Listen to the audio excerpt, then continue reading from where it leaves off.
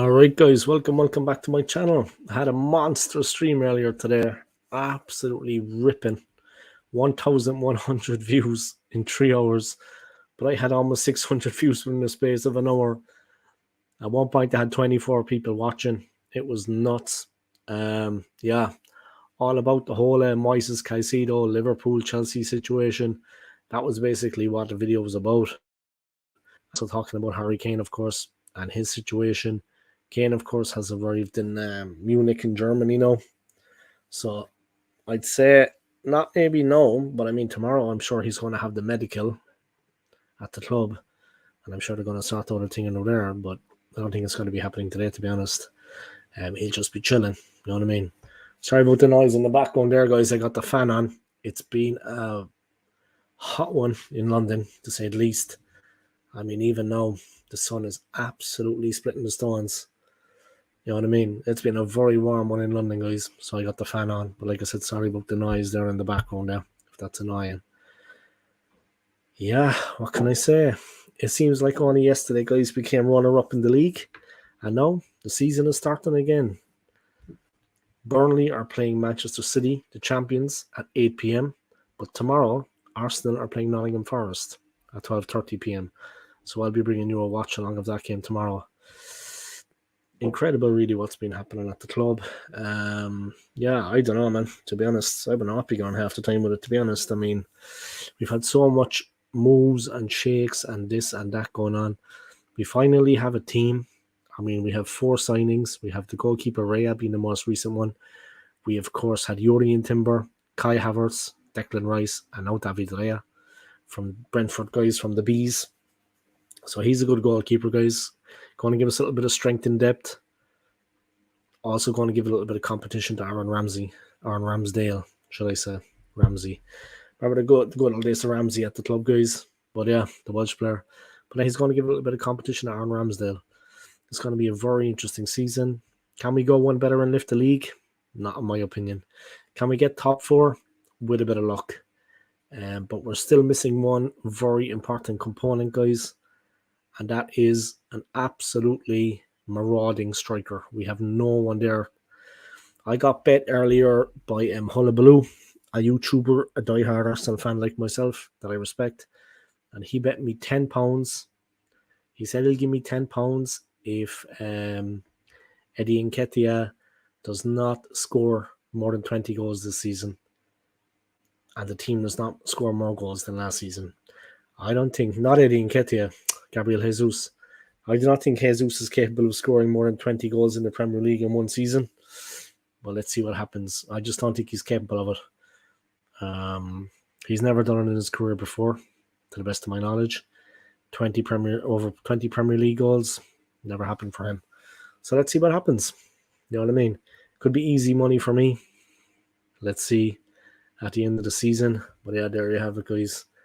The EPL is back, starting in a while at Manchester City. Tomorrow, Arsenal play, guys. I'm going to be on a watch along of that game, like I said. And then a review of the game. But I'm a little bit nervous about that game, to be honest. I mean, for me, it's going to be a crazy game. People think we're going to win easy. I mean, most important thing is we take the 3 points and we get the win. I couldn't care less if it's 6-0 or 1-0, to be honest. Just get off to a start, claim the victory, and we can go from there. It's as simple as that. It is what it is, you know. You have to be realistic about these things. I honestly think it's going to be a tough enough game. And we need to go out and get the victory straight. 3 points in the bag, victory, and just leave it at that. You know what I mean? We don't have time really to be showboating this, that, or the other. We really need to just go out and get the job done. And that's how I see things. You know what I mean? All that matters is the win tomorrow, guys. That is all that matters. Nothing else matters apart from the victory tomorrow. Take the 3 points, win the game, and let that be the end of it. You know what I mean? That is the most important thing tomorrow. Is to get the victory. It's something that we couldn't do at the end of last season. It's something that deserted us completely. But now it's a new season. Things have changed. We have a different team. And hopefully we can go out all guns blazing. Pardon the pun, guys. All guns blazing and really make a go of it. We have Champions League, of course, this season, which is a massive step up. We haven't been in that in a long, long time. So I honestly don't know. I honestly don't know. Can we actually do it? You know what I mean? That is my own opinion. It's going to be an incredible challenge. An incredible challenge. That is how I see things. Not much more you could say about it, right? It's going to be a tough one. That's how I see things anyway. But we'll have to see what happens, how it goes. You know what I mean? Hopefully, with a bit of luck, we can get the victory. We can take the 3 points. They're not going to make it easy for us, in my opinion. People can say what they like. That's mine. I think it's going to be a test for the players, a test for the manager. It's going to be much more competitive than the game, for example. It's going to be much more competitive than the game, for example, against Manchester City in the Community Shield that we won. In my opinion, it's going to be quite tricky. So yeah, we'll just have to see how that works out. But I just hope and I pray that we can actually get the 3 points because they're badly needed. I mean, anything other than that, we can kind of just throw our cap at it. You know what I mean? Man City playing soon, guys. Let's see how they get on. It's not going to be an easy one for them anyway, that's for sure, in my opinion. Most people think it probably is, but I don't know. I don't think they're going to trounce. I don't think they're going to trounce Burnley, to be honest. I think they'll win the game. I think they'll get the 3 points. But I'm not expecting them to absolutely massacre them. The first game is always tricky. So let's see what happens. First game is always tricky, guys. So let's see what happens. It is what it is.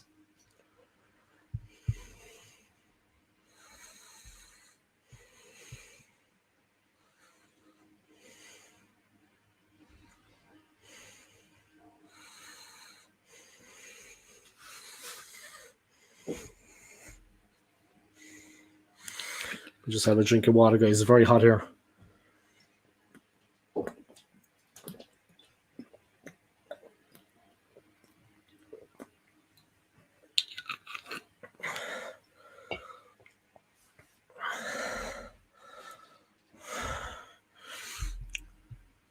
Arsenal since 87. Well back, man. Welcome back, I mean. How are you getting on, man? How are you getting on, man? I hope you're keeping well. Yeah. So Chelsea have actually got Caicedo, I take it there. I take it that they actually have signed the player after all that madness today. And it was madness, guys. Let's have it straight. Klopp was talking about the deal was done. The transfer was made. Next minute, Chelsea come in for him. Buddy of mine was on, guys, from Switzerland. Chris Lee. I'm going to be meeting up with him in a week when I fly over. And he was telling me they always get the player that they want. Chelsea always get the player that they want. Well, it's hard to kind of argue against that, but the days of Roman Abramovich, guys, are well gone. It's not the same as it was then. You know what I mean? And that is the honest to God truth about it. But yeah, big up, man. Welcome along, Arsenal since 87, man. Smash the like for me, yeah. Like you normally do, man. All right, Tony, what's going on, man? You all right? What is the story with you, man? What is the story with you? As we say in Cork, what is the story? What's the story? How are you getting on? Is what that means. How the hell are you? What's the story? Luca's live. I'm alive as well. Glad to hear you're alive, man. We were worried about you, you're live, sorry. I thought you were saying you're alive. Only messing with you, man. All right, here's the link for the stream, guys. Big up.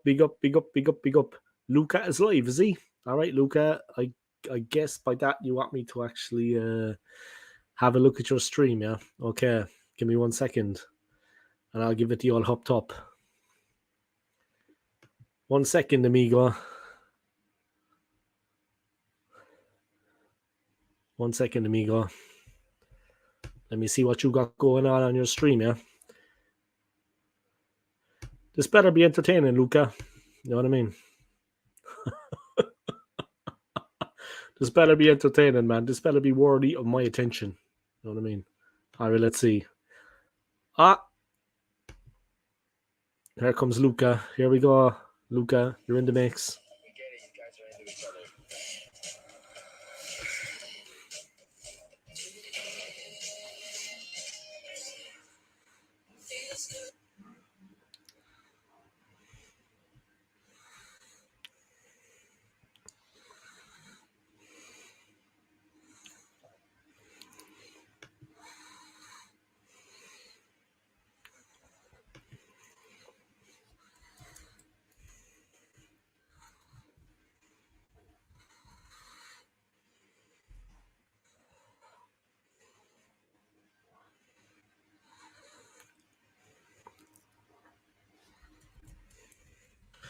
1 second, guys. I'm just supporting Luca.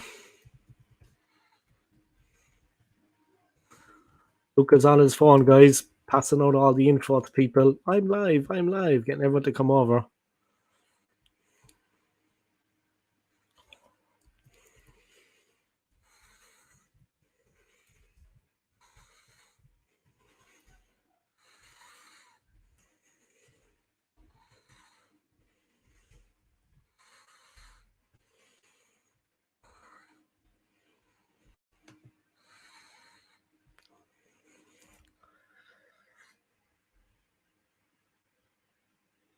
Chelsea spending money like I do in Monopoly. It's too humid, no air, man. Yeah, I thought it was actually just me, Tony, man. I'm glad it's not just me. I honestly thought I was coming down with something, but I look a little bit peaky, yeah, but it's warm, man. It's warm. And I mean, I'm living in a pure solid house, the pure solid walls. You know what I mean? An old school house in Southwest London, guys. Got the window open a little bit there. Got the fan on behind me, guys, banging away. But I thought it was honestly just me. I'm glad to hear it's not just me, man, that I'm not coming down with something, because I was like, what the story with me, man? You know what I mean? You just don't feel like, it's warm, man. Pure humid. But yeah, I'm glad that it's not just me anyway. Because I wasn't sure. It's mad humid, mad humid. Fred off the Fenerbahce. Jesus. No great loss. Luca AFC rant incoming. Don't let little Johnny get a hold of him, man, because if little John gets a hold of Luca, there's going to be trouble. I guarantee it. After yesterday's outburst, you know what I mean, about Luca being a fake fan. Luca's a harmless old fella, in fairness. Harmless. Arson says to him, yeah, I'm good, thanks for doing my spine game with Kane at Stansted today. Yeah, I was texting one of the lads over in Switzerland, telling him the story, I didn't mention you or anything, but I let him know, yeah. He said that Kane touched down about like half an hour ago. So yeah, it's private airports is where they fly to. Like, they don't fly to the big airports. You know what I mean? Like, he landed in Germany, in Munich. He flew to like a private airport. You know what I mean? But the red car was there waiting. Early was football TV. Yeah, that's it, but let's see what Luca's saying. He's probably on a mad one.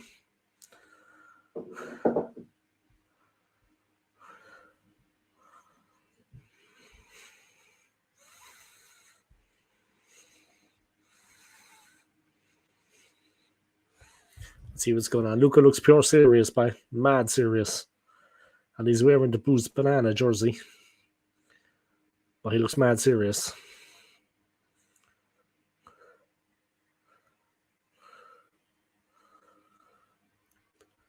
He's got a very serious face on him, guys. You know, the last time I'd say that face was made was me when my ex-wife walked up to the door. Come on, guys, you got to look on the bright side of life, huh? You got to see the funny side and everything. The last time I saw somebody with a face like that is when my ex-wife walked out the door and left me. Hilarious stuff, guys. Hilarious.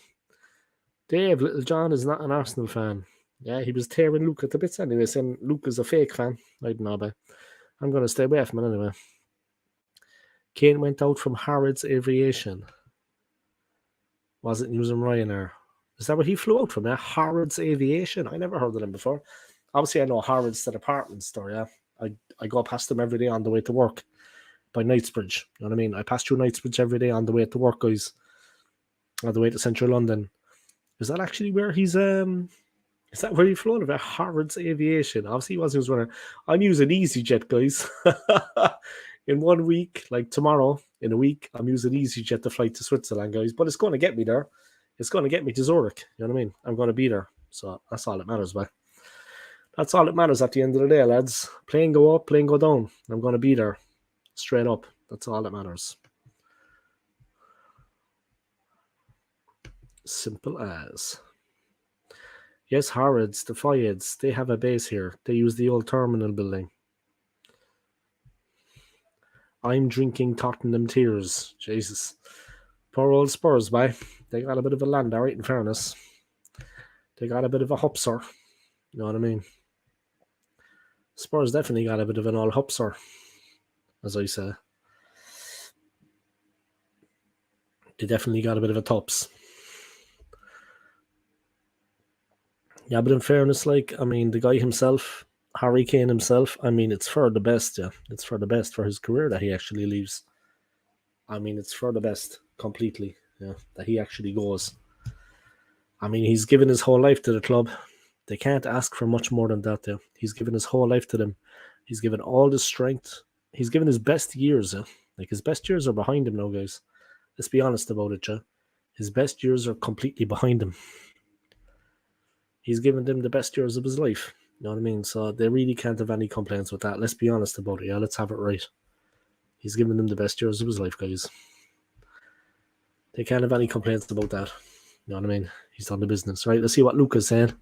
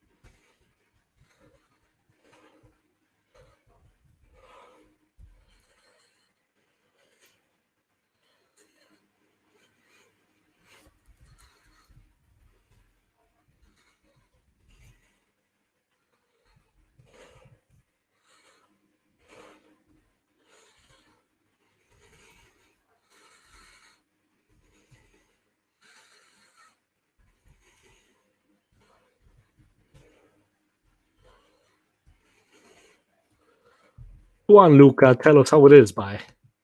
Luca's telling her how it is, bye. Awesome. I'll throw you a lifeline. You drown with all those tears. Kane is all they really had. They were always proud of the fact that they had the England captain playing for them, yeah. And I get it. I dig it. You know what I mean? I can understand it. But they were never competitive. There was no real season that they were competitive. I mean, there was no real season that they were competitive, yeah. Spurs. Let's be honest. I think they came second in the league once, and then they came second in the Champions League. They got to the final. Was it against Liverpool they lost? But there was only ever one team in that. They haven't been competitive as such, Spurs. And to be honest, I don't know why. I don't know why he didn't leave sooner. I do not know why Kane did not leave sooner. His best years are behind him. He's given his best years to the club. I'm not saying he hasn't got a couple of goals in him. He does. And he probably will be successful because definitely he's going to win a Bundesliga title. But that's a shoe-in. I mean, that's no achievement, really, winning a Bundesliga because Bayern are going to win it without him. They said that the aim with him is to win the Champions League. You know what I mean? They want to be European champions again. So there's a challenge being put out there in front of him, guys. But there's no point shirking away from it. They might as well just lay their cards on the table and say that's what they want. Because that's what they want. You know what I mean? Let's see. Arsenal Alex. Yes, bro. What's going on, man? You all right? Guys, check out Alex's channel, yeah? Subscribe to his channel, like his videos, and comment in the comment section, yeah?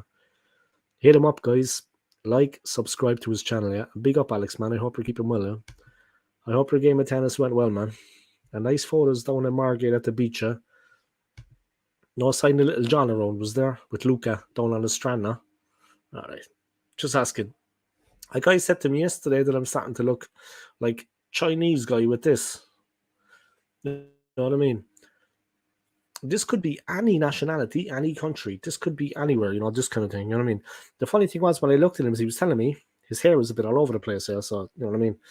But his hair was looking the same as this in parts. So I was kind of like, I just focused on the top of his head when he was talking to me, and I was like, you know what I mean? Talk about the pot calling the kettle black. Seriously, guys, and this is me being a nice guy. Some people, they have to wake up to reality, yeah? Like a man my size, you know what I mean? Alex would tell you, he's been up with me. I'm not as tall as him, but I'm all there. You know what I mean? Guy like me, you're better off staying on my good side. You know what I mean? I'm like a bull in a china shop.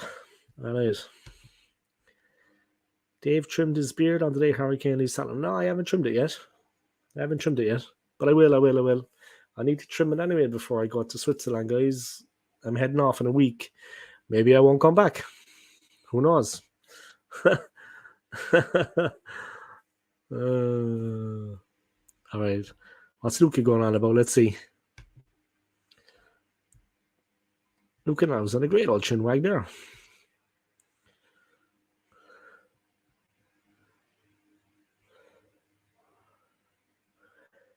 Shiny Pichu. Luca looks like a bruised banana, guys. That's the jersey he is on.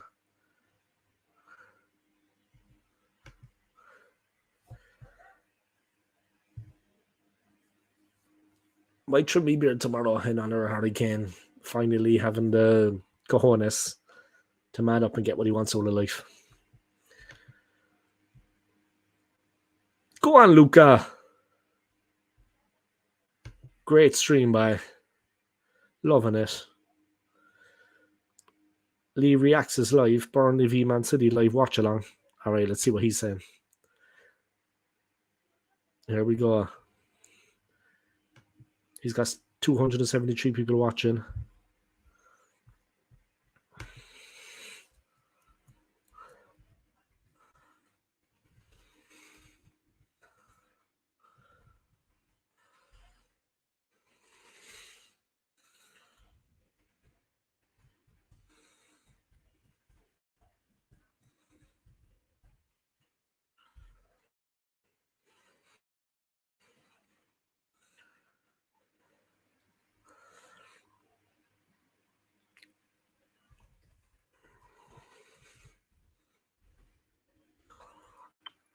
He gonna thinks that Burnley are gonna get stuffed.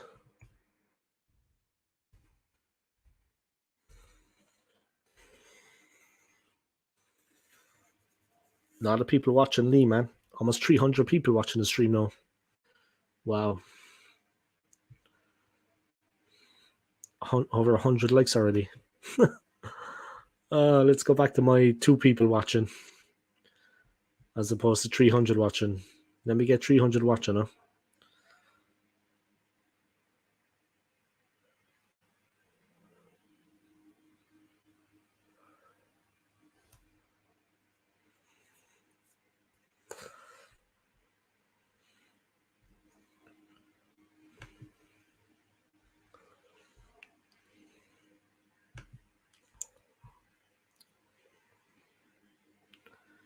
Lee's all business by.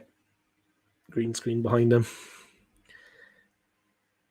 Looks like he's in a mansion. Nice green screen behind him, guys.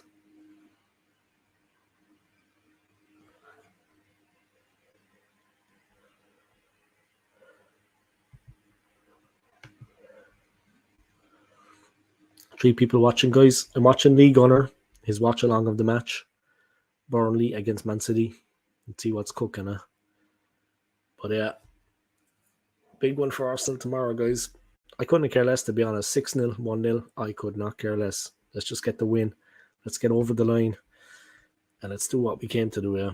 You know what I mean? It's at the Emirates, of course. Good chance we're just going to wipe the floor with them.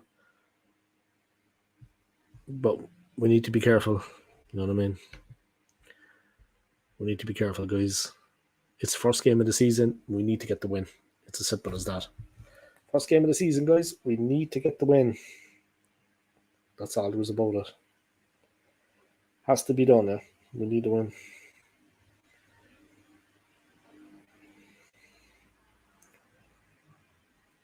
They're taking the lead before the Man City Burnley game, guys.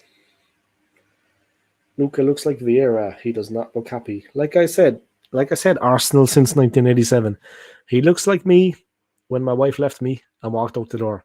He looks that bad, man. He's got a face like a slapped ass. You know what I mean? Luca has a face like a slapped ass, guys. Honestly. Straight up, yeah. Poor guy.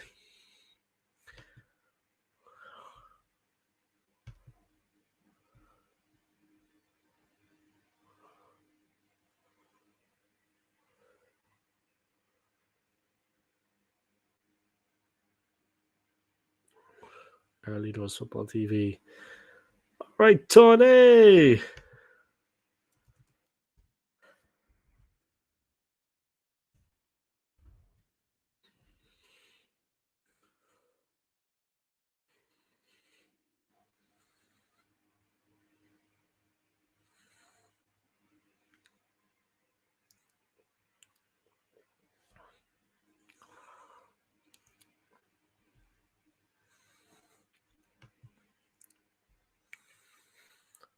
Luca looks like Vieira. He does not look happy. Nah, I don't look happy, man.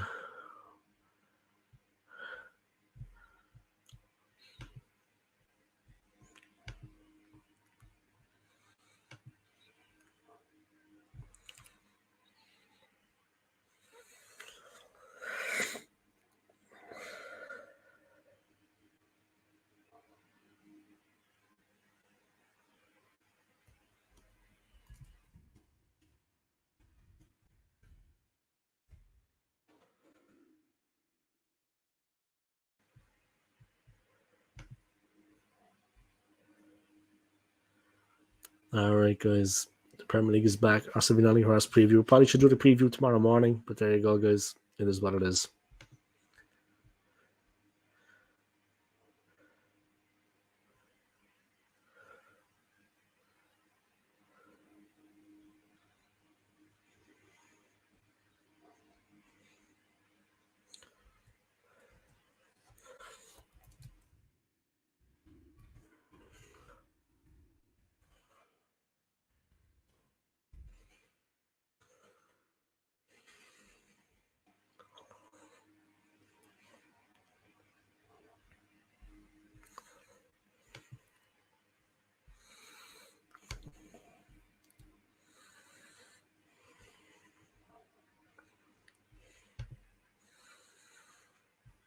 Oh, wow.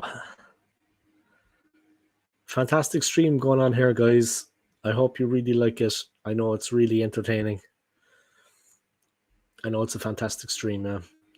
I actually got 1,100 views on that stream earlier, guys. So that is me done for like a couple of days.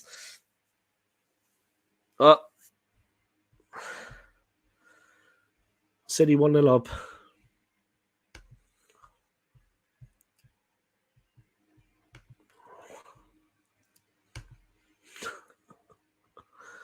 One 0 City, and that's all there's about it.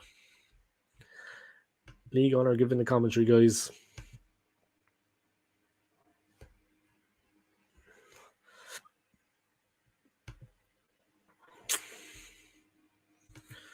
Erling Haaland, 4 minutes, and it's 1-0.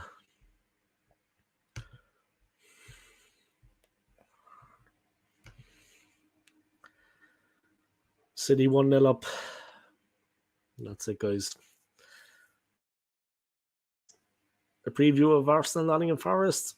Not really, guys. Let's just win the game, huh? Let's just win the game. That's the preview. All right. That is the preview.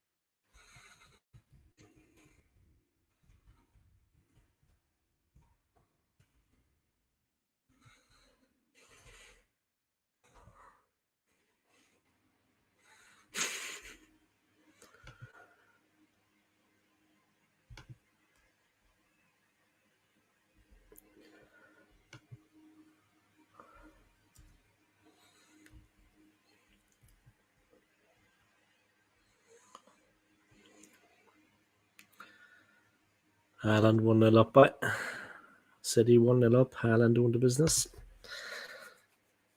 Not much more to say about that. Not much more to say about it at all.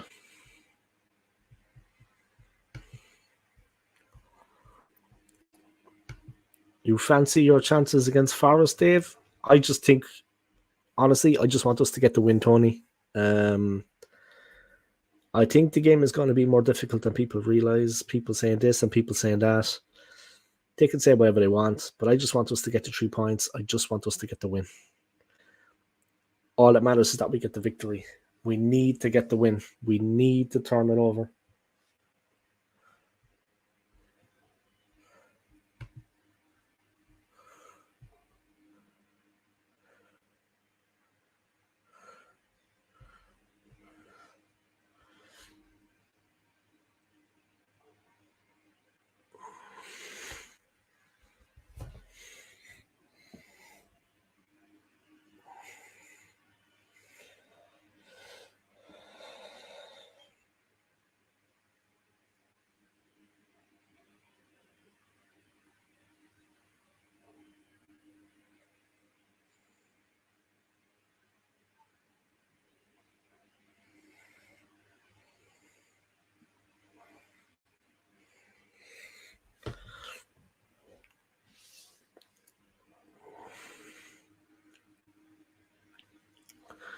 Erling Haaland, guys, the goal machine. Anyway, sorry, Tony, get back to it, man. Someone was texting me there.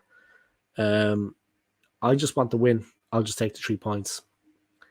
Lee Gunner just gave me a shout out on his channel, man. Big up to him.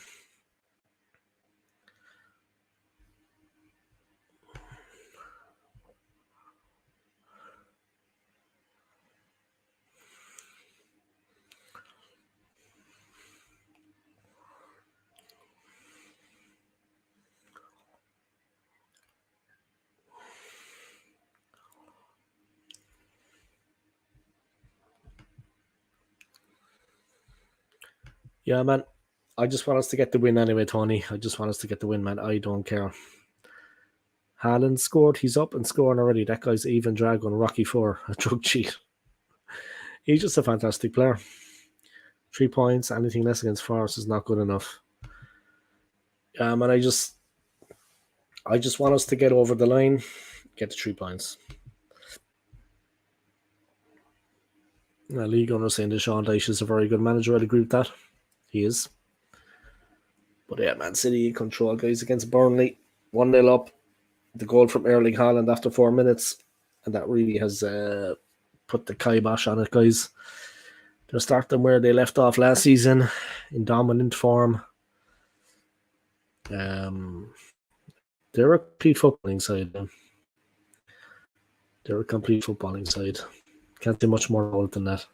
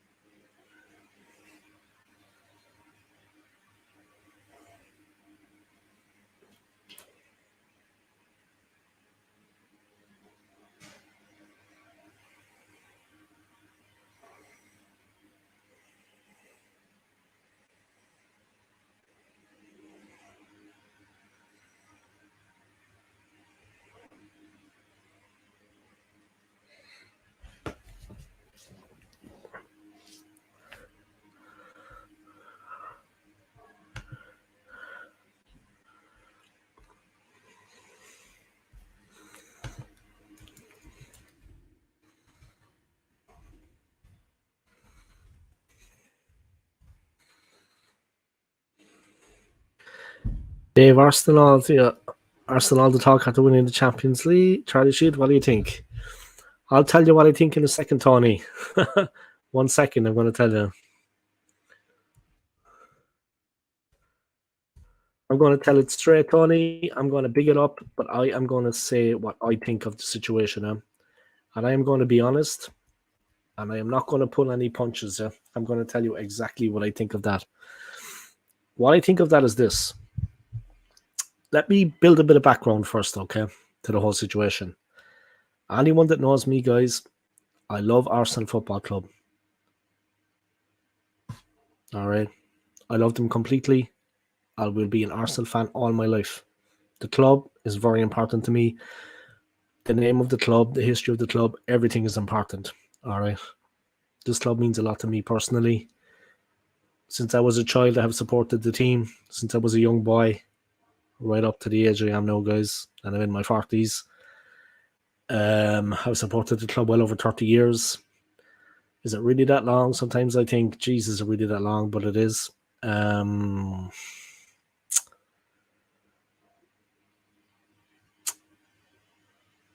It's nothing, Tony. We won the Community Shield, yeah, the Charity Shield as it used to be known. We won the Community Shield, and we got a lucky goal at the end, and it got us back into the game, and we won on penalties. The penalties were good, yeah. We took good penalties.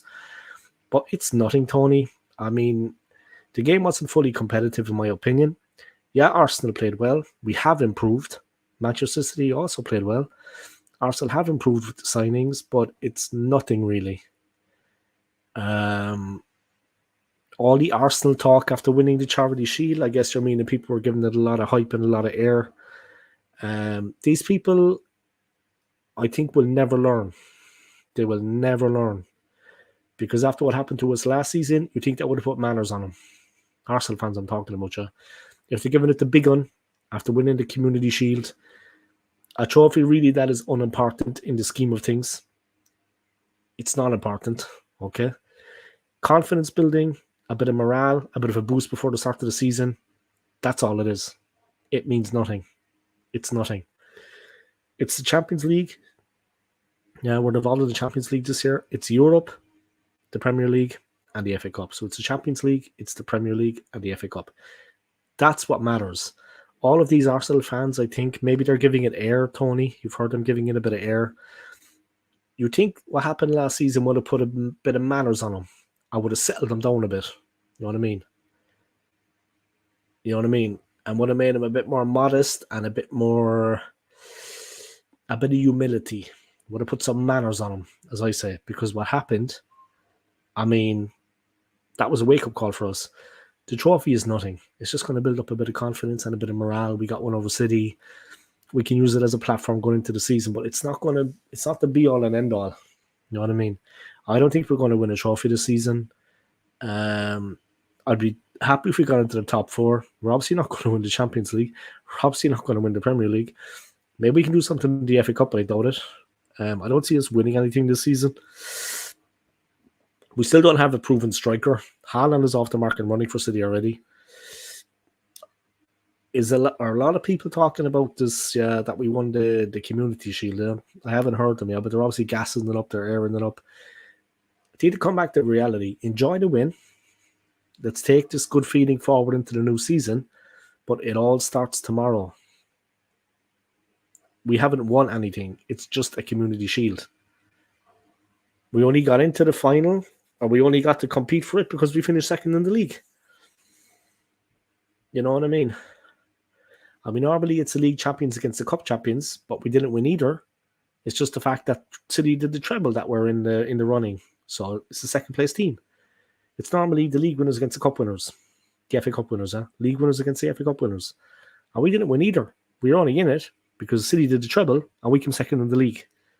That is the way it is, guys. Let's keep our feet on the ground, Arsenal fans. We haven't won anything, and I am the most positive Arsenal fan. Like I said, I love the club more than anyone. Trust me, guys. I love the club more than anyone, but I have respect for guys like Tony. Tom, was it Tony that you had on your stream, the other West Ham United fan that I subscribe to? I will extend the hand of friendship to everyone. You know what I mean? I'm non-judgmental, and I'm not one of these arrogant, egotistical fans. I'll be bigging up about my channel sometimes and work in the hotel, and a lot of them come forward, and as soon as they hear I'm an Arsenal fan, they think I'm going to be just chatting crap the whole time. Yeah, I got to keep my language clean, guys. I'm on air. But I like to keep myself... I like to stay grounded about things, and I'm a reasonable person. As soon as I mentioned about my channel and work, people are straight away like, oh God, he's an Arsenal fan. There must be a lot of Arsenal fans out there giving the club a bad name and gassing up things that aren't really, the Community Shield, formerly Charity Shield. Come on, guys. Come on. Be realistic. That is not important in the season. So that's how I feel about it, Tony. That's how I feel about it. That is my opinion. They need to come back to reality. Look what happened to us last season when we were meant to be going for the league. We completely bottled it. And a lot of the English players, they bottled it alongside the likes of Odegaard bottled it, Partey bottled it, Gabriel at the back wasn't himself. We can't see anything about Saliba because he was out. Saliba's a fantastic player. But a lot of the so-called better players, they bottled it. And a lot of the English players, Ben White, Saka, Ramsdale, were awful. But because they play for England and they're in the Premier League, I think people didn't want to say it. They were awful. They were terrible. Alongside Martinelli, alongside Odegaard, they were crap. All of them. Guys, come back to reality here a small bit. It's the biggest turnaround in Premier League history. We were 8 points ahead and we finished up more than 8 points behind. The biggest switch turnaround in Premier League history. We were sailing. We were cruising. It was easier to win it than to lose it. So if people are getting gassed up about this little Community Shield win over City, enjoy the win, take the positives out of it, and bring the positivity and that confidence into the new season. But for God's sake, don't be lying to yourselves, guys. Keep your feet on the ground. Because City are still the team to beat, and they are still far ahead of us, and we don't even have a striker. Boys, come on now, lads. You know what I mean? If we're going to talk, let's talk. Seriously, man. I mean, seriously. Ooh, they got to keep their feet on the ground, man.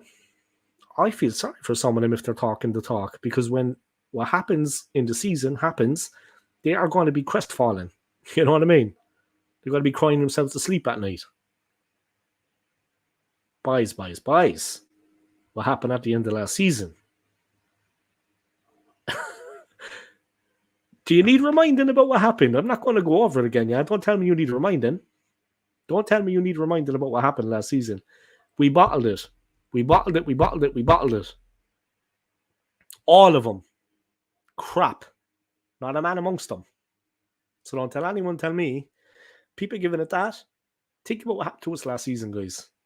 We were a shoo-in for the league title. It was home. We were home and hosed. Bottle jobs. So look. You know what I mean? Guys, don't get me started, yeah? Seriously. I'm not joking.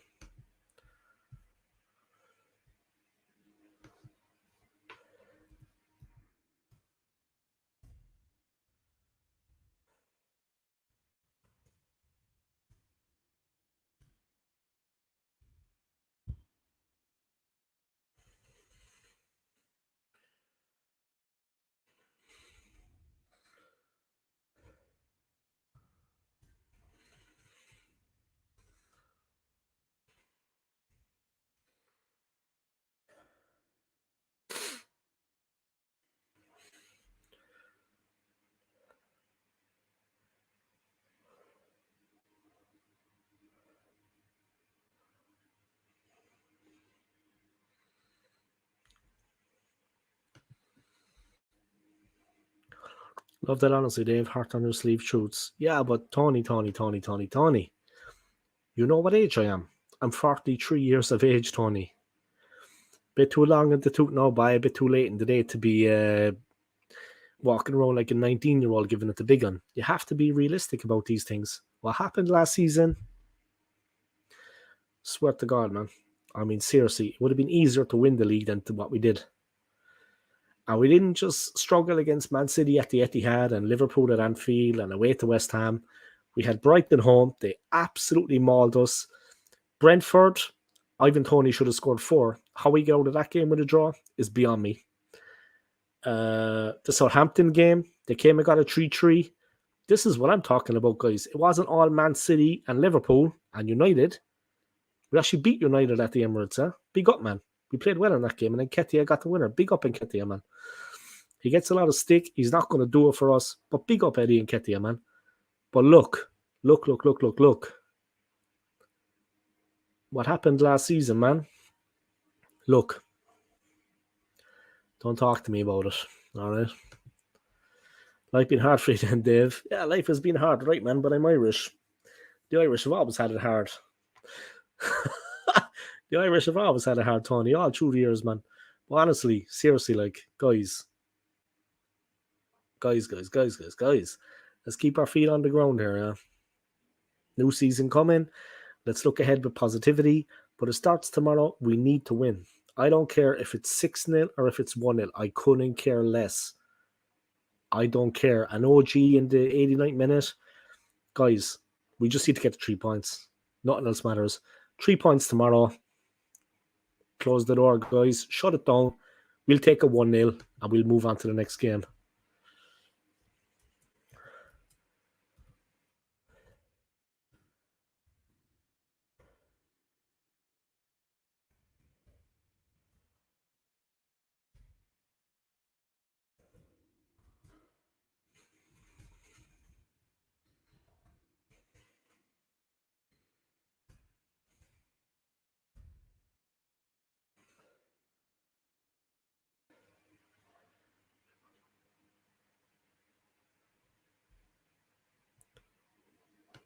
De Bruyne, I think, is pretending to be injured, guys, in that match against Burnley. He might be coming off, I don't know. But yeah, big up to everyone, man, for tuning into my stream anyway. 11 views. Nothing like earlier, guys. Earlier, I got 1,100 views on my stream earlier today. So big up everyone that was watching, guys. Nothing but respect for you all for coming out and supporting my channel. I mean that, yeah. I mean that, guys. Big up all of you, man. I got 1,100 views earlier. I am home and hosed, guys. Big up me, man. Seriously.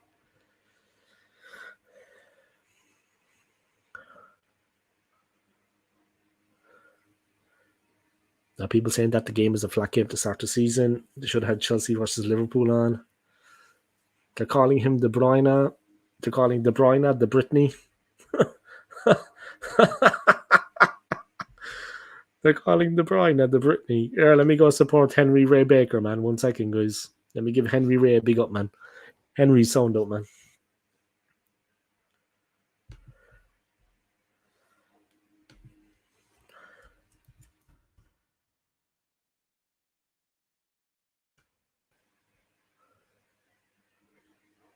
I thought Henry's sound was off there, but no, he's on.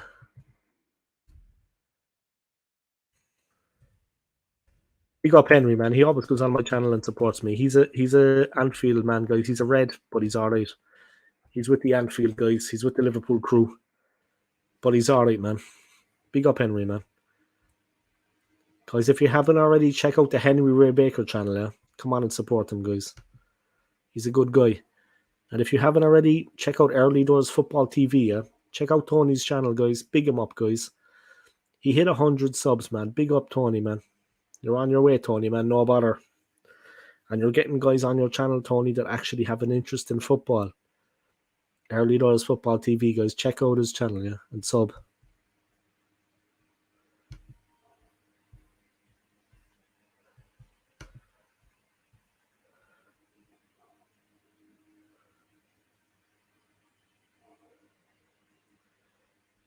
Henry saying something there on our channel.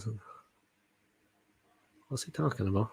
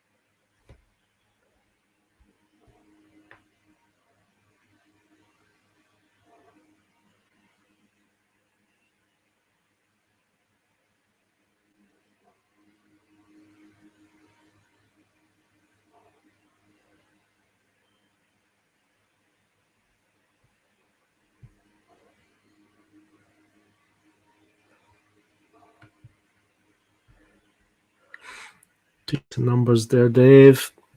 All I heard was vroom. Just 1 second, guys. Sorry, I was trying to listen to Henry Rebecca there.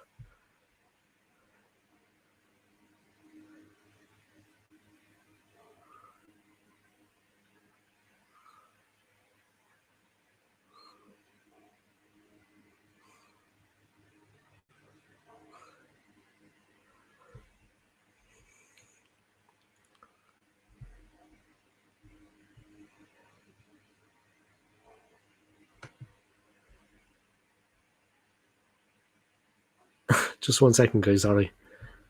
Getting a bit.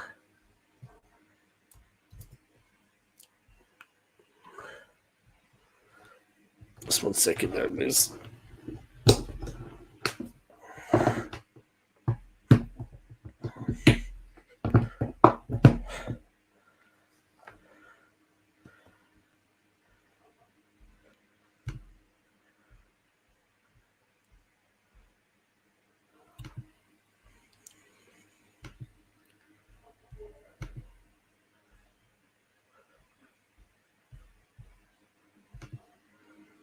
All right, 1 second, guys. 1 second there, man.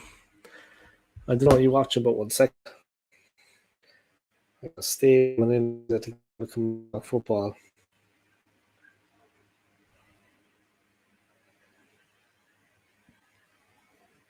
All right. Sorry, no, guys, not ignoring you all. Just got people hitting me up on the socials. I got to kind of keep an eye on that. I think I need a secretary or something. Not being arrogant, guys, but I think I need a secretary. 1 second, guys. I'm just gonna jump up to the toilet. Yeah, I gotta hit the head, guys. Drain the weasel.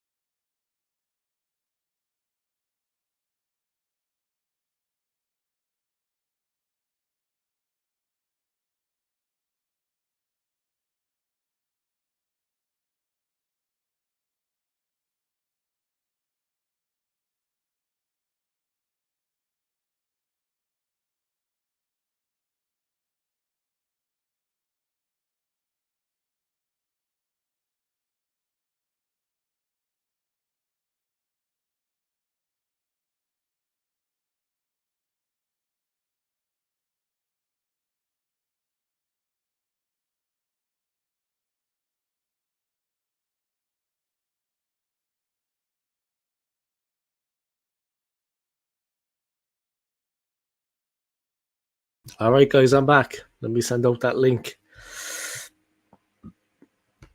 I got someone that wants to come on the stream. The main man. He's a good man to talk. He's a good man to talk. So let's get sent out.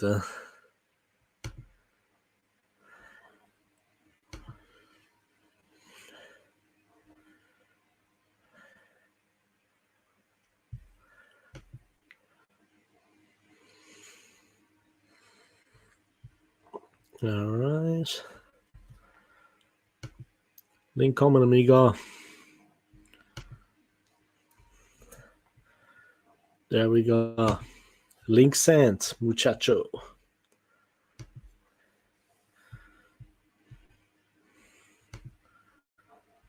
All right, 7 people tuning in, guys. Welcome along. Big up, huh? No 5. I hope you're keeping well, guys. Make sure you smash that like in the video for me. Subscribe to my channel if you haven't already. Stapes is coming on in a moment.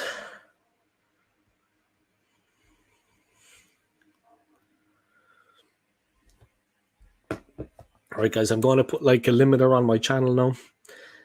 Anyone that wants to come on and drop a text, like take part, you have to give £100. Okay, so it's going to be £100, and then the messaging is going to open up. Okay.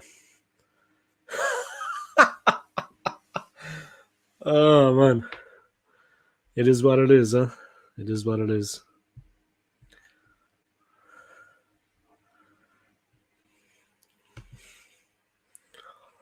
All I heard was vroom. All right.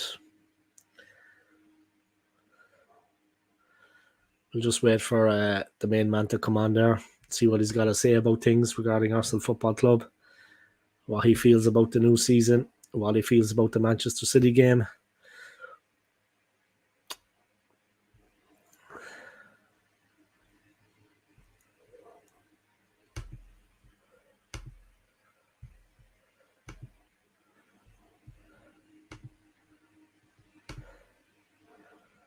It's 1-0, Erling Haaland,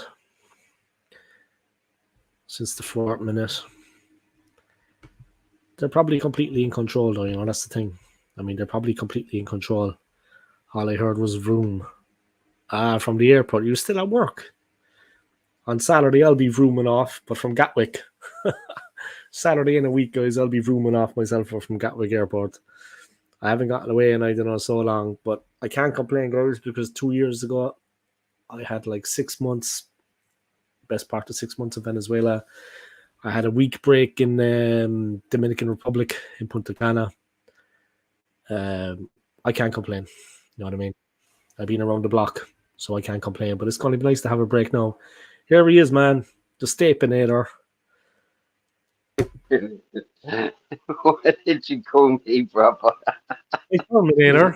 Terminator, but Stapinator. Instead of Terminator, it's Stapinator. Just so you know, I haven't been drinking, yeah? Just so you know. Oh, guys, I just want to drop this. Big up the Great Ormond Street Hospital, guys. Big them up, man. I was collecting for them recently. Anyone knows at King's Cross Station? You probably saw me. I wasn't Bernard the Bear. I was standing next to Bernard the Bear. And I was doing a bit of bird watching. And I know Stapes knows what I mean when I say that. I know. King's Cross Stapes, King's Cross Station, man, is a perfect spot. Collecting for charity, and you can also do some bird watching. And there was a lot on offer. There was a lot on view. I'm going to keep it clean. What's going on, man? Are you good? Yeah, Man City have just gone 2-0 up. Oy. You're looking very dapper. You're looking very smart, if I may say so. Yeah, it's just casual wear, mate. That's your heading into the weekend finest. Is it? Like, look at me. I'm just wearing the old t-shirt, but it's cool. You're looking dapper, man. I like your hairstyle. It's brilliant, isn't it? 10 copied me. I tell you what, it's clean. It looks clean. It looks sharp. All joking aside, yeah. All joking aside. So what's going on? Yeah, I had a nice shave today. Nice shave, freshen up, because I did promise you that I'd come on earlier, but I ended up getting a bit busy. Tony's got a bit of comments for you, man. Tony's in with us, yeah. Early doors is on he's on, man. He was giving me info about Harry Kane later with Stansted Airport. He had a bit of inside information. He knew he was waiting like in a private jet with his family, waiting to take off and head to Germany. He was just waiting on the call. Now, Tony said that some of the guys, I can't say much about it yet because I don't want to mention, you know, because it's his work, but he was out at Stansted anyway, and he saw, he was given the report that Kane was actually in like a private jet out there waiting to take off. Him and the family were just waiting in the jet for the call for a while. You know what I mean? They were all suited and booted, man, and ready to just take off over to Germany. You know what I mean? Yeah. So there's a lot of. Do you know many Spurs fan Stapes? Yeah, a few, and I was bantering them all day long because they was hanging on to hopes that the deal was going to fall through because he hadn't been given permission to fly. And I was like, no, the thick Oh, idiot forgot his my days. passport. I was just winding him up all day long.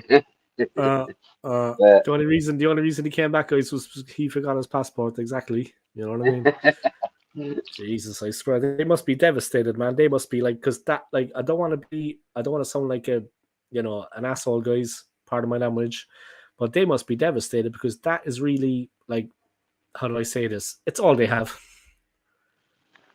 It's all they've had for a hell of a long time. yeah, but You know what I I mean? The have to captain of England say, playing for them.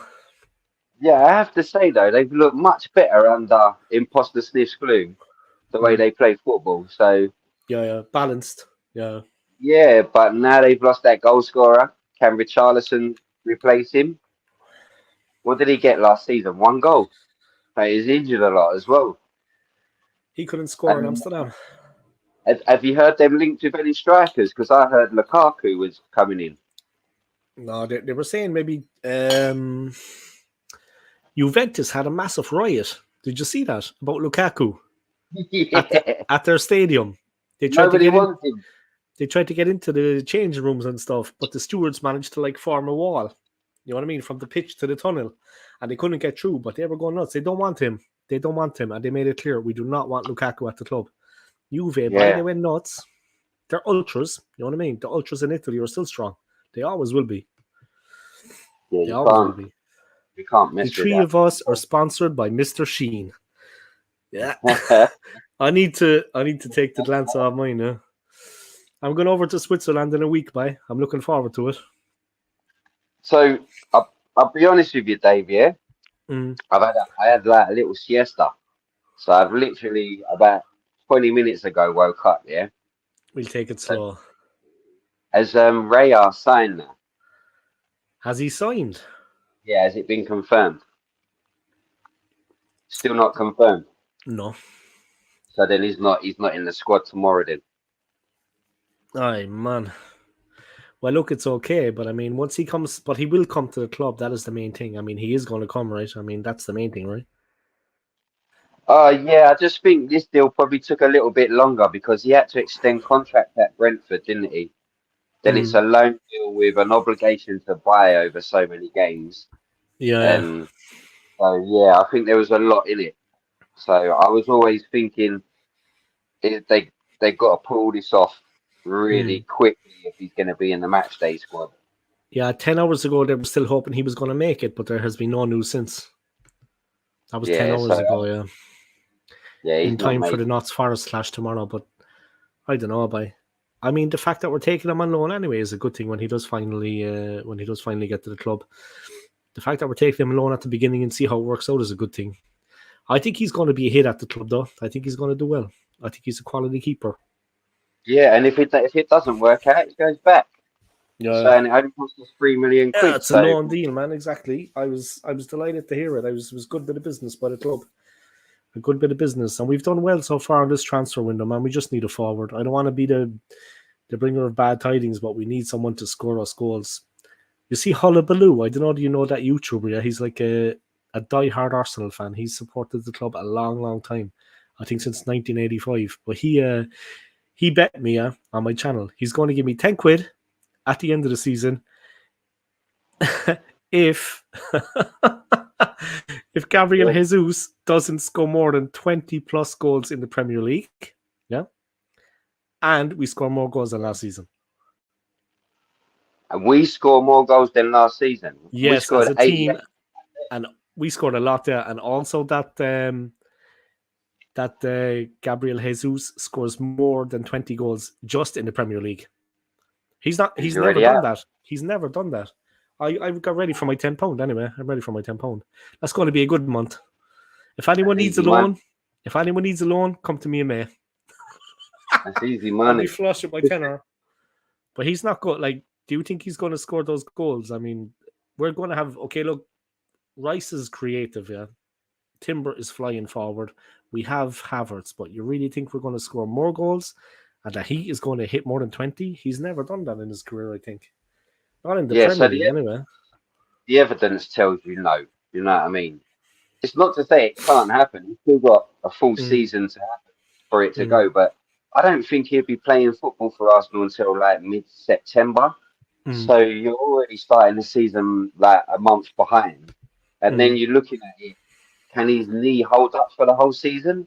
We're going to have to pick and choose his games very rarely. So where you just said to me, we need a striker, I think we need a number one striker, and Jesus going to have to be backup because of his knee. mm, mm. But can we get that this window? I actually think we're dancing on the edge of FFP, because why would you do the Raya deal the way we've done it? Mm. If you're looking to really bring one more in, we've loaned Raya so that it doesn't mess with our FFP too much. Yes. Remember, we had all the song and dance with the Rice deal in West Ham Yeah, because we had we to do needed it to. in 3 installments and this and that. Yeah, Yeah, yeah. so I think we're dancing on the edge of FFP rules. Mm, Whether it's the European ones or the English ones, we're dancing on the mm, edge, because I mm. noticed Chelsea and Man United got fines recently for the Yeah, that's European. right. That's right, yeah. I United got fined too, yeah? I heard Chelsea, but I didn't realize United got fined. think United got fined before Chelsea. Yeah, yeah. Yeah. You know, when Chelsea get fined, it tends to make more headlines because there was that problem. There was a problem a while back, remember, with the whole Abramovich thing. He took off. He got out of there. You know, and before he got banged up, the whole thing with Putin. I'm not going to get into politics, but let's see. Jesus, if you're not careful, may have to retire if he takes a serious knock. Yeah, the knee's not good, Dave. You know Mm. what I mean? The knee's not a good area to get injured. You know what I mean? And Yeah, of twice. course, of course. I used to do karate before back in the day, and there was a guy training with us. He was like 18. He was as fit as a fiddle boy. I was 26 now. The guy was 18. He blew out both his knees, yeah, in training. He was done. That was him gone.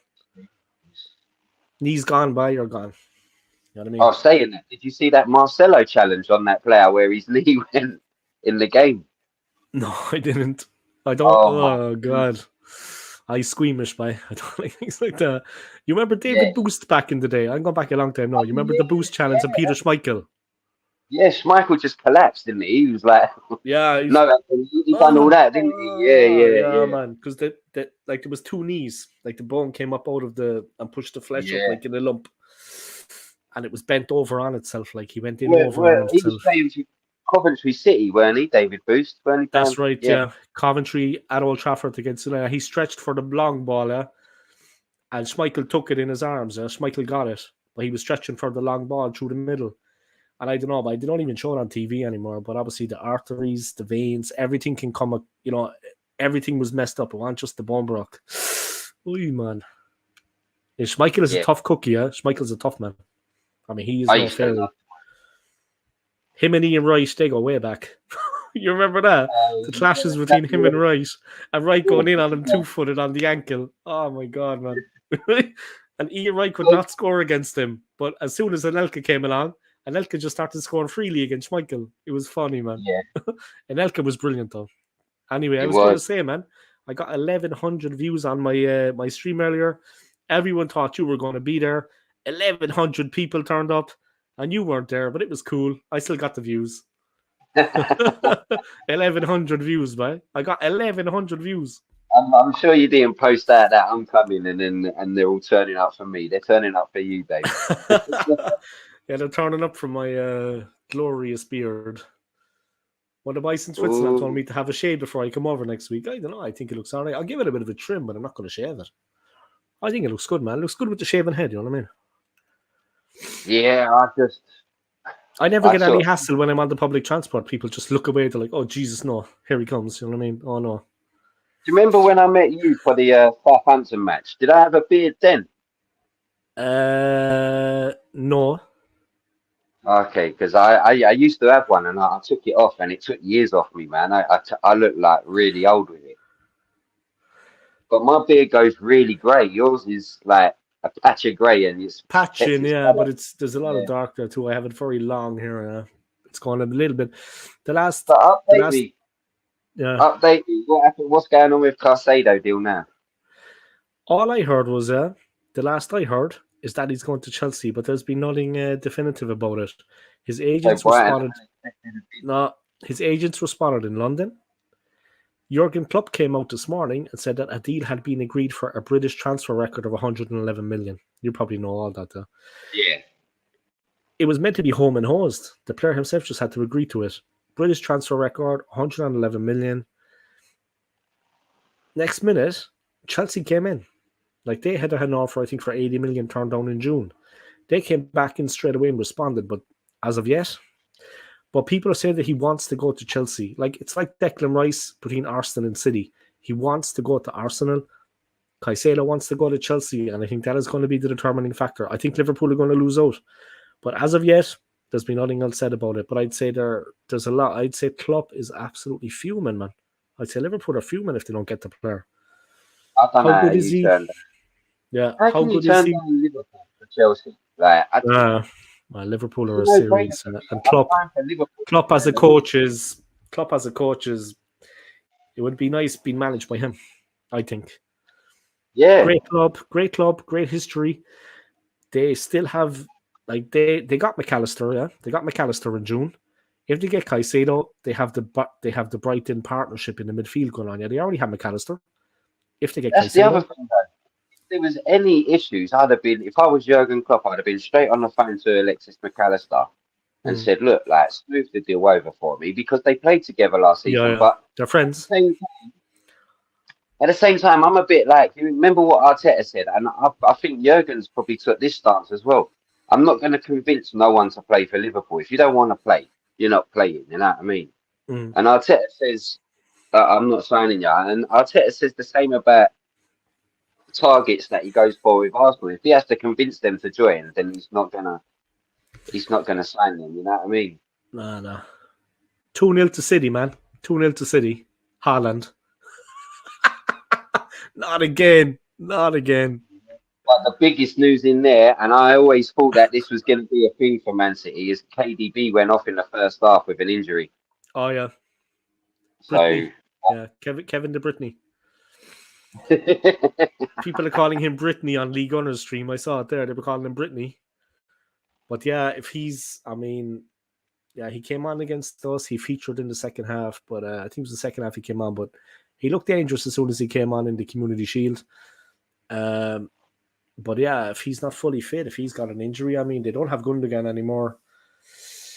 I don't know, man. Look, they do have a big squad. I don't know the squad off by heart, but I know they do have a big squad. I mean, yeah, they brought Kovacic on for him. I'm watching it in the background now. Like I've got it on, okay. but I turned the volume down because I didn't want to get you copyrighted. Thanks, man. Nice one, Yeah, I was So, watching but League Owners watching it too, yeah. But I mean, to be honest, it's the same old story with City, man. They're not like the Barcelona team of years gone by. Remember how entertaining that Barcelona team was? yeah, Juve, even further back, Juventus. I don't know. Do you remember the Juventus with Del Piero, Inzaghi, guys like that? You know what I mean? A brilliant Italian spine to the team. They're not like that, but my God, they're ruthless. I mean, City are just the ball goes in. It's as simple as that. He could do that 20 times a season. You know what I mean? Just that particular finish, he just finishes it. There's no way to stop. He's a big lad, man. He's a big guy. You know what I mean? He gets a good foot on the ball. He can reach for it. He's a big lad, man. Haaland. If they keep feeding the ball into him, I don't know. We need a striker, man. I don't know what you think, but we need someone that's going to bang the ball into the bag, not to get above City, to get above the rest of them. You know what I mean? We need to really think long yeah. and No, hard about it. Yeah, and I love Eddie Nketiah. Yeah, I'm mad, big fan of Nketiah's, man. I give him respect all the time. But we need someone that's just going to push on. You know, I know with Jesus and his knee injury, I mean, can Havertz step up? Can he be the man? I don't know, but I don't think he's bought for that, though.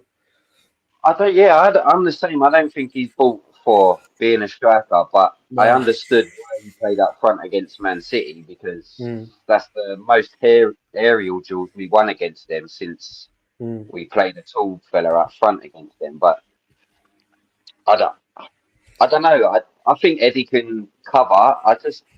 I'm not so sure because like tomorrow's game against Forest, we're look they're gonna come and play a back five. I'm hearing so. Yeah. I don't know if I'd slightly change that. I don't know if I probably wouldn't start Rice. I'd probably start Havertz there in Mm. that Shaka role. Start And Trossard as well, man. Trossard. Yeah, and then you have to play Eddie or Trossard up front and get Havertz Mm. up alongside them as quick as you Yeah, yeah. can. The big man, yeah. Yeah. Yeah, any knockdowns they can feed off of it. So, but I mean, I went to this fixture last season and it was 5-0, and Saka got a first half injury and Nelson come on and scored a couple. Mm. And their away form last season was absolutely shocking, Nottingham Forest. Horrendous, yeah. Yeah, They got, their home form kept them up. yeah. So I I'm interested to see if that anything changes with them. Will they be a little bit more expansive, or will they be more dangerous on the counter? But I honestly can't see nothing but a free upwards. You know what I mean? Because if you're Mm. going to invite that kind of pressure on at the Emirates, it's going to be loud tomorrow. It's going to be so loud tomorrow. So they're going to Yeah, of buckle course. Someone's in with a comment there. I don't know. Do you know this person? Do you mean Bossard? with Bossard. Who's this Alfie Stapleton character? I thought that was you actually messing around using his account. That's actually him, No, eh? yes, my boy. He's in I his thought that, yeah, but I thought that was you, no, no. Yeah, I told I the was lads the last time. I told the lads the last time. Sorry to cut across, man. I told the lads the last time they were talking, yeah, and Kirk was like, I don't know, Kirk, he came on, yeah. He's an English guy living in New Zealand now, but he came on and he saw one of the comments, and I don't think he liked it, yeah. And I had to tell him before he said something. I said, "This is a child, yeah. So just he wasn't going to say anything bad, you understand, but I was just letting everyone know, guys, this is actually a child. You know what I mean? So don't be, Alfie could be, a 50-year-old guy out the East End. It's not. He's a child. yeah. So I was telling him, Alfie Stapleton. I was like, guys, this is actually, you know what I mean? Just to, Yeah. pep beefing the Sky Alfie, cameras. What? Alfie, say hello. Oh, he's next to you, is he? No, he's in his bedroom. Put that in your right ear. Say hello today. Hello. Hey, how are you? You good? Yeah. Just been You got- playing GT. You got big, man. You got big. Yeah. He's Since the growing last up, time. huh? He's sprouting, huh? He's growing up, man. He looks, yeah. You got big, man. Going into second year secondary now. So, Wow. What is he, yeah. 13? No. 12. 12. 12, okay, yeah. 12, yeah. That cool, man. Cool. Hello, you Nice jersey, man. Bye. Nice jersey. Keep the faith, huh? Keep the faith. We're going to do it. I like the jersey. I like that jersey, though. It's a nice one. Yeah, I ordered it, but obviously I ordered it in small adults. It's a little bit big thing, so I've bought it again for him. Yeah. In the next The lads were telling me to get it from China. They sent me a link, like a Chinese website. Yeah, I just get it for China for like $13. I don't know. I might see. I might buy the original for my birthday. I might just buy the original for my birthday in December. Save up a bit of money and buy one original, get the badges on it, get Saliba, of course, is going to be the name on the back.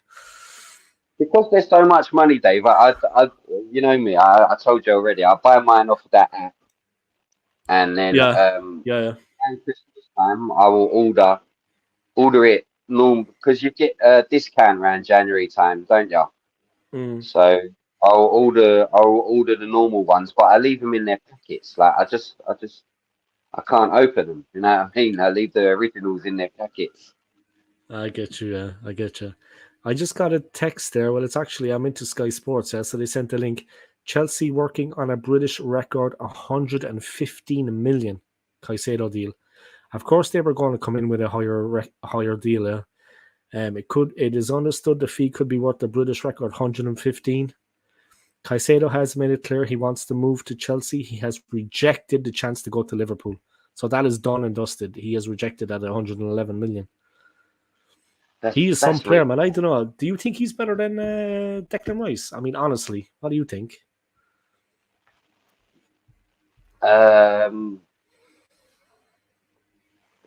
If I'm honest, right now I would say slightly Declan Rice is ahead of him, but Casado's ceiling is a lot higher, and I do think within a couple of years he'll be probably above Dex. You know what I mean? But again, now this whole move makes me question his attitude. You know what I mean? I'm not so sure that he would be an Arteta type player, you know. Yeah. So Maybe he's just it's going for the all money as well, and the way he switched sides quickly. I mean, and did a full U-turn, and I don't know. I yes. mean, It's it's crazy. It's just like the simple fact that he's chose Chelsea over Liverpool is crazy to me. mm, Last season we see what a shit show Chelsea was. Potter's been in there 5 minutes, but Potter's got nothing from Jurgen Klopp. Like I'd want to play for Jurgen, and I'd want to play at Anfield if I had the choice of going to Chelsea or Liverpool. yeah, of course, it's important But to for me, it screams money. It's got to be a money thing. It's got to be more wages.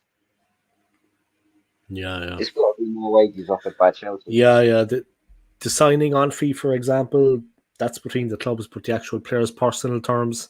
I mean, Chelsea, it's not like I keep reminding people, it's not like back in the day with Roman Abramovich. They can't do that anymore. It's not like back then. But they still have a bit of money. Like my buddy was on from Switzerland earlier, FC Basel fan, Chris, and he was saying Chelsea get the players they want. Like there's a lot of guys over in Switzerland when I was there, living in Zurich. They go watch Chelsea all the time at the bridge. They fly over from Zurich, yeah. But the club has money. And like he said, he's close to someone in contacts in Zurich that support Chelsea. He says that Chelsea get the player they want, but it's not like in the past. It's not the same. It's not like Little John. Everyone needs to become a membership supporter on your YouTube channel. Yeah, Stapes is going to take out 2 memberships. One for himself, one for Alfie, and one for the dog down the street. I'm joking, man. I'm winding you up, yeah. I'm joking, man. And my cat. Good to see you on the beers tonight. I'm not on the beer, man. I'm drinking water, but it's cool. Yeah.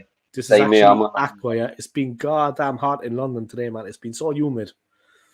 I'm Irish. I'm not up to it. It's been 2 years since Venezuela. I'm still recovering. I'm on the move as well because I'll have a few beers tomorrow at the match. So I thought I'll keep it good today. I'll be a good boy. You're going, man. You're going, yeah? Damn, but I've got no work. I've got no work tomorrow, but I've got no money either, so it's cool. I'm going to Switzerland, you see, and so I'm trying to keep my money, because that's an expensive place. Seriously. They've made it so hard to get in now with the digital pass. Yeah. Because the digital pass has to be on my phone. So they've made it really hard, like for anyone to sell any spares and stuff. There is a loophole, though. You know me, I always find there's a loophole. Where there's a will, there's a way. Mm-hmm. You know what I mean? Where there's a will, there's a way. But I understand it because what they're doing is they're cracking down on ticket tax. That I agree with. You know what I mean? Because the prices. Remember, I was saying to you, the prices last season were a joke. Like I had tats approaching me for my ticket last season, North London Derby, offering me like $450, and I'm like, "Are you serious? How much are you going to sell that for?"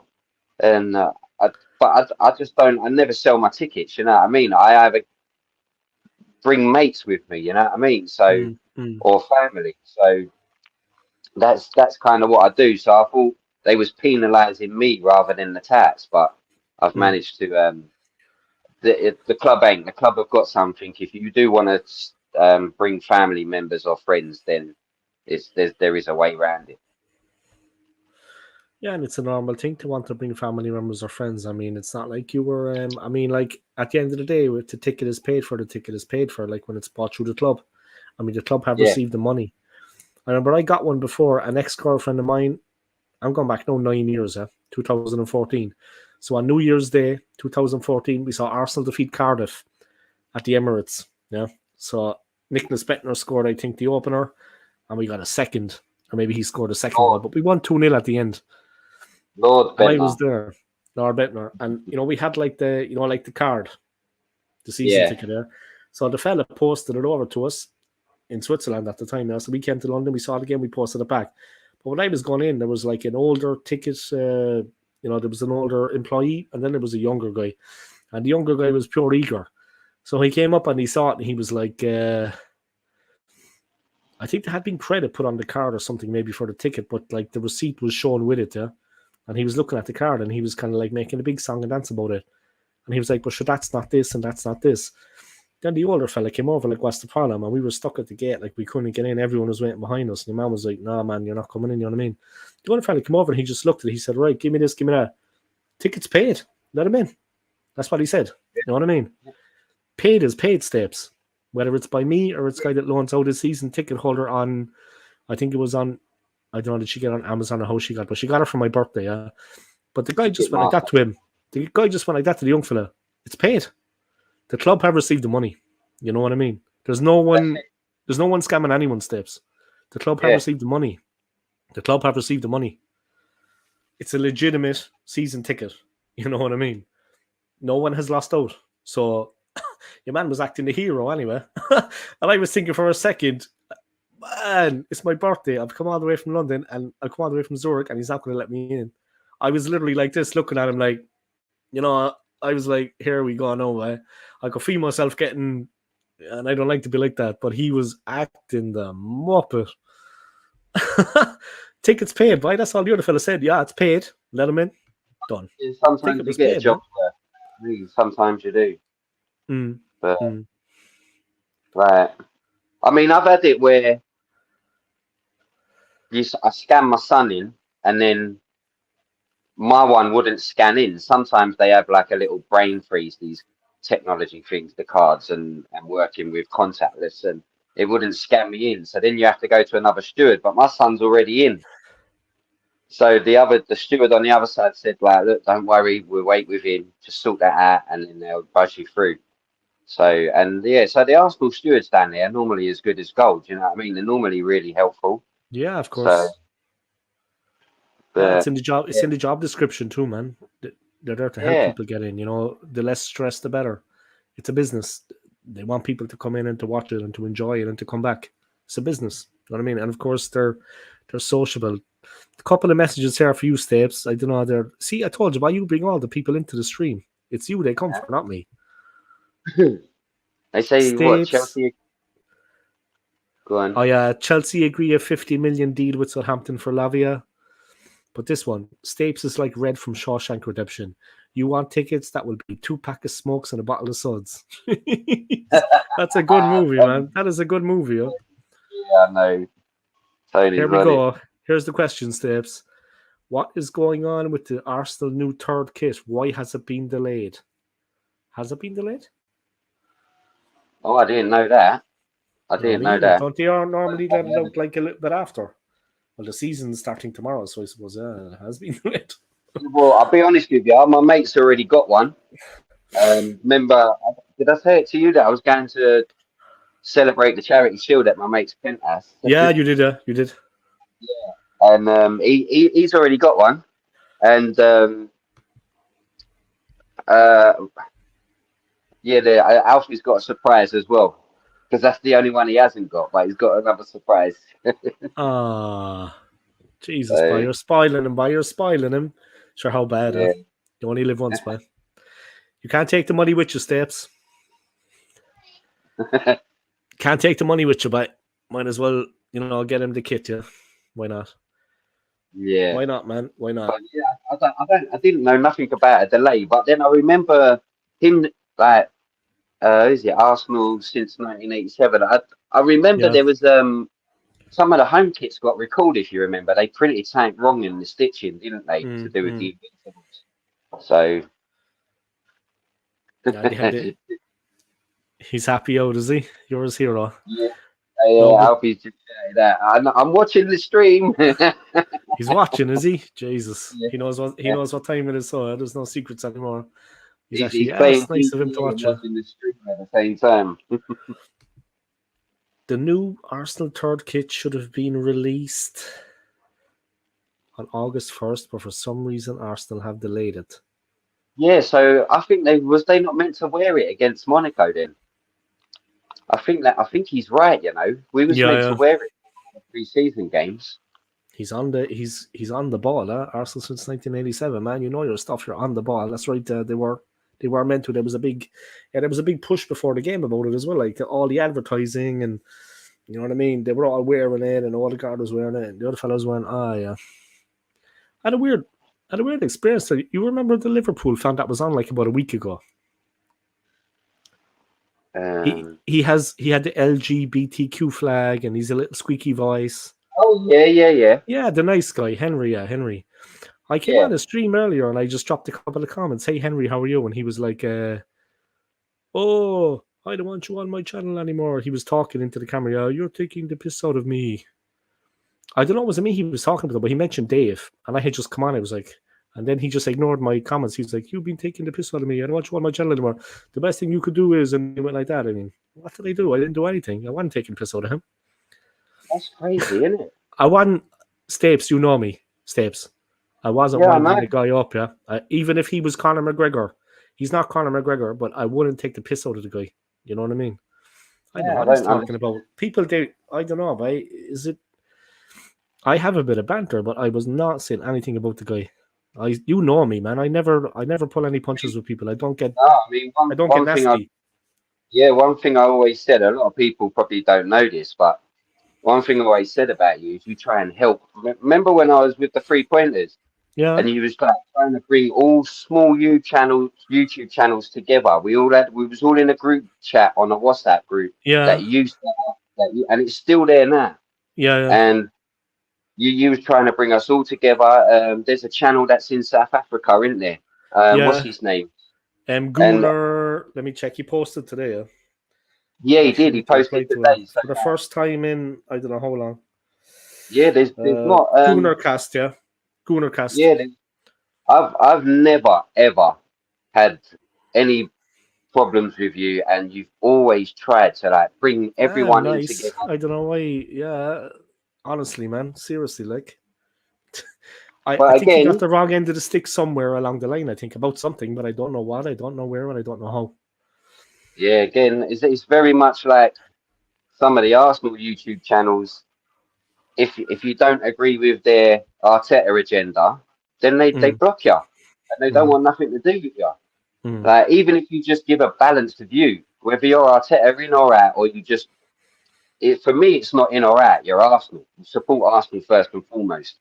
Yeah. And then you can just be like judge on the performance and how we're doing, you know, and just be a bit balanced with it. But there's some of them. I'm not going to mention his name, but he drives an Arteta agenda. I know the guy you're talking about. Yeah. He don't talk to you no more, and he had a petition up for Arteta, and I didn't want to sign it. It's racism, yeah. That's racism, Stapes. More or less. Well, he crossed the line a few times. I know who you're talking about, Muppet. Yeah, well, when I was on the 3 Pointers, I actually said to this guy that we was gonna do a clip of other people's channels where it is borderline racism with some of the things they were putting at Arteta. Yeah. Like calling him a tapas pulis, but it was going a lot more than that, you know what I mean? Calling him a Spanish XYZ, and I'm like, this is racism, you know. It's really bad. So we was just gonna clip it up and post it. But in the end it takes a lot to go through a load of streams just to narrow down like 30 second clips to a minute when you've got 1 hour streams to go through so many that we wanted to do, and just decided against it. Yeah, it's unnecessary personally, man. I don't know, like, I mean, it's, we all care about the club, but I mean, putting the boot into him like that, I don't know. But anyway, this other fella, anyway, I don't know what he's a Liverpool fan. He's always welcome on my channel anyway. I got no problem with him. I don't know what the buzz is, but he's a Liverpool fan. Henry, bye, if you're watching, you're always welcome on my channel. I got no problem with you, and I don't know what the mix-up was. You're always welcome on my channel, man. So, and best of luck with your channel, yeah. All right. Yeah, man. You know me, Steps. Jeez, why? I'm actually quite a guy. Like, I don't want any. I'm not looking for any fucking trouble, man. Seriously, like, Pep Guardiola was seen having words with Haaland at the end of the first half. Wonder what that was about. It's probably about his ponytail or something. Probably about like how to fix his hair, or think of a new celebration when you're scoring. I see it. They was going off the pitch because as you go off the pitch at Burnley, you go off into a corner. It's not a tunnel by the benches. You go off into it's the like corner. old style in corners. Yeah, and he kind of pushed the camera out the way as well, Pep. he pushed the camera out of the way as well. So Okay. That's what they were talking about. Yeah, there was a comment here saying Pep beefing to Sky Cameras. That's what that was about. Well, obviously, maybe he wants him to maybe hold the ball up more, or maybe take a chance, maybe take a few more chances, or something that he noticed that he's not entirely happy with. Yeah, but Pep is not one to beat around the bush with things like that. I mean, he does not care about what is on camera, what is not. He will get straight to the point of it. That's why they're successful, because he gets everything the way he wants it. Like, it's a new season and they need to defend their trophies. That's what he's thinking of, I'm sure. This is serious business now. It's not the Community Shield. Now he's won everything at City. How much longer do you think he's going to stick around for? I think he's going to be there for a long time. I think he wants to have like a dynasty. I think he's going to do like a Ferguson on it. My own opinion. Yeah, I think he's going to stay there for a long time, and I can't see them be knocked off their perch anytime soon. I think he's going to have a long, successful stint at the club. I think he's going to be around for a while. I actually don't. I don't. One thing I noticed with Pep is he does not enjoy the amount of press that he has to do in this country. Yeah, it's unlike no other. You know what I mean? But we advertise our league. That's why it's got so much money in it. So the press, you have to do so many interviews, and I honestly don't think Pep enjoys any of that. So I don't think he'll stick around that long now. But the trick to that is, I then think Man City will come for Arteta. You don't think they will? No, they will, 100%. Oh, you think they will at some point? Okay, yeah, maybe, man. Unfortunately, yeah. It is for me half the fan base, or I'll say the social media fan base will be happy that Arteta goes, but in and around the stadium, we will all be disappointed and gutted. I don't ever meet someone that's Arteta out inside the stadium. Yeah. But sure, who are we? If that ever happens, man, that's probably down the line. But I mean, who are we going to bring in then? I mean, we do need him now. I mean, it's like with a new manager, you have to start from zero, and they don't know any of the players. They don't know this, they don't know that, they don't know the other. The hard part is over for Arsenal, in my opinion. Whether we win anything or not in the next couple of years, but I hope we do. But the hard part is he's come through that period of rebuilding the team, and now we're on a better footing. Every way you want to look at it, regardless of what happened at the end of last season, we're on a better footing. So it would be a pity now if that was all undone in the next couple of years, by us losing him. You know what I mean? Because we will actually regress. We will go backwards for that period, and then we will have to go through that again. The uncertainty. You mentioned the squad being what it is now. I don't think we've had the last time we had a squad as good as this, I think the best squad we've ever had was the Invincibles, and I don't think we've had a squad anywhere near it until now. No. So we've covered nearly every position. We have got other options up front, but that's for me what we have to address next. Mm-hmm. You know, I mean, we need someone that is going to bag us 20 to 25 goals a season plus. You know what I mean? That's the next thing. Yeah. So and we are a creative team. We do have some beautiful build-up play, some link-up play. We just need someone to finish it off. I mean, we could really do the business there. We do have a lot of very creative players, play the ball in nicely. I mean, we've been doing it. I think it was Timber I was impressed with. He does that too now as well. When he gets forward, when he pushes on, when he's quick. Was it him that was pulling the ball back across the box, like just inviting guys onto it? Yeah, it was. He was very, very good at it. I mean, he just pulls the ball right across, and he does it accurately, and he does it nicely for the player to come onto. The ball is not bobbling. He plays a decent ball across that you can just pull first time on. We just need someone to finish that off. Yeah, well, I mean, that's what Man City are doing. I haven't seen Arsenal this pre-season. I didn't go against Monaco, and I didn't go to the Charity Shield. So, I'm really looking forward tomorrow to tomorrow. I'm excited to go and see Timber for the first time. I'm so jealous, man. I'm so jealous. Honestly, stop. I'm jealous now. I'm just God, man. Early kickoff as well. Before I had my little kickoff, I was on the phone to my mate who's going with me tomorrow, and he was saying like, let's meet up at just after 8. We'll meet in the cafe and then go straight up there, have a couple of Mm. sherbets and go. And anyone else who's going to the game tomorrow, I think the drinks are like the beverages are like £4. They're normally 6, but they're £4 a pint. Mm. Up until an hour before kickoff, and the stadium opens at 10 a.m. So Wow. yeah, might jump in there. So from 10 a.m. till 11:30, the drinks are like you got £2 off them, and then which is a lot at Arsenal. It's expensive, you know, Yeah, at it's good Arsenal. for London, man. It's good for London. Like anyone knows London. Yeah, I'm living here too, It's man. Anyone £4 a knows pint. London? You know what I mean? Yeah. That's Big up to it's Irish good. Gunner, man. Irish Gunner in the house. Big up yourself, man. Yeah, Stapes, the weather's looking good for tomorrow, man. 21 degrees. A little bit cloudy, but 21 degrees. Don't get the legs out. Rain, 0. So get the legs out, yeah. Yeah, wear your shorts, man. Wear your Saturday best. Your little milk bottle. You're like me, but I'd say you got milk bottles, have you? Fill out the milk bottles and walk up the street. Yeah, I get tanned on my head and then my chest, but then my legs, my table on my balcony covers my legs. So I got milk bottles down there.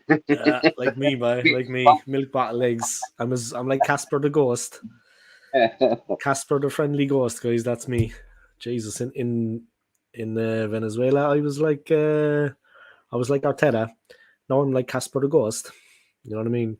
That's what I wanted to say earlier. I wanted to take the piss out of myself. It was like Spot the Foreigner by when I was in Venezuela, right?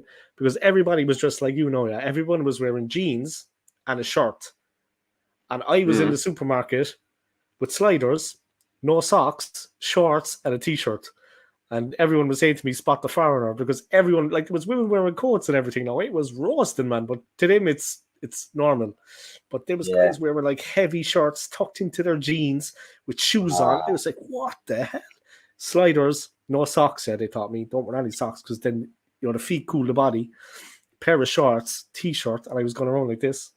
Spot the tourist. Spot the gringo. That's what they were saying. Spot the gringo. And I was walking around. By, oh my God. You should have seen the state of me, by.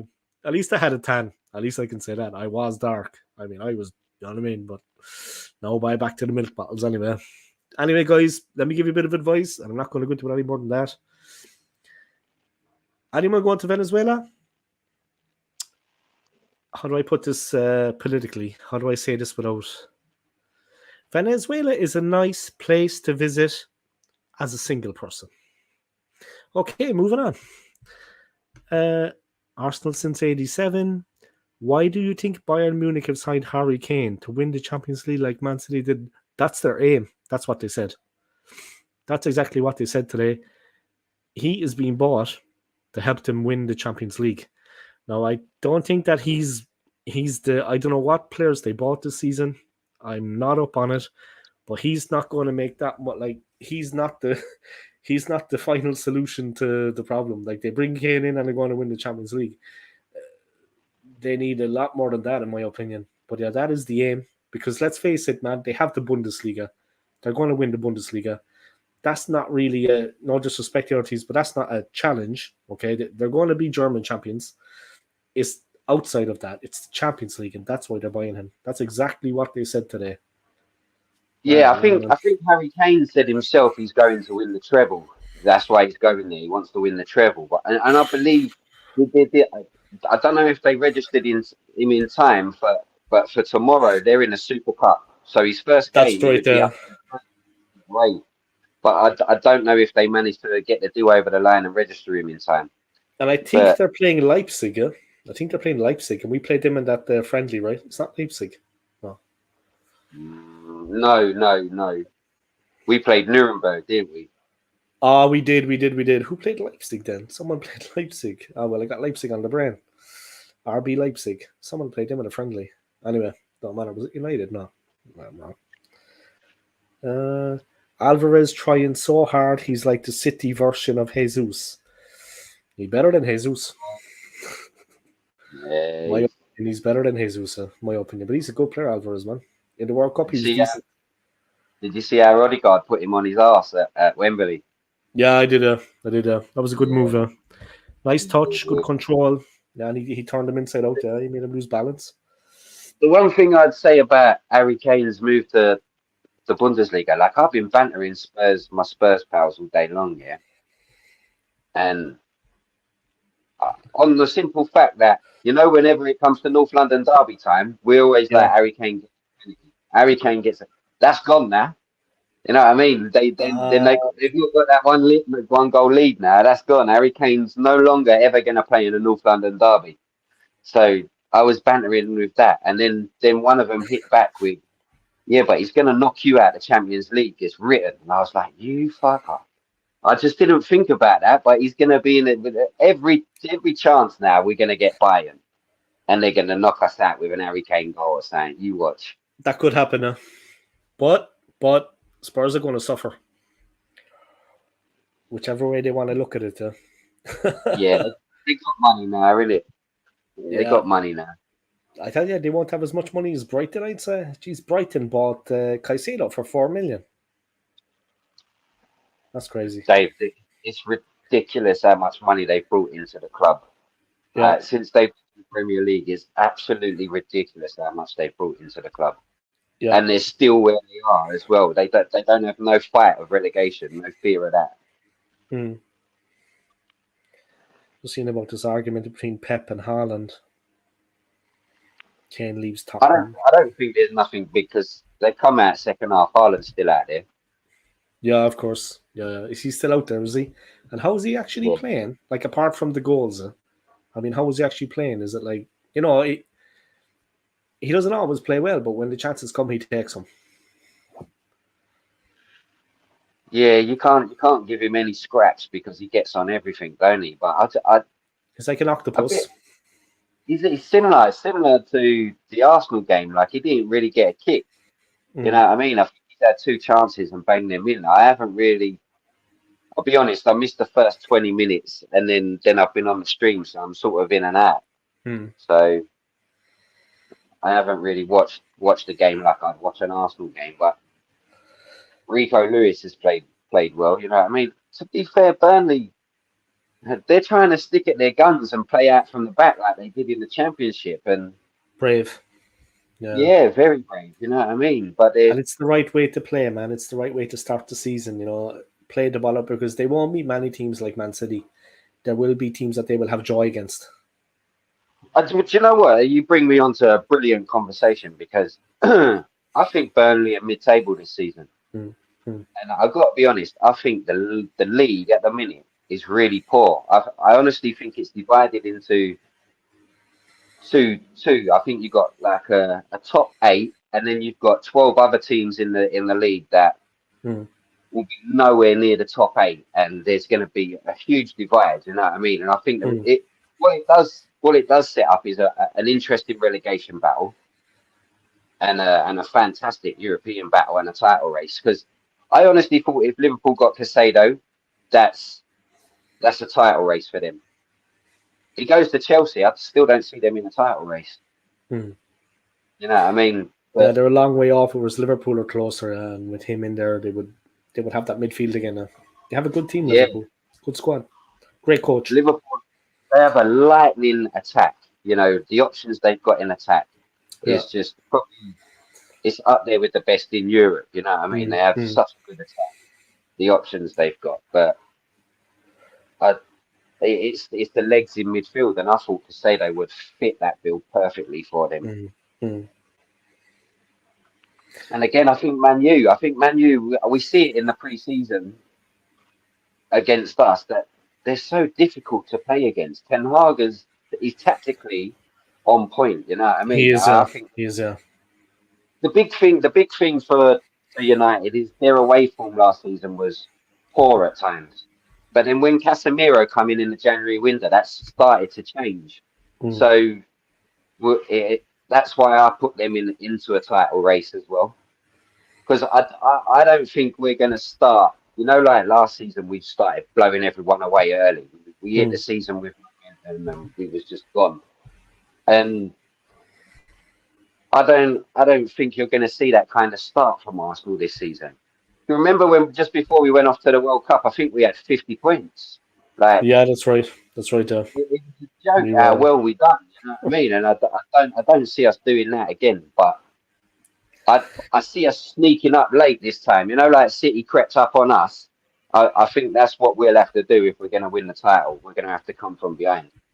Yeah, it would be the better option like that, you know. It would be the better option, kind of hold it until the last and just be on their shoulder.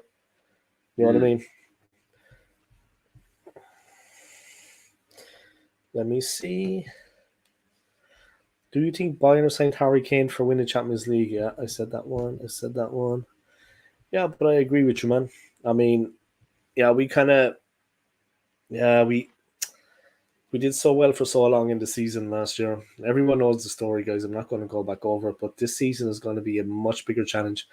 Hopefully, we'll avoid Bayern Munich and Harry Kane. Hopefully, you know what I mean. They won't be. He won't be lying in wait for us. Come back to haunt us. You know what I mean. But Spurs, man, seriously.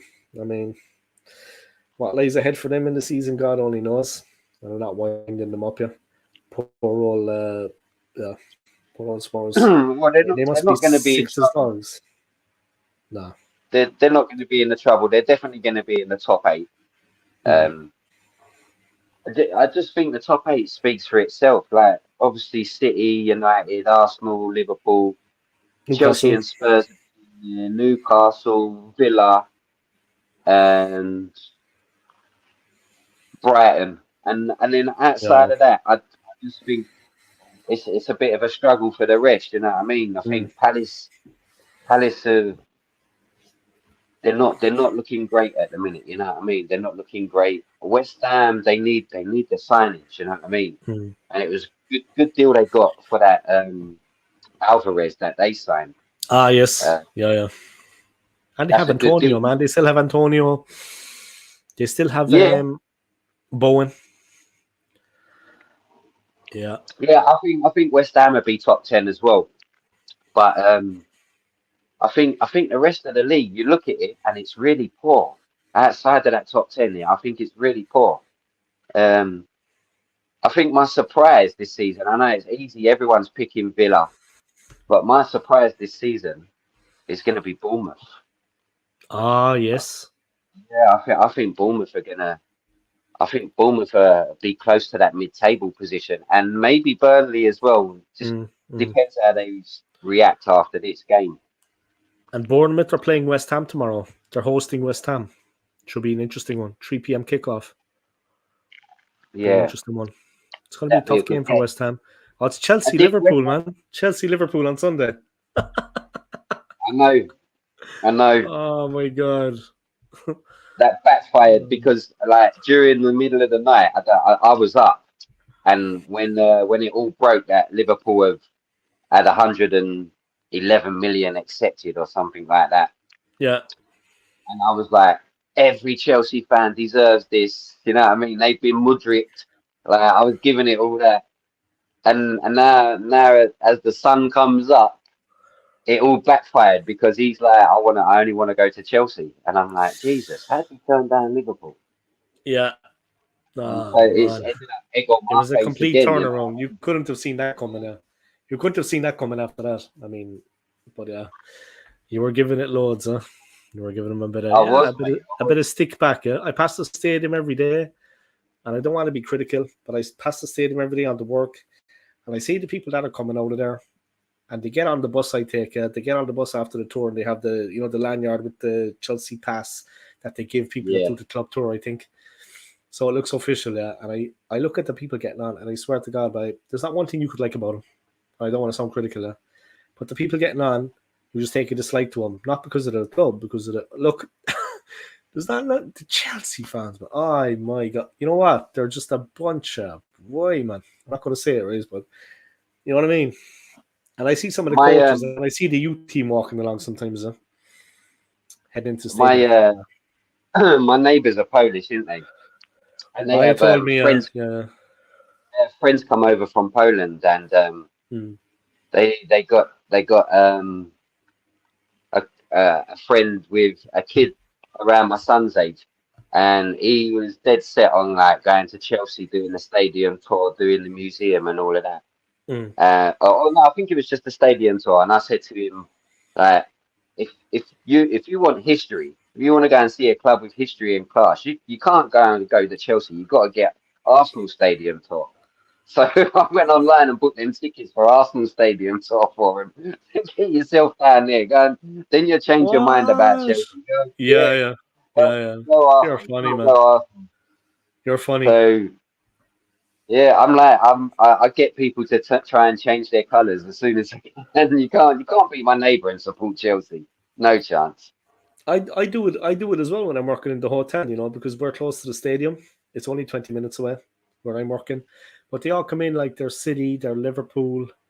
The last guy was a Liverpool fan, the other guy was United. But I tried to say, sure, I said, why don't you head out around the Emirates there? Sure, I said, it's only up the road, you know what I mean? And you might get a liking for the club, and you might switch allegiances. And then I'm glad about my channel, and I have the little business card. I'd be showing them it, and they're like, the kids are like disgusted, and then the father's like, no, no, no, they want to stay with you know what I mean? I'm like, yeah, it's cool. I was only joking, but like, I'll be trying to, but I'm playful about it. I'm playful. You know what I mean? I'm not. That's the thing. Is when you come across, in it, you got to be nice Yeah, about it. I'm being playful. They're kids. I know it's kids I'm talking to. You know what I mean? I know they're kids I'm talking to. But I'm being playful. I'm like, come on, why don't you? I said, we'll bring a ball out, look, and we'll put you through your paces. We'll do a couple of laps of the stadium, and we'll see. Someone might spot you. Someone might spot you. You know what I mean? You might actually get into the team, or you know what I mean? And they're like, yeah, come on, out, sure. You know what I mean? I said, if you have a problem, we got 20 fellas behind your back. We will support you in this area of London. If you have a problem outside there, we got your back, man. You know what I mean? I make a phone call, boys come down. And the dad was laughing. That was a good one. But no, but you got to try to. I mean, I see him up in the Liverpool jersey, like, and I'm like in the hotel. And then I walk up, and the first thing I say, I know full well, I say, are you a Liverpool fan? And I'm looking like that. Like, I can't believe my eyes. You know what I mean? The kid's like this. Huh? Dave Yeah, when Stapes, I was I'm there, going to sleep. Sorry, man, just a comment from Tony. take it easy, Tone. Yeah, take it easy, Tone, mate. Tony's gonna I bet sleep, man. must He was be out watching Harry Kane at Stansted Airport. he's on Kane watch, yeah. Yeah. I'm just actually going to drop out to the Jacks there, man. Just 1 second. Yeah, I'm not going to desert you. No, it's If you alright. want I've it, got the game on. all I'll right. be watching No the bother. No bother, man. game. People can watch you, yeah. Watching City win another league. I'm not so sure about that. You've got the comments there. Let me have a look at the comments.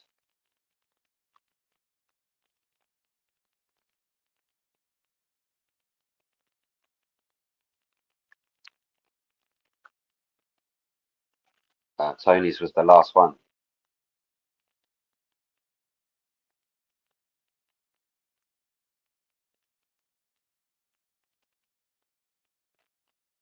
I can't see no more comments.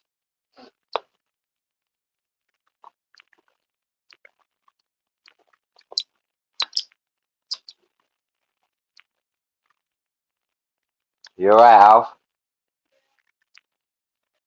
What are you doing? You heard from your mother? You heard from your mum?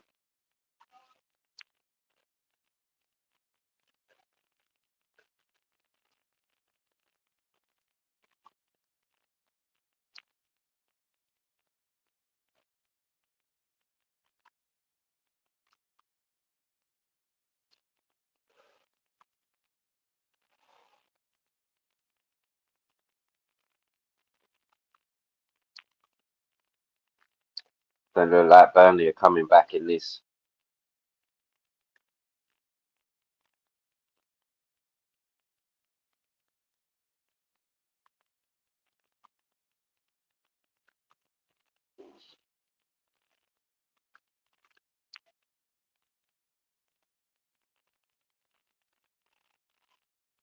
Oh, what's going on there? They put Pep.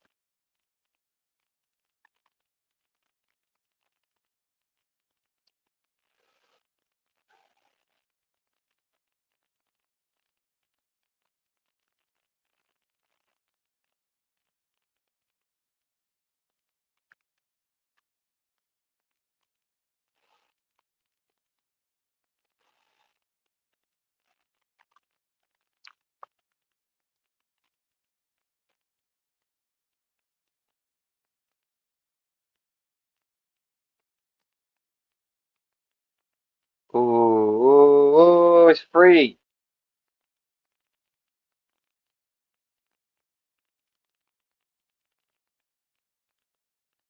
Is that Rodri?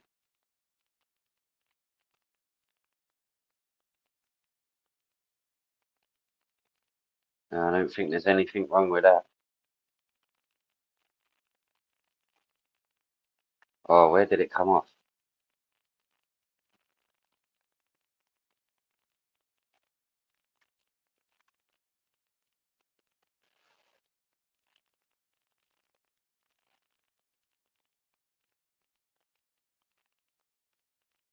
City 3-0 up now.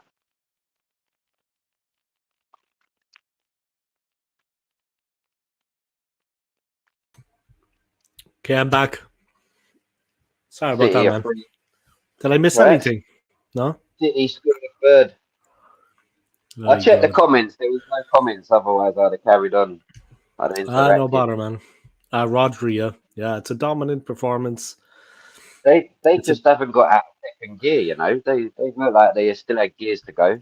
yeah, and that's what it was like last season. Really, at the end, when they kind of turned the corner and they focused on the league, they kind of just went for it from there on out. It was the same kind of thing, but yeah, they have a very very good team. Gundogan left, but sure they have other players there waiting in the wings. They have a massive. They got two Yeah. teams as such. They're bringing 3 of them on now. That Palmer that scored past us in the Charity Shield. Oh yeah, Cole He's Palmer, coming. great goal. Yeah, That Laporte, who he was linked with a move away from City this summer, weren't he? yeah, that's But right. he's and I think it's their new signing from Leipzig. Is it Guardiola? That's right. Yeah, the Croatian player. Yeah, I think he's coming on as well. He's a monster. Yeah, they've got some. Foden for me is a very good player too, man. Foden, Grealish. I actually forgot how many good players they have until the Community Shield game when they were making all the subs. You know what I mean? I actually forgot how many good players they have, like Foden, Stones. He was fantastic for them last season, man. The role they played Stones in. Everyone is trying to recreate that. Oh yeah, everyone is trying to copy this Stones role, but he's very good touch on the ball. I didn't realize he was so good on the ball. Actually, he's incredibly good on the ball, man. Oh, this could be Rodri. 4. Oh man, poor Burnley. I just hope that the ref blows the whistle soon. How long? Oh, maybe About another 10 just minutes over at least. Oh god. They've But had one shot on target though. Possession is alright. Passes they've been completely blitzed. I'm looking at the stats here. That's been a clean game, yeah. No yellows, no reds. Fouls have been okay. Oh, yeah, Man City are that's the top way. of the league, right? Man City are top of the league. When you play Man City, you can play them with the football as well. Like we try to play, we try and implement our style on the game, but you've got Yeah. to be physical as well. You know what I mean? Otherwise, they will get the better of you. Yeah, of course. Like, The physicality is when important. and when we played them in the Charity Shield, I still thought Man City had a couple more levels they can go to. We see it last season, Mm. so.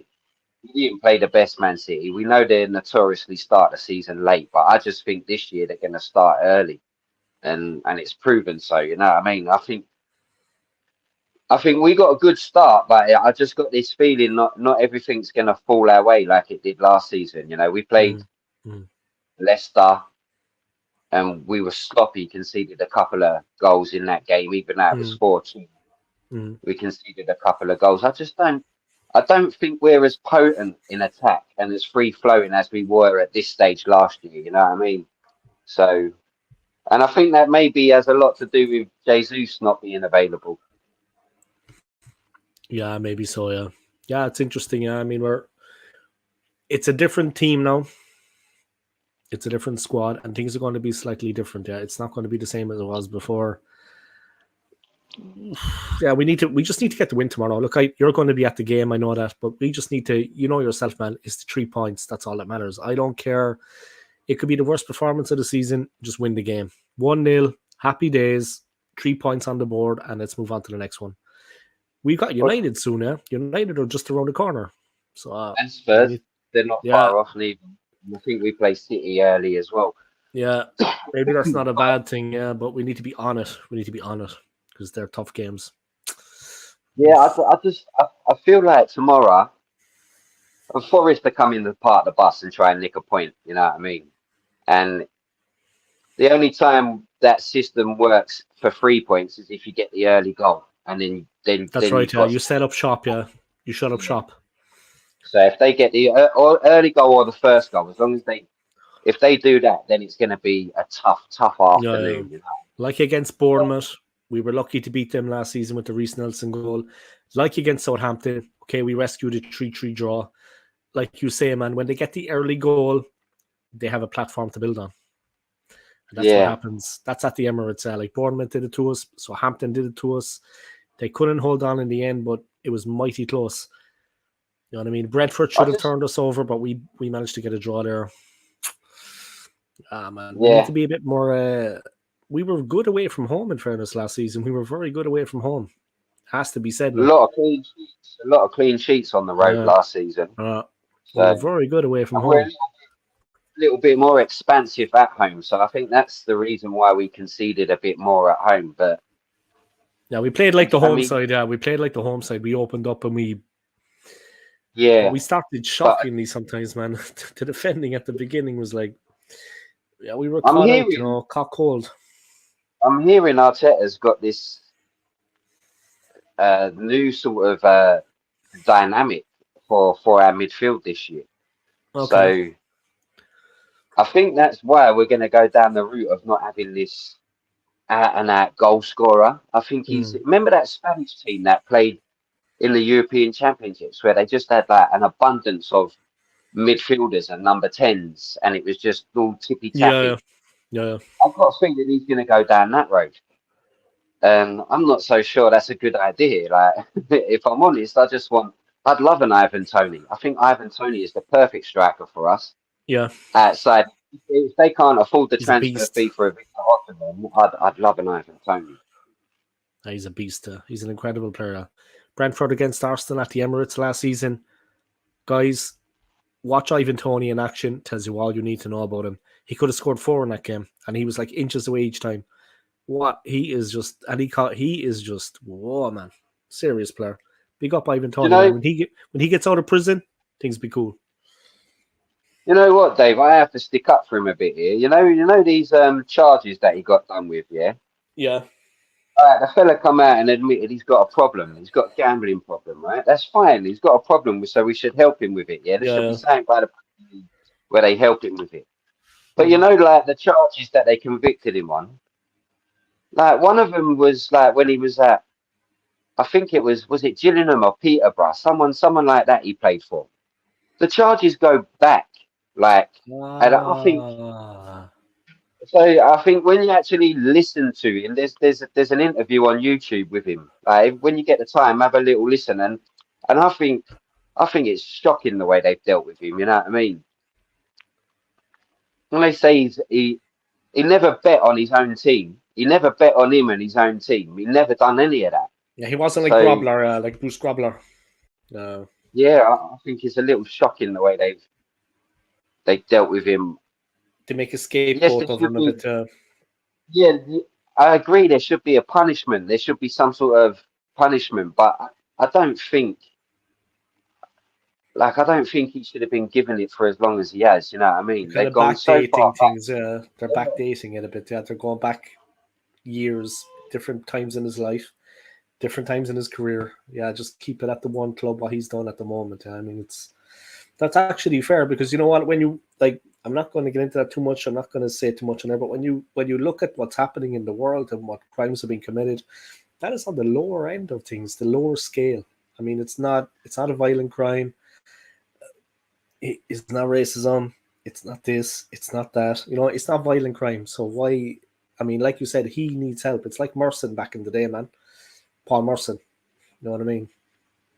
I'm going Yeah, way back now, guys. But for those of you that don't know Paul Merson, you know what I mean. He was a player that played for Arsenal a long, long time ago. He had his problems with addiction, different forms. But yeah, I agree with you, man. I mean, he is a victim at the end of the day, and the Arcan is.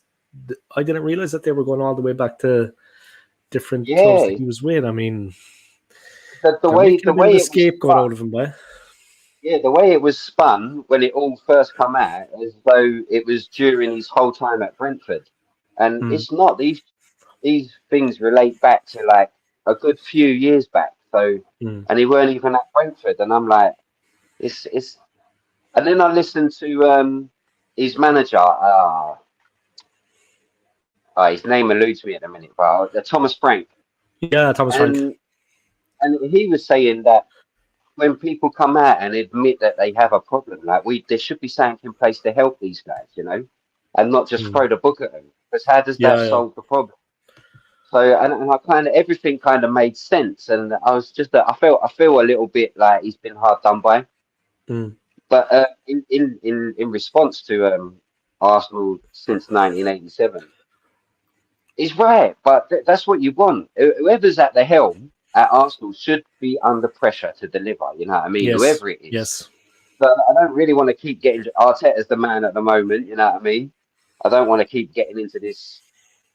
I'm Arsenal first and foremost. That's what people have to realise. You know what I mean? I'm Arsenal first and foremost. But I can see the guy from what squad he had when he took over to what he's got now. You know what I mean? There's been years that under Wenger that we was all crying out for a DM and didn't ever get one. You know Yeah. what I mean? Mm. Now we've got possibly 4 DMs at the club. Mm. I know none of us want to see El Neni in an Arsenal shirt this season, but he's there. We got four DMs now. You know what I mean? So Yeah, yeah. and A team full of El Nenis. No, this we're is what I'm winning saying. nothing, Like man. we, We're we winning are we nothing. are pretty from where we. I mean, if you've been a supporter since '87. You know yourself, like we've been lacking players in certain positions. We never had two for every position, and Arteta's got the squad on that path. You know what I mean? I'm hoping he is the guy now to get us over the line for the big trophies. And I always say to you, Dave, the next 2 years for Arteta is massive. He can't Yeah, throw this season away, but in yeah, yeah. terms of the contract he's got Saliba and Saka to sign, you have to start negotiating with them again in 2 Mm, years' time. mm, So it's really important to see what we do as a club inside the next 2 years. So the mm, pressure's on Arteta, yeah, but the pressure would be on anyone. I mean, if mm. Eddie Howe was in charge, Southgate, Ancelotti, the pressure would be the same. Yeah, of course. We have to deliver. You know what I mean? Mm. I expect. Look, like we do need a trophy. He got one in his first 6 months, the FA Cup. And although the charity shields are nice, they are pre-season trophies to me. I'm not one of them fans that would get out me pram about winning a charity shield. But it's been 20 years this year since we won the Premier League, and Yeah, that's right, we've man. never won a Champions League. You know what I mean? So we do need now to kick on to another level. And Arteta and the club with their phases or their projects, you know what I mean, whichever you want to call it, that needs now to go to the next level. And it Yeah, it is does. now. Let's deliver something major. That's what Mm, they've all got to be mm, thinking, and I'm sure they are. mm. Yeah, that's a good point, man. That's a good point. And while you were telling the story there, I mean, while you were giving your opinions, I agree with everything you said, of course. But last season for me, the excitement was back. And I haven't felt Yeah, that way about the club in a long time. That actually, not just because we were in the title race, it was just the team were playing well. And there was just a buzz. Like I would get up in the morning and I had nerves, I had butterflies in my stomach before the game. That old connection when I was 16, when I was 13 with the club, that had come back last season. I felt it. I felt it. I was like yeah, genuinely, you know what I mean? Oh my God, man, we're playing. What's happening? Who's playing? How did training go? How was the game going? And when it started, I was like, not because I have a YouTube channel. That's beside the point. It was the fan inside to me. When I wake up, when I went to sleep at night, I was thinking about the game. When I woke up in the morning, I was like, geez, man, today's match day. I was on the way to work. I was watching it. You know what I mean? I was like, oh man, seriously. That buzz, that vibe that came, and everyone at the stadium was just behind the team completely. And when the team were not playing too well, the fans responded and the stadium came alive. Of course, when the team then were getting better and they were playing better, the fans were even more vocal and vociferous. But when it was going against us, the shouts of like all the fans supporting the team, You know, when we were kind of going through a rough patch, and the team responded. It was last season was quite a season, man. Like I mean, we were in their steps and we were fighting for the league, and the buzz, the Best, adrenaline, the feeling was just second to none. It was just exhilarating. It was exhilarating. I'm not going to lie, man. It was it's the exhilarating. best I've had at the Emirates. It's the best atmosphere I've had at the Emirates. Last season beats every other season at the Emirates in terms of atmosphere. It was so loud. It was electric, and like you say, there was times I remember Fulham at home early on in the season. Just before that, we had Leicester. Saliba scored an own goal. Then everyone started singing the Saliba song just to back him. And it went from shit, I've scored an own goal to on it again. You know what I mean? And then Yeah, the very next game, Fulham at home, and then second half, it's goalless, and Gabriel makes a mistake. He tries to manhandle Mitrovic, who takes the ball off him and slots it in a corner, yeah, and they're yeah. 1-0. And then Mm. we actually got behind the team. Everyone straight away got behind the team. We rallied them. The troops rallied together. We got the equaliser from a deflected Odegaard shot, but then Gabriel got the winner like 2 minutes from time or something. And it was just the backing. If someone makes a mistake, you're allowed to make mistakes. Just be positive on the ball. That's what we want you to do. Otherwise, you're never going to learn or play how we want you to. So just be positive on the ball. You're allowed to make mistakes. It's just best you make them in the final third rather than in your own area. Yeah, of course so. But yeah, I am looking forward to tomorrow. It's been too long, man. You got to smile. You just got to smile as wide as the Thames. You're up for it, huh? Did you see this comment about Harry Kane, man? Hey, I'm hoping that's not true. He's coming back. At least he won't face Bayern. At least you know what I mean? Oh, God. Imagine if he came to Arsenal, though. That would have been the funniest thing ever. He did a Sol Campbell. He crossed the Great Divide. He came to the Emirates, and we won the league. That would be ideal for me. I Oh, was my hoping God. that he was going to run his contract down because Spurs would never accept any offer from Arsenal. So he would have had to come to us as a free agent, and then he would have broke the goal scoring record and won a trophy. Arguably, that's what we're missing is a Harry Kane type striker, isn't it? That's Yeah, the only thing we're really missing. I think yeah. Burnley are about to get a man sent off here. Oh, man. What is it? Yes, Like, they're going to... Oh, God. he's gone down the back of Carl Walker's calf with his studs. And there's only literally like a couple of minutes to go, like a couple of seconds. It's in stoppage time, but he is going to get shown the red. Oh, man. Oh, well, look, they lost, but he's going to miss a game then, right? That's the thing. Yeah, it just depends whether it's 1 or 3 because of violent contact.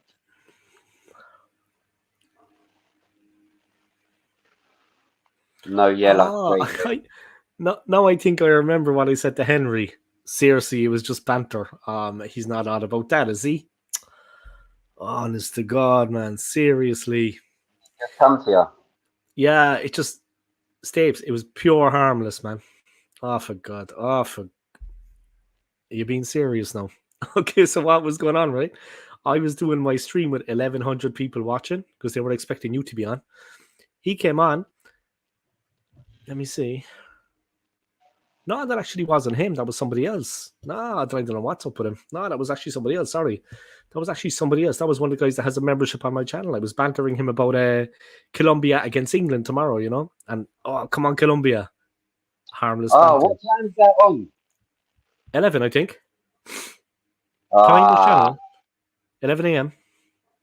I'm going to be at Arsenal. Yeah, 12:30. you'll be well on your way, man. It's early in the morning. Let me just double check it. But yeah, you'll be well on your way. Bayern Munich, bye. Harry Kane failed the medical. All right, let's see. Do you think they're going to win tomorrow? The English?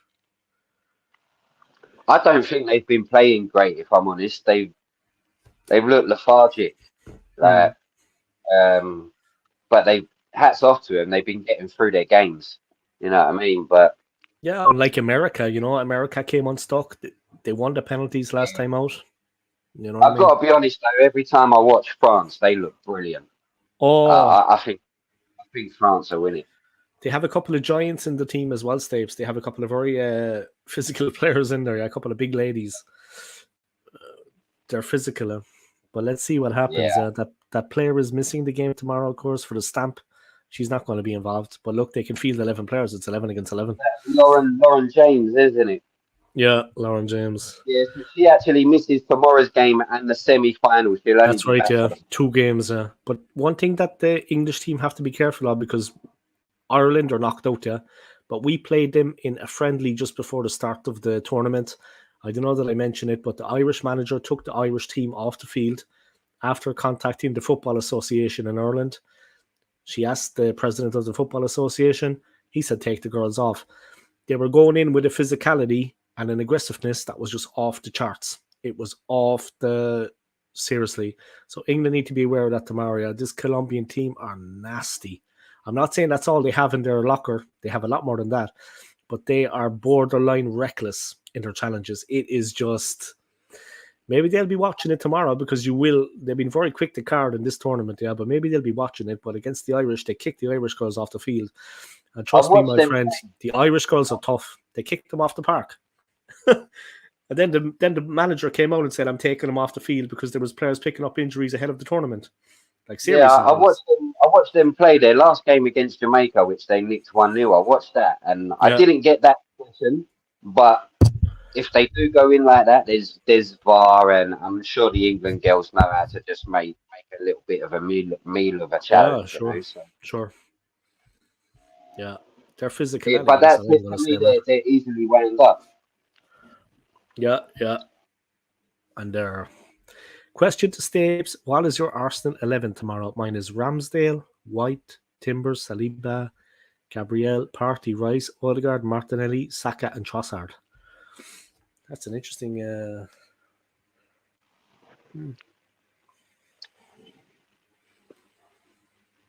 See, I agree, but the one change I might make is if, like an hour before kickoff, you get the Forest team, and if they are going to set up with 5 at the back, I would possibly not start Rice and play Havertz in there.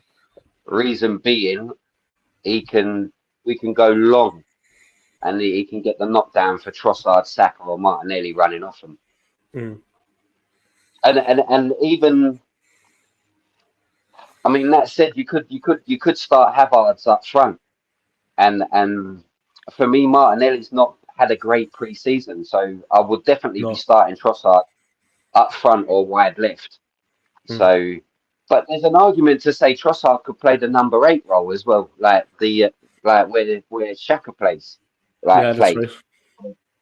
So, but I think he's going to go with that lineup, and I wouldn't be disappointed to see that. We just got to, if we don't get that breakthrough, Havertz would be on, and we'll be trying to get knockdowns off of him using his aerial, using his height to help us. Because I think they just got one game plan, and that is just to park the bus. They're going to frustrate us. They got that really good winger, the Welsh boy Johnson. That's right. And he's quite pacey, so I think that will be their outlet. They'll be looking. They're probably playing right wing because Timber will be playing as inverted left, so that will be their outlet. Try and hit us down there. But it's how we got to play a really high press for the whole game until, look, if it goes well and we're like 2 or 3-0 up, then you can relax your press a bit. But until we get that 2-goal cushion, you're going to have to stick with that high press because they have got some pace, and then they got that tall Nigerian striker, isn't they? He's quite powerful. So we need to. His name. Let me check his name. He's a monster. Yeah. Yeah, I'm sure is it Taiwo? I don't know how you pronounce his surname. But yeah, those are the key players for Forest tomorrow. And I'm not quite sure on Forest's transfer business this season, other than Matt Turner. Will he start? Will he be giving away all Arteta's tricks and trades? You know. it would have been probably a fair idea to delay the Matt Turner deal until after this game. Mm. They have Taiwo Awanyi, yeah. That's the player. Taiwo Awanyi. He's very good, yeah. And they have Yeah. Brennan Johnson. But I didn't realise that. They have John Joe Shelby. He's not a bad player, man. John Joe Shelby's a decent player, boy. Yeah, but I heard he come in last January, and now I'm sure I heard that they want to like he's available to go. So The guy that scares me is Elanga, the forward. I think he's quite a dangerous player. He's that's right. They started him from Man United, didn't they, for 15 million the week? Elanga. Yeah. And they have Remo Freuler. They have a Swiss player. He's an international. Freuler. Good player, man. Midfielder. They're not a bad team, man. I'm looking at their players here. They're actually all right. They have. When did they buy Sir? Am I on the right team here? When did they get Serge Aurier?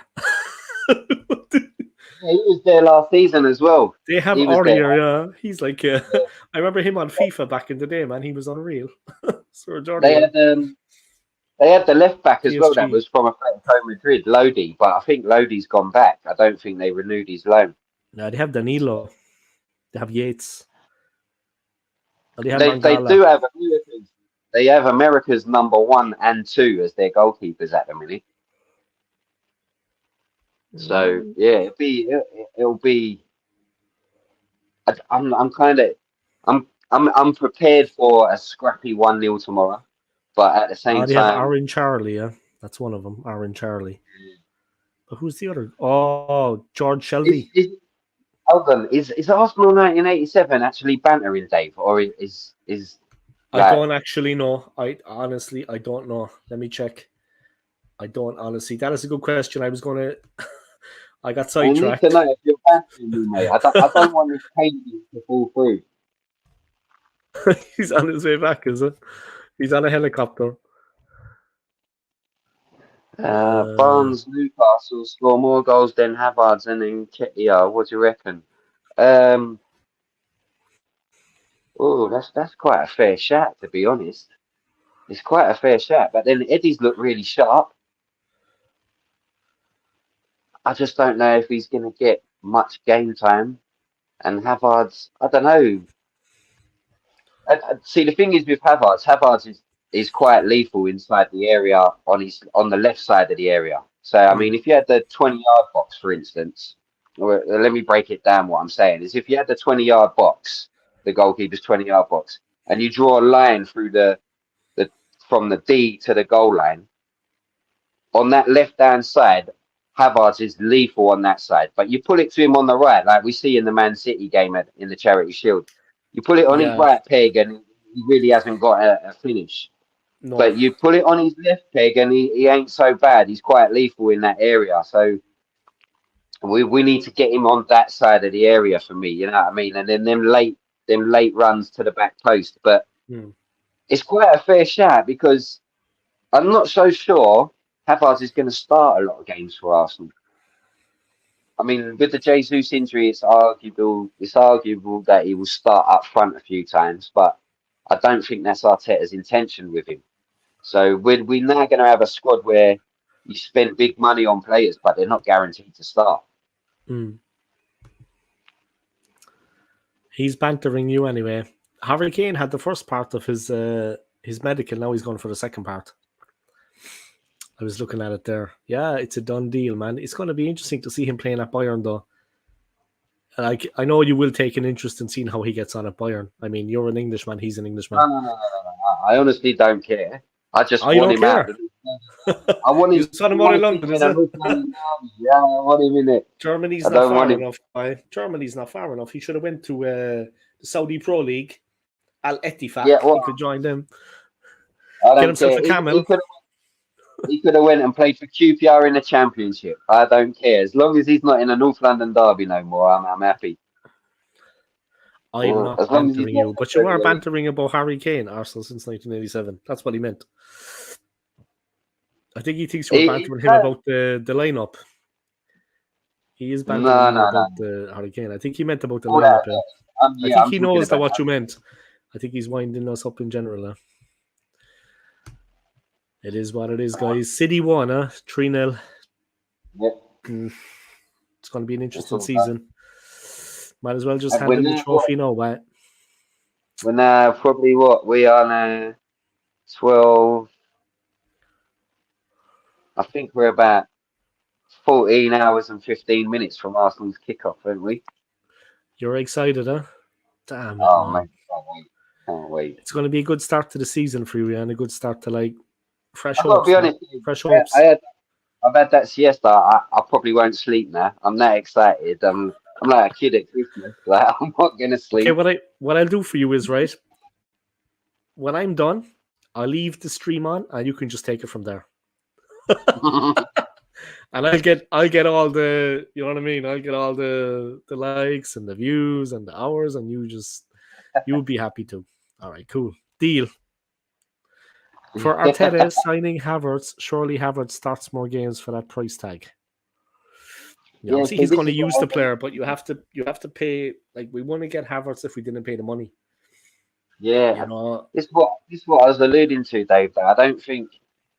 I know it's 65 million spent, but l- like like Arsenal since 1987 just said, like you didn't put him in your lineup yourself, and I agreed with your lineup. I honestly don't see him. I don't think he's going to start tomorrow, and there'll be what is it? Horses for courses. I think that's the kind of thing with Havertz. You know what I mean?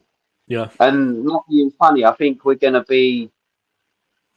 need a bit of grit about us, and I think Havertz is more. He's more of a lover than a fighter. You know what I mean? Yeah, he's not so robust. Yeah. Yeah.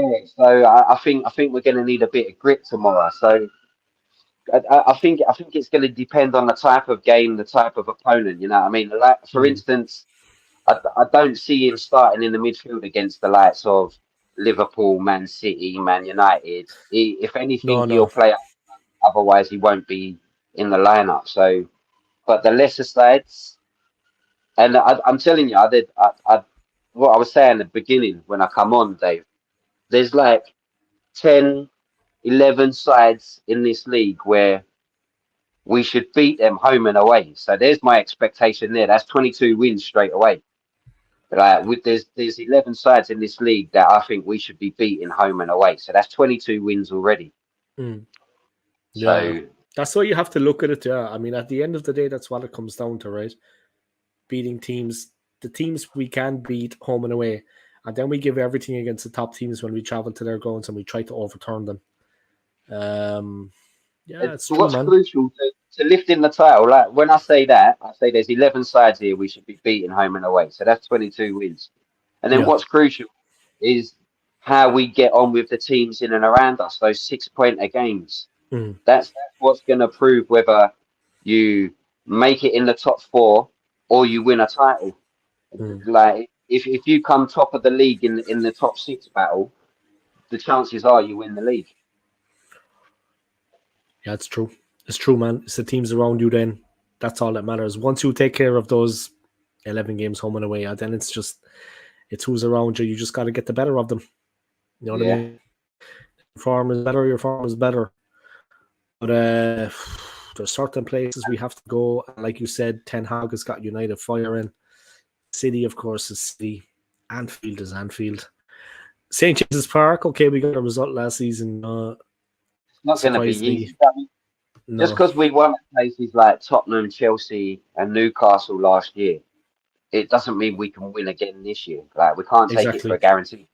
Turn up, and you're going to have to play. You know what I mean? You're going to have to implement your style on the game, impose yourselves. And we did that a lot last season, but we have to be fair. We was up against sides that Chelsea were poor Yeah, they were. Chelsea last. A lot of teams And had a bad season. A lot of teams were not and themselves. in the end, when I watched the Spurs game back, it was so easy. And we're never going to get a North London derby at White Hart Lane like that again. So there's going to be a different Spurs this year. But yeah. They're going to be different. So with it's all 11 that, against 11 out there, man. It's 11 against 11. You know what I mean? It's going to be a battle, a real battle now. And he'll have them up for He's wanting to put his stamp on the team. He'll have them up for it. It's going to be interesting. I don't know, man, but the likes of Richarlison needs to, you know what I mean? He needs to kind of come of age. He needs to do more for them. Son is going to have an extra bit of weight in his shoulders. Did Kane sign? No, man, he's getting a medical. Sorry, no, man. He's getting a medical. He's had the first part of the medical done. He's in Munich, and he's heading for the second part of the medical. So he's all smiles. I would be too if I was leaving Spurs. I'd be all smiles too. Germany's a beautiful country as well. The way they rebuilt that country since since World War II, you know what I mean? It was blitzed to complete. Yeah, it was raised. It was raised. I used to live in Munich for a while. I was living in Munich for a while in 2010. And I was working at the Oktoberfest as well for a while, believe it or not. Good times, man. Munich is nice. Munich is the richest part of Germany. Bavaria is the state that Munich is in. Richest part of Germany. Yeah. They did a good job there, you know. They did a great beer. The beer is excellent in Germany, man. They're lovely people as well. Like, yeah, they are. So polite. So yeah, they are. They have humility, but they like to have a party too. Yeah, they know how to have a good time. You know what I mean? They're a bit more. They're wild. The Germans are wilder than people think. People have this perception of them as office 9 to 5, with their glasses on and their shirt buttoned up. It is like that too. They take things seriously. But in their free time, they are much more expressive than people realize. And like, if you go to places like, okay, Munich is Munich, but like they're like upper class and rich. But like Berlin, Frankfurt Main with the big football team there, yeah, Frankfurt. They're wild. German people are wild, yeah. And the young fellas the German lads they're men. I mean, they like to fight and they like to drink. You know what I mean? The Germans are up for it. They're up for a laugh as well. So. Yeah, nice people, man. They had a horrible time, but they're back. They're back. This is going to be interesting for them, man. The English football captain playing for Bayern, but is he going to be captain? That's the question I have. I don't know. Why would he be captain then? I don't know. Would they want to put him straight in as captain? Would they? Surely that would piss everyone off. You know, like the long-standing captain being replaced. I mean, let me say this, right? He wasn't Tottenham captain. There's a reason for it. He couldn't speak English. So he can't speak German. And if he did, he's going to be a shambolic. So he's not going to be their captain. It's lucky we said nice things about the Germans there, because Scott has just come out with a startling revelation. He was born in Deutschland. Yeah, see? Scott was born in Deutschland, but I tell you, it's a beautiful country as well. Like, beautiful country, like a bit like New Zealand, Scott. Yeah, it is beautiful. They have the Black Forest. Of course, everyone knows the Black Forest. The buildings, like the way they're built, them buildings, they're like really nice. Really, yeah. If you like art and all that, I like the German buildings. They're really nice. And you go to Munich, and you will like. I have traveled there with my ex-wife as well as when I used to live there. But when you go to Munich, you will see the old style buildings in the center, which were saved. Thank God, like Marienplatz. The underground station right at the town hall, that was saved in the center of Munich. But if you go to poor old Berlin, there's nothing. There's nothing left, guys. You don't see, apart from the cathedral by the river, you don't see what you see in Munich, because the buildings in Munich were saved. Berlin was completely razed, like to zero. There was nothing left. So that's the unfortunate thing about Berlin. You see the American side, you see the Russian side, you see the British quarter and the French quarter, but you don't see, East and West Germany. You don't see what Berlin was like. It's a real shame. It's a real shame. That's what I saw when I was there. Everything is new and shiny because they had to rebuild everything. Whereas at least in Munich, you can see some of the old bars and townhouses in between the buildings, and it's very pretty. It's German, Say no more about it. Heidelberg is a beautiful city. That was the nicest part of Germany. I saw Heidelberg. It's known for that big university, Heidelberg University. Heidelberg is beautiful, man. Wow. Augsburg, not too bad either. Augsburg. That's very close to Munich. My dad was in the forces. I know nothing of it as I was 3. Yeah, 3 years of age. Crazy, man. I was in Ramstein before. Ramstein. That's a very famous German town. They have a big Air Force base there. They had a big air disaster years ago. And then they named that German group, the rock band Rammstein. They named themselves after the town where the air disaster was. But I had a couple of friends in the American Air Force. They were mechanics. They were based at Rammstein, and obviously they were doing all the mechanical work on the American jets. But yeah, that was a cool town. Rammstein is a cool town. But it's Americanized as well. It's weird because you have like a mix of Germans and Americans working and living in the same, and in the bars. It's like, it's an interesting mix there. It was different, man. And you do sense a little bit of needle, is what I would say. But look, you get that, I suppose, right? It's normal. The German lads, the new generation, they're looking at the Americans like, ah. And they're 6'6".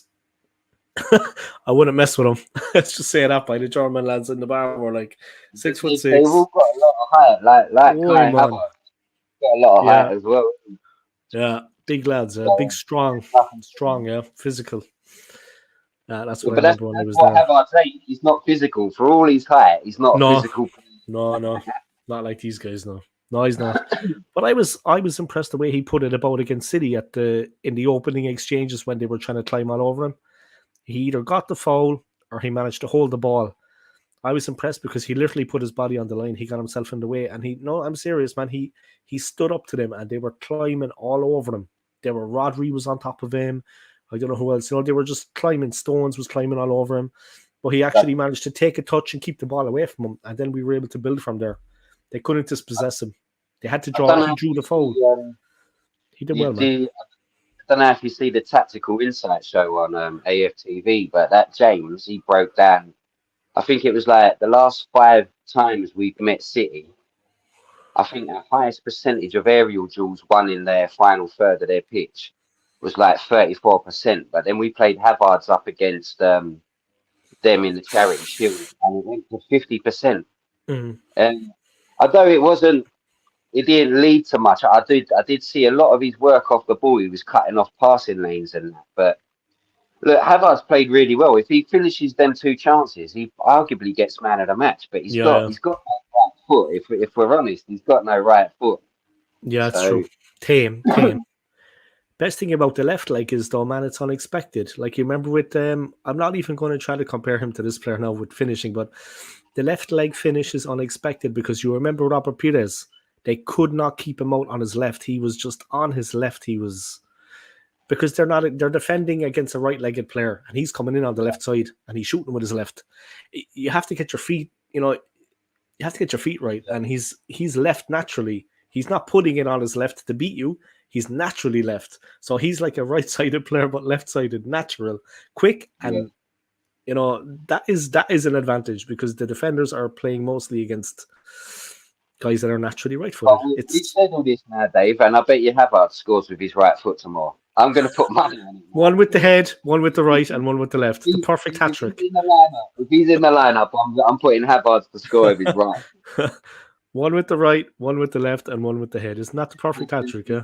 In there, man. Oh, like me, you know what I mean? Jump up like you know what I mean? Like me, you know what I mean? I don't know what I'm talking about. I couldn't score a header to save my life, but big up to him, man. He did all right in that game. I was, like you said, if he'd taken a couple of those chances, he put himself about, yeah? Maybe he would have been man in the match, but he definitely made a nuisance of himself. He was just being awkward. Like Scott says, he's got to be like Peter Crouch. What was Peter Crouch? 6'7" or so. At least 6'8", I think. Yeah. I think Havertz looks about 6'4", 5. You know what I mean? He does look. He looks like a beanpole. A telegraph pole. Just send the ball up in there to the big man. Crouch was a good football player. That was the thing about Crouchy. He could actually play football. He's skillful, yes. Yeah, he could actually play. Like, he played for England. Like, they didn't pick him because of his height. He was actually good on the ball too. Trossard should start, so probably will not. Yes, Scott thinks that Trossard should start, but probably will not. Anyone that should start will not start. Okay. We got faith in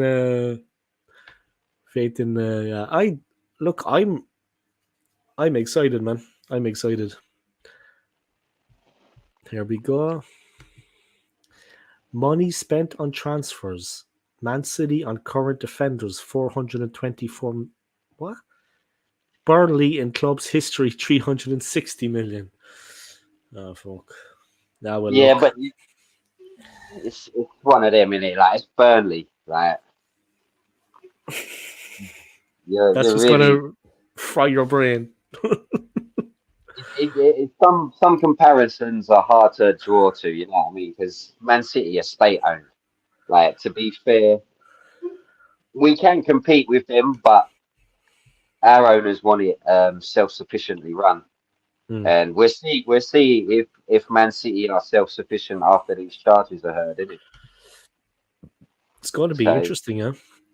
It's going to yeah, be interesting. I thought I might count against them last season, but unfortunately, it didn't really kind of come to fruition. We were all like, yeah, that was, I suppose, a bit of desperation. We were like, the points reduction. We might. In the end, we wouldn't have needed it anyway if we just won our games. But I mean, yeah, look, that's a story for I another didn't day. want But it. I didn't want it, Dave. After going so long without a title, if they had put that in, yeah, everyone would have said we only won it because they had the yeah, point. I we'd didn't never want hear it. I the end wanted, of it. We'd never hear the end of yeah. it. But what I do think is fair is if they are found guilty, they start the season with a points deduction. Don't give it to them halfway through because any club in that position in the title charge is going to say the narrative is going to be you only won it because they got a points deduction. But Yeah, yeah. they, if they're found guilty and they get a points deduction, then they should start the season with it.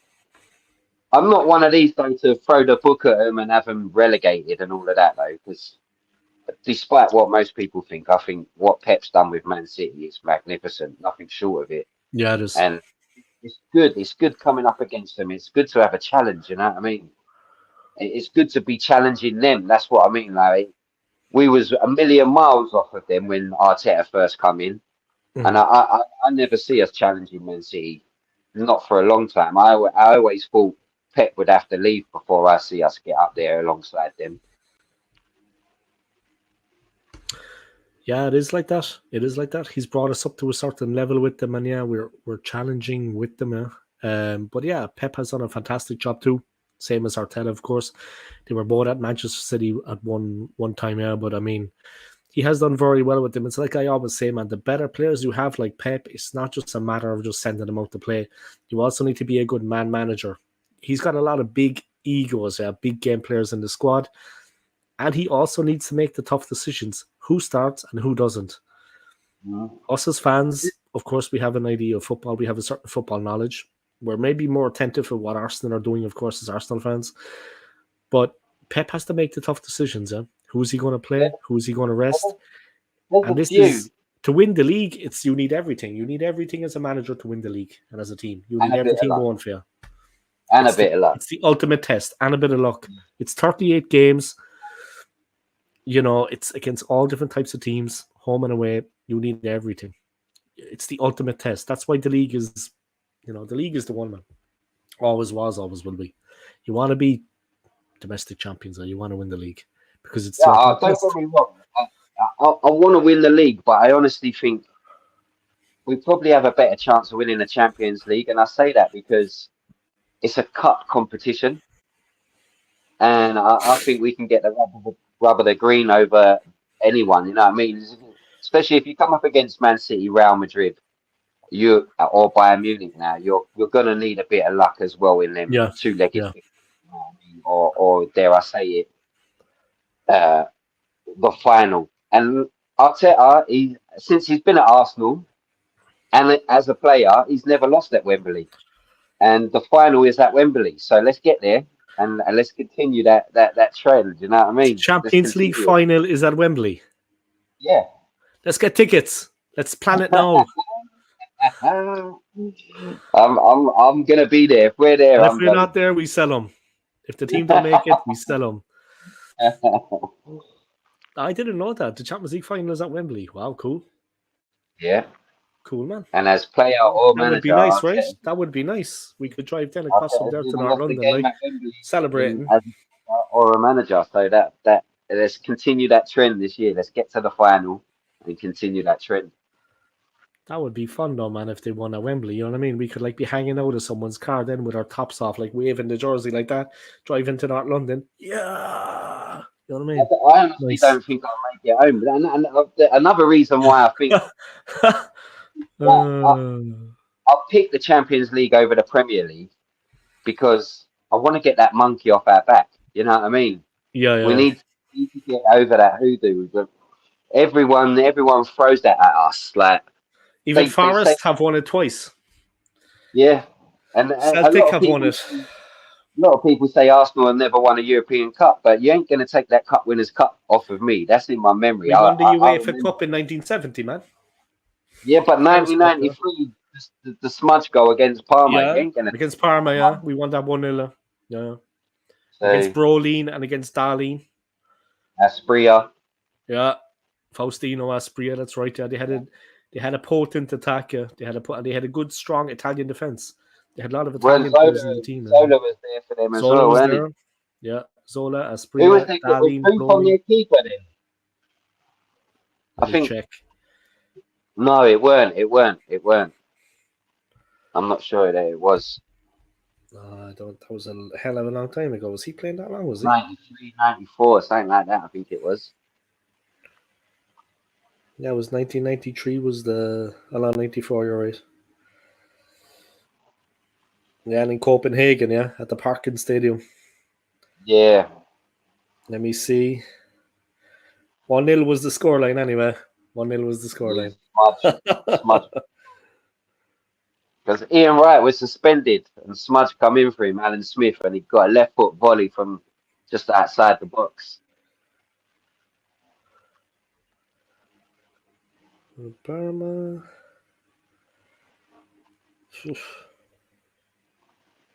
And Scott, he wants Premier League before Champions League. You know what? I'm not fussed. I'll have any of them, but I do want to win the Champions League. I want to see Luca Arsenal win the Bucci. Luca Bucci. Bucci. Zola, Aspria. Yeah. Yeah. Lorenzo Menotti. He was the player that mishit the clearance, yeah. And Smith took it on the chest and volleyed it in. Lorenzo Menotti. John Jensen, David Hillier. Jesus, David Hillier. That's going back, man. Kevin Campbell. Yeah, Ian And it Selly was the played back five, yeah. It was the back five. Yeah, and Ian Selly played in midfield as well. Yeah, that's right. That's right, yeah. Steve Morrow, Paul Davis. You did well to win that final, by. I'm not saying they were a crap team. They weren't, but... But do you hear what George Graham did before the game?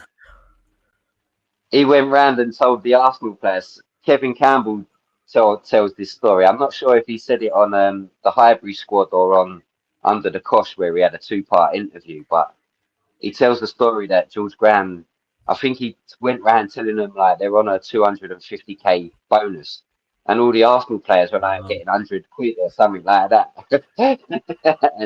So they just went in like really physical with them. Yeah. That is... Yeah. It wound them up, yeah, but it got a positive reaction from them, yeah. I mean, they had a fantastic team, though, Parma. They had a fantastic team.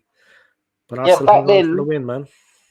They had a you good remember team. back then, like managers used to do stuff to get an edge, out of their players against the opposition. And George Graham was a master at doing that. Yeah.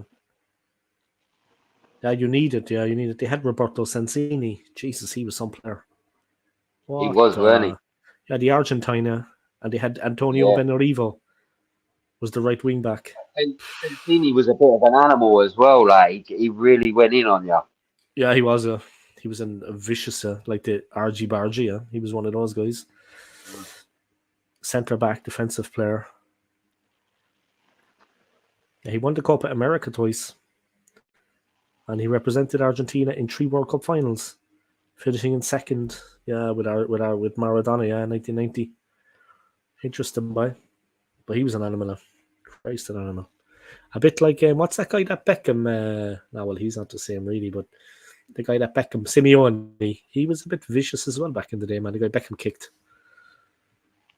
Do you think George Graham should get a statue? Of course, why not? No? No, he ruined it for me. I think the way he left Arsenal with the brown envelope stuff. Oh, yeah, the bong, yeah. The transfer bong, wasn't it? And then and apparently it was Raf, so he weren't the only manager doing it back then. So it's a bit of a liberty that he was the only one caught out for doing it.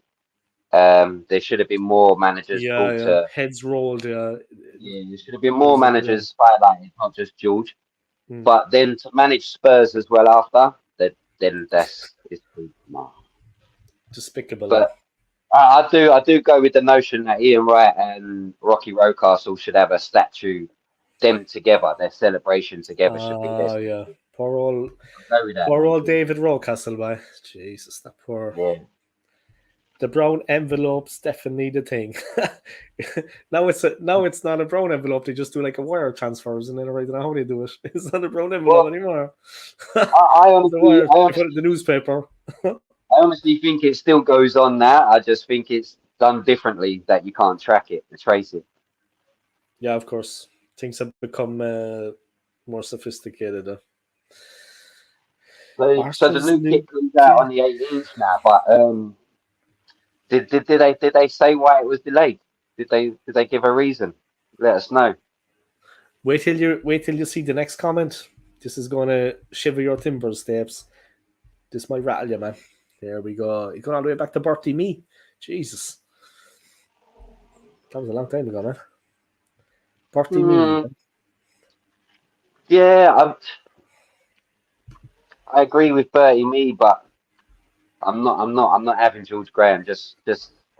I was brought up just to hate anything to do with Spurs. So it's more the Spurs thing than the bung. The bung can be forgiven. Yeah. But the Spurs thing for me, it can't be. So yeah, I even say to Alfie, like, sometimes, like, if he gets, you know what kids are like, they can pull your strings. And if he gets a bit too much, I tell him I'm buying him a Tottenham kit, and he does his nutting. I said, no, you're going to be a Spurs fan. I'm going to buy you a Spurs kit because you're behaving like one of them. So, Jesus, that is, you gotta be like that sometimes, right? I suppose. I think the hate is more real for me because I got 3 sisters, and my eldest sister Tara, she's a Spurs fan. So it's a bit more like the rivalry is in the family. Close to home, and it's close to home, man. Like, it's with family members. And a lot of my mates that I grew up with are Spurs as well, so it's always been more really feisty for me. That North London derby, I am a bag of nerves because I'm not happy until the final whistle goes and we haven't lost. Even a draw is good for me. I can't lose. Yeah. But he's fair with what he says. That's a good point because George Graham, we just spoke about it. George Graham won us the last trophy in '94, so he's fair on that point. But it's the Spurs thing I can't get away from. Yeah, I understand. It's that the rivalry between the both clubs is like Wenger was Arsenal through and through. He would never, either would Mikel Arteta. Let's be honest about it. Obviously Patrick Vieira wouldn't. You know what I mean? Guys like that. Also, we've got the best of it with Spurs all down through history. I mean, let's be honest, the league titles we've won compared to them. But yeah, still the rivalry is there. Even though we have completely, blitzed them success-wise. The rivalry is intense because it's there's history there. There's history. But I work with 2 guys. I work with 2 maintenance men. I probably said this a million times at the hotel. They're with the maintenance. 2 London boys, Spurs, and one of the girls that works in the front of the house. She is Spurs.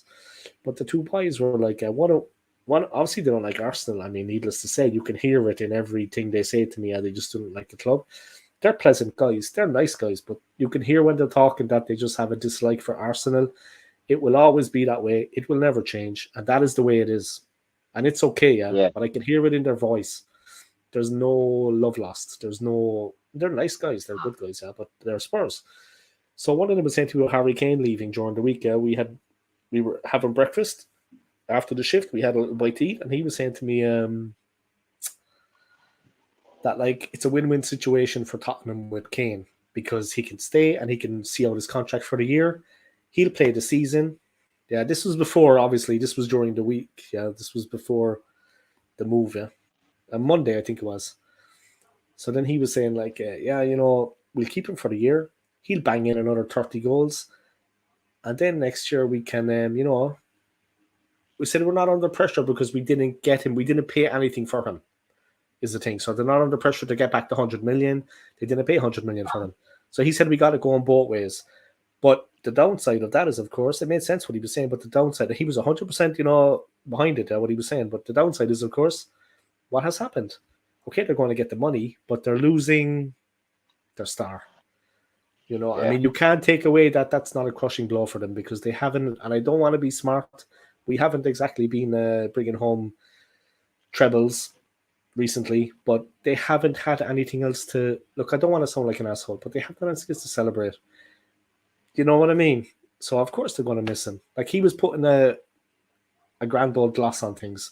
It's not exactly like that. He's probably sick to his stomach right now. Like, all of them. I don't go with this notion that Spurs will be better without Harry Kane. I don't go with that notion. Yeah. That's a massive loss, and you can't replace him. But at the same time, there was never going to be Harry Kane leaving Tottenham on a free agent. Daniel Levy's a businessman. And that stadium, we know it all too well. That stadium needs to be paid for. So that 100 mil is going to come in. Yeah. That 100 mil is definitely going to come in just because they've got virtually the same capacity as us, but they've had to pay more than double what we paid for ours. So that's why there's has all these little shops in it and whatever, you know what I mean? So and it does all the music. It's like a real concert venue as well. It's a massive concert venue. It's like they the rely NFL on that revenue. The NFL, the go-kart track, like that NFL. All the music concerts. One of my Spurs mates told me that they get 50 million every NFL game. So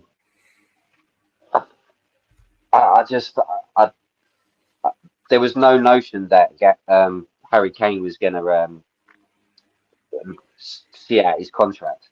Daniel Levy was never going to let that happen. No, they want to get paid. 1 or 2 stars in summer for countless years to pay for our stadium. You know what I mean? So that notion was never going to happen for Spurs.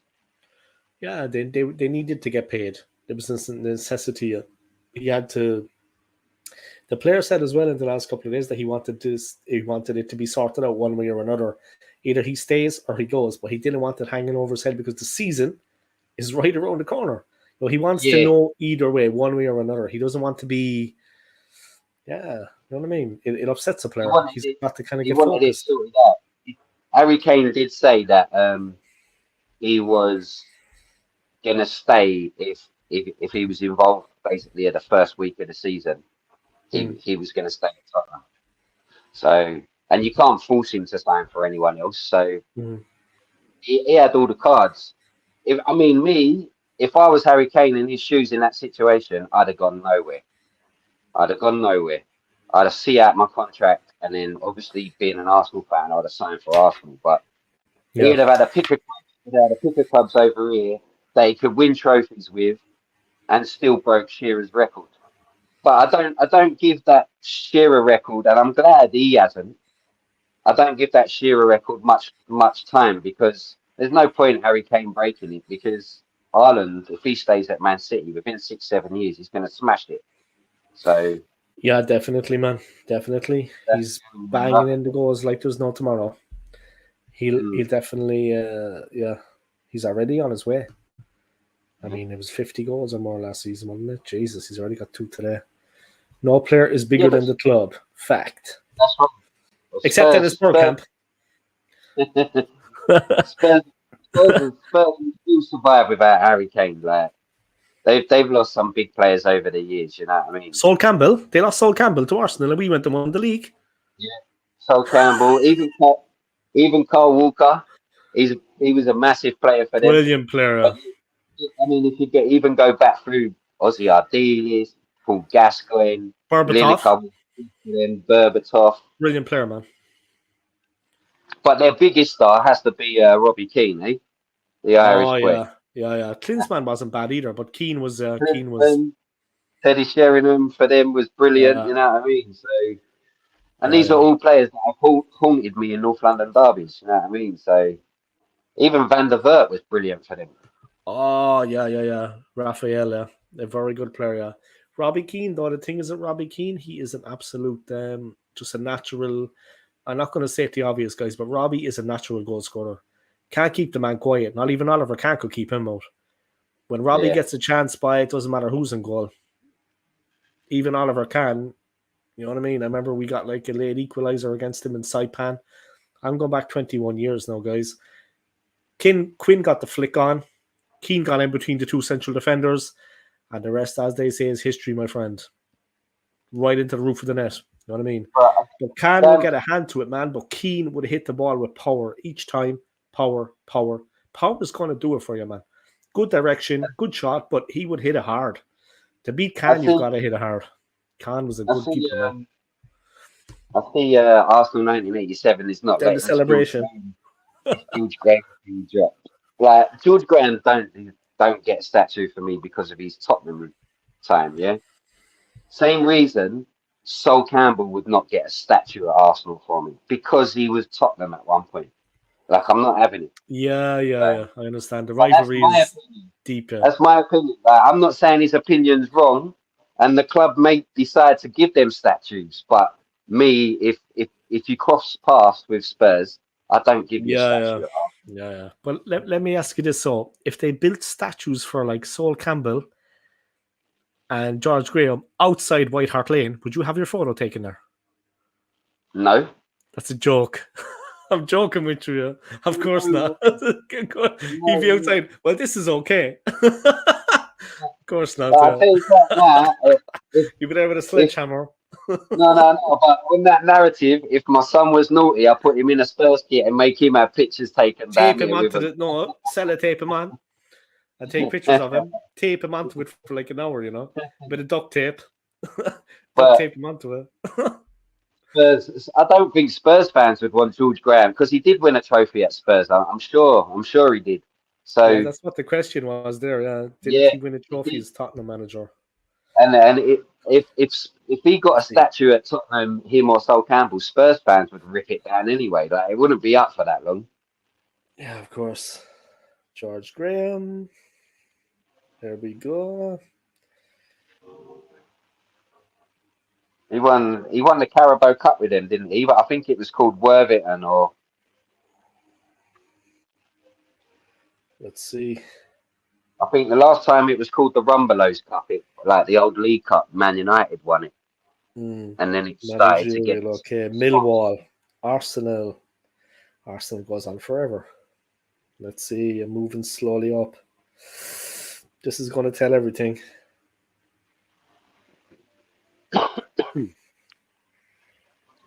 The League Cup final. And he got them into the UEFA Cup. Then they got to the last four of the FA Cup.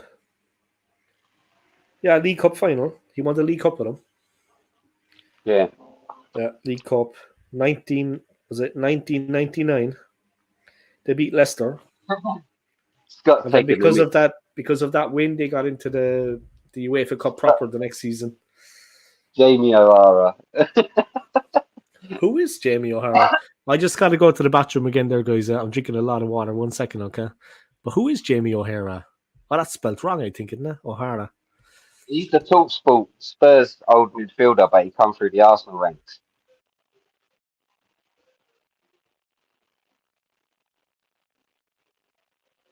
Alf? You gave me another water, buddy. Let me just have a look at the comments.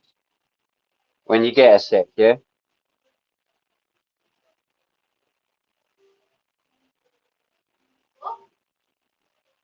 You get me another bottle of water, please. You still around? Yeah. Robbie Keane scored some dangerous goals at Spurs. Outrageous goals at Spurs, sorry. It did. Even Defoe did as well. I think Poch gets a lot of credit for what he did at Tottenham, but Harry Redknapp put them on that path. Thanks, buddy. Alfie, do me a favour while you're there. Can you close the curtains? The neighbours playing music over there, innit? They got all their lights on. No, it's not them. Coming from over there. Dad, you know where the car was coming from?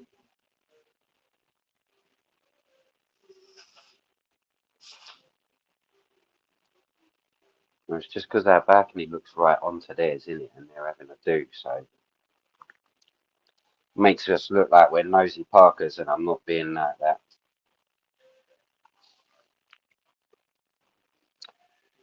What have we got in the chat? Let me have a look in the chat. Jamie is more famous for Big Brother. Scott, you taking the mic.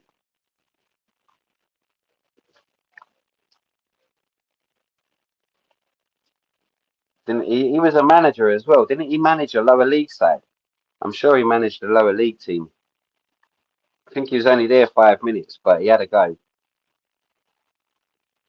I can't quite remember who it was. I remember listening to him on TalkSport and talking about his time as a manager. Or I think it was Gabby Bondahor taking the mick out of him.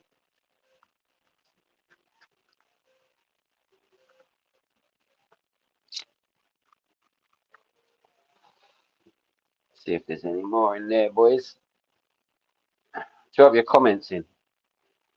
Billy Ricky, that's right, Scotty. Yeah, it was Billy Ricky. I don't know how long he was there for, though, mate.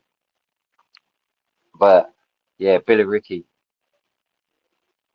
And I think it started there and stopped there. He didn't continue no more.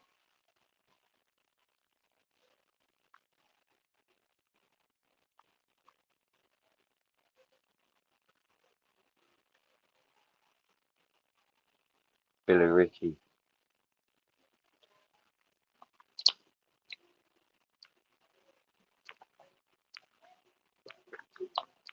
I don't remember him for Big Brother though. I don't watch them. So I don't watch them kind of programs, mate. Me either. Reality TV, Love Island, not. Big Brother, not. Love Island, not.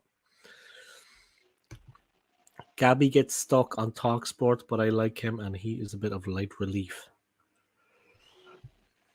It's controversial, but they all have to be, don't they? Stick. He gets a bit of stick. Yeah.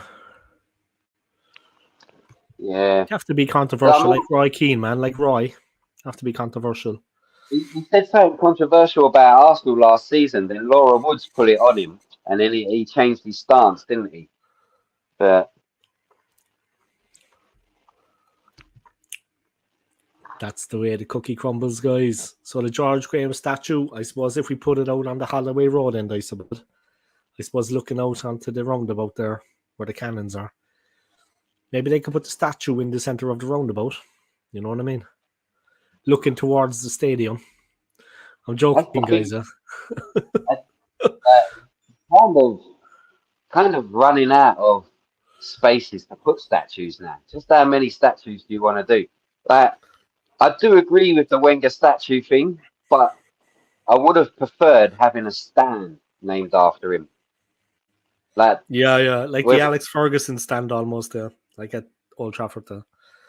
Yeah, and I think it should have been one of the side ones because the clock end is famous, the North Bank is famous. So we got East and West stands that could have, one of them should have been Wenger's stand. Can I ask you a question? I don't want to sound like an ignorant fan, but where exactly is the Wenger statue? Where is that? Like when I go to see it, I want to go have a look at it. I don't want to walk all the way around. Where is it? Well, I haven't been to see it yet. So, but what I got off of looking on YouTube, like when you see the unveiling, it looks like it's right outside the corporate entrance. So, but I do plan to get up there a little bit early tomorrow and then go and have a photo. You know, you've got to do it. I've got them with everyone else. I've got them with Adams, Herbert Chapman, Bergkamp, and Henry. Yeah. So, but I want to do them all again. I want to update them all. So I want to do them all again. Yeah, and I suppose you couldn't do it in just one morning there, right? Would it be too much to go around and do the rounds? Too many people? To be fair, I might do it. We got some nice weather coming up, so I might do it when Arsenal are not playing and go down there one early morning with Alfie and get our pictures done with them. Yeah, why not? Why not?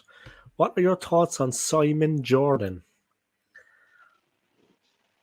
Uh, uh, he's a bit like Marmite, innit? Love him or you hate him, but Marmite, that's a good one. He's a bit like Marmite. You love him or you hate him. I love Marmite. and to be fair, I haven't. I don't think I've tasted Marmite to this day, just because of the What? reviews. Yeah, Crazy strong, man. but I love the old English mustard. It's really strong. I Oh, do like yeah. that. We have that in work, yeah. You put hair on your chest, man. That stuff Yeah, put a bit of hair on your chest. That is yeah. rocket fuel. I'm like, you'll be coughing But sometimes. I'll be spluttering, you know. yeah, going back to Simon Jordan, I think I love the guy, but because his opinions can be a bit outrageous, and I don't agree with all of them, but he gives you such good balance and context to why, and that's why I find myself, because I actually hated him when that stuff come out with AFTV and the way Simon Jordan and Ray Parlour went at Robbie. I couldn't stand them. It changed my opinion of them both. You know what I mean? And then, but I only see clips. So then when I watched it all, I thought, okay, Robbie stood up for himself, and it was a fair debate. You know what I mean? And then it got me watching loads of, because once you watch one thing on YouTube, you start getting loads of Yeah, other. you go down a rabbit hole. Yeah. Yeah, so then Talksport kept popping up on my YouTube. So then I kept watching Talksport, and now I watch Jim and Simon all the time. Okay. They got a morning show that they do until the afternoon, 10 till 1, and I watch them all the time. So yeah, I think it's really, really good debates, isn't it? And I'm going to an evening in September with to meet some Arsenal legends. I'm in a VIP area where I get to ask questions as well. So Perry Groves is the presenter that night, or yeah, and Ray Yeah, Perry Parler's there. Groves. Paul Merson's there. Paul Davis is there. So Wow. I'm going to get to meet them all and Cool. I'll pose a few questions. So if there's any particular questions you would like me to ask them, because I haven't come up with any yet, just put them in and Yeah, sure. I'll think I'll up a few definitely for Merson. He would be a hero of mine. Paul Merson would be a hero of mine. I would definitely have a couple for Merson. No problem at all. Where is that happening? Is that at the stadium or is that at the Tollington? No, it's actually, is it Bromley or Croydon? I think it's Bromley. Okay. Fuck man, that's gonna be interesting. You're right, I'd think up a couple of questions for Merson. Do you You know know what I what? I'm mean? so lucky. Like my mate is a season ticket holder as well. His missus bought him 2 tickets for the evening, and he was like, "You're not." So he rang me up straight away. He's like, "You want to come?" And I was like, "Fucking right, I do." You know what I mean? I definitely want to Do you come. think they'll be signing things? Yeah, they'll be signing. They'll be. Right. I think because of the ticket he's bought, like she's bought him. I've got like a VIP bit where we can ask questions, get pictures, and I think everyone can get pictures and sign things anyway. You know what the legends are like? They're really nice. You know what I mean? Then it, they got time for everyone. So as long as you're not too nasty with your the way you come across to them, they'll have time for you. You know what I mean? Yeah, of course. They're gonna you know what I mean? If you're not being friendly by, they're gonna shut you down. I mean, but who wanna be friendly to them? I mean, regardless of anything, they deserve respect. Like if I saw Didier Drogba on the road tomorrow, I wouldn't give him any crap.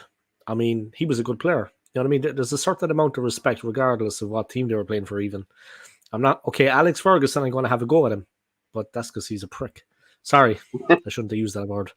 But Alex Ferguson, I would have a pop off. You know what I mean? Not because he can't defend himself and he's an old geezer, just because of the way he was when he managed. But Yeah. you know what I mean? If I saw Drogba or any of these fellas, man, I honestly wouldn't. I wouldn't say anything on the way to him. Scott wants to. Scott says, "Can I come on?" I think Scott wants to join the stream. I thought Scott was saying, "Can he come to the event with you?" You hold his hand, Tickets are is it? sold out now.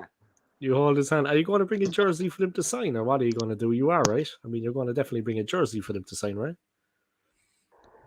Or Yeah, maybe but like a program. No. No, I'm. Hold on, let me just connect my headphones.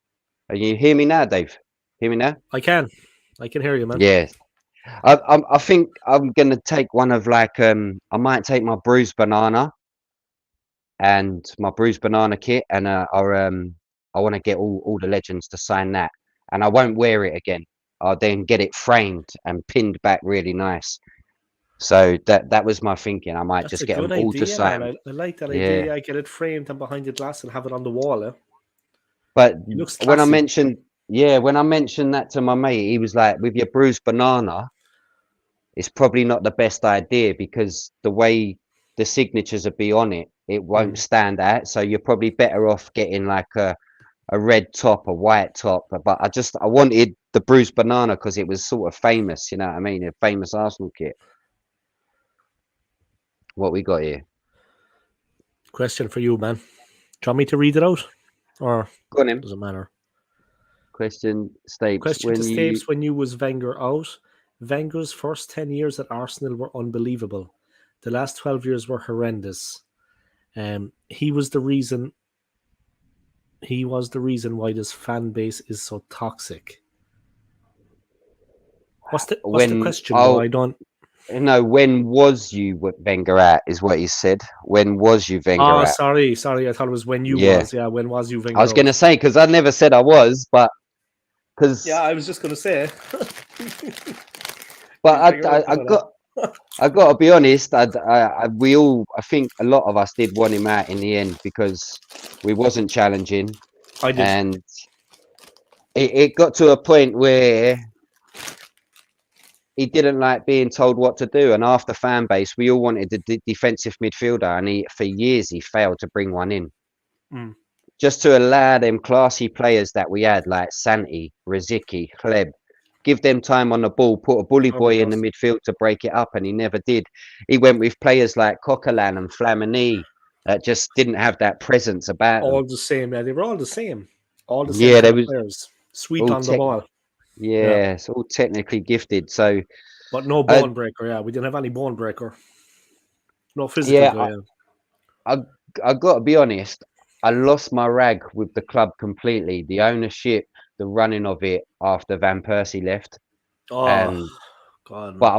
I wasn't Wenger at them because we was hearing all the excuses about paying off the stadium, and he was continually getting us in the top four. Yeah. Not that that was the aim because we were always winning titles under Wenger or Mm. challenging. You know what I mean? But Mm. once we moved to the Emirates, the first 10 years was dross. Like I got to be honest, I think Dreadful. Dreadful. we had one or two title pushes, but I never did believe that we'd ever get over the line. Mm. And I've got to be honest. I think after a lot of people say after the whole game he should have gone Mm. the cup final when he won that. I wasn't convinced that Wenger should have gone then, but I was definitely convinced after we beat Chelsea with Wenger that he should have gone then. He should have went then Mm. because the league form after he won the FA Cup against Hull. I actually thought that he might push on now with the side. Mm. We got that 9 year drought of no trophy off our back, and I thought, right now we're going to push on under him, and nothing changed after that. So then when he won it against Chelsea, I thought that was the time to go, and he didn't.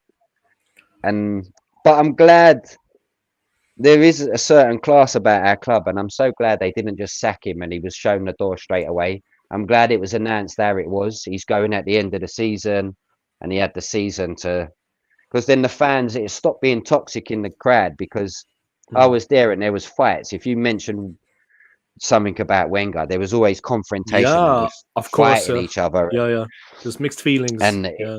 yeah, it was horrible. But once the club come out and made that announcement, everybody calmed down. And then you started seeing it. All the Wenger out boys were like, "Look, now we've got what we wanted. We're gonna show him some respect." You know what I mean? So it all calmed down a bit then. But yeah, I have to say after the Chelsea, once we beat Chelsea in the cup final, the Ramsey goal, the header Yes, yes, yes. after not Drogba, Diego Costa equalised when they were down to 10 men. and then Yes, Ramsey yes, scored yes. straight after. I think that's when he should have bowed out after that one, Mm. left on a high. Yeah, yeah. It's better to go out on a high like that. Yeah, but like, I mean, look, I was Wenger out as well. Yeah, because I came increasingly frustrated at what was happening at the club I supported all my life. But look, what he did for us, man. You know what I mean? When I look back in hindsight, obviously I'd had enough, man. I was like aggressive about it almost. I was at that point there where I was actually aggressive for people when they would talk to me about it because they were saying he's great, he's this and he's that. I would lose the plot. I would just lose the plot. But with them, I would seriously, the vein in the side of my head would be doing Roy Keane action. I would be gone Yeah, but nuts. I mean, what he done for the club, like you see it What he did now, for us, by like there's all the trophies that he brought in, the double in his first full season, all of that, all the different because he had the know-how on the French market, so he was a yeah, step he ahead did. of everyone, and that's how we become great. But him putting all that together, the fan base for this club built worldwide, and that's all because of Wenger. You know, Yeah, that's true. everywhere we're so big in America. I remember the Singapore pre-season tour that we had. It was just crazy. Like there's Arsenal fans everywhere, all over the world, and Wenger put us on that stage when he come in after Bruce Rioch's, because Bruce Rioch didn't do it. We didn't have a fan base like that when Bruce Rioch and George Graham were in charge. Like once Wenger come in, it expanded. Arsenal Mm, exploded worldwide, and so that's a big thing for me that you don't get a lot of credit for. mm. I think that's fair. I think that's fair, man. Definitely. He definitely put us he took us to a next level. Yeah, yeah. Like we were always a big club, but he took us up a notch. Scott is going to come on. He's going to talk football. Here we go. Are you ready, Steps? Yeah, Whenever you want to head off, Steps, do, man. Yeah, there's no obligation. yeah. Yeah, whenever I'll you're ready. stick I know around. you're full of energy. Yeah, I know you said No, you're but I'll stick around for another 10 minutes. I'm gonna no bother, man. No bother. get Yeah, some no food hassle for at all, me and man. Alf. Thanks for coming anyway and joining, man. It's been fun. You know what I mean? Here we go. Scott's gonna give us an injection of life. All right, man. What's going on? You all Right, right? mate. Good Welcome, morning, man. Vietnam. Welcome, welcome, welcome. How are things in all New Zealand? How you all doing? Good, man. Yourself? I missed the flipping game. Yeah, you missed the Man City game, eh? Nah, you didn't I miss didn't much, man. They wake won. up. You didn't miss Don't much. They won. Was it a good game? I wasn't watching this tape, so what did you think of it? Yeah, I was watching it. Boring? It was all it was all one-sided really. Burnley tried to play the way they played in the championship, but Man City cruised that. They didn't get out of second gear. Mm. Well, we all know Burnley need Lakonga, don't we? Let's hope so. Let's hope so. Sambi Lakonga, bye. Sambi Lakonga. We can. Yeah, Do you can think afford. even Vincent Company can turn him round and make a player out of him? I think it's his fault. He needs to take him off us. It's his fault that we signed him. You Yeah, know it what was, I mean? wasn't it? Yeah, so yeah, he needs to take him off us. The thing is, though, when I watch Lakonga play, I can actually see that he's got some vision in his passing. You know what I mean? His long ball game. But I just don't know why it doesn't work, because when he plays on the pitch, Lakonga always seems to be hiding behind a player, doesn't he? Yeah, I think Yeah. that's the biggest thing with Lokonga. Like in them big games, will he show? Will he hide? Will he show? Will he get on the ball and do what I don't know a Shaka did for us last year? What Thomas Partey does for us week in week out, and I don't see it. Yeah. Mm. I see that comment there. Bruce Rioch signed Dennis Bergkamp. I think that was more of a David Dean thing. Yeah, it Yeah. was under Bruce Rioch as manager, but Yeah. there was no pull from Rioch. Yeah, No, I yeah, believe yeah. that one. And Dean was with Wenger then when Dean and Wenger were like that then by when they got together. When Wenger Yeah. came. Yeah. I miss David Dean, mate. I think he was a quality chap. Top notch. Yeah, I see an interview of him recently, and obviously we found out that his son is now a football agent. I don't know Oh, if you yeah. know that. No, I didn't. And remember we was linked with Xavi Simmons at Yeah. PSV. Xavi, And yeah. yeah, Wrong Xavi. he's yeah, David Dean's son is his agent, and so I thought definitely going to bring him in. Be ideal backup for Saka and to challenge him, but it didn't happen. You know what I mean? I think he's ended back up PSG now. Well, I see Dennis Bergkamp's young lad's playing footy too, isn't he? Is he? Yeah, I can't remember what team it's for, but I know he is playing. It wouldn't be Ajax, though, not being smart, but wouldn't it be Ajax? Yeah, I think it might be a Dutch team. Yeah, because that's where he started himself, and that's where he did his coaching badges. Yeah, and he's living in Amsterdam. Good old Hey, have you Dennis. noticed, out of all the ex-pros we have, like Ray Parlour, everybody like that, Dennis Bergkamp never really says a lot, does he? No, No, private life. no. He's Dutch. They like their privacy. They like the Dutch are like the Swiss. I They're did just like reserved. I liked watching that interview with Ian Wright and Dennis Bergkamp, and you could just Yeah. see the clashes of the characteristics. Like Dennis is like cool, calm, and quiet, isn't he? And like Ian's like Respectable. full on. Yeah, but I think it's a little bit misleading as well. I think Dennis, he comes across like that, but I think when there's no cameras around, I think he's a funny guy because in that interview, Ian Wright jumps on that little goat cart in his garden, at the innit? start.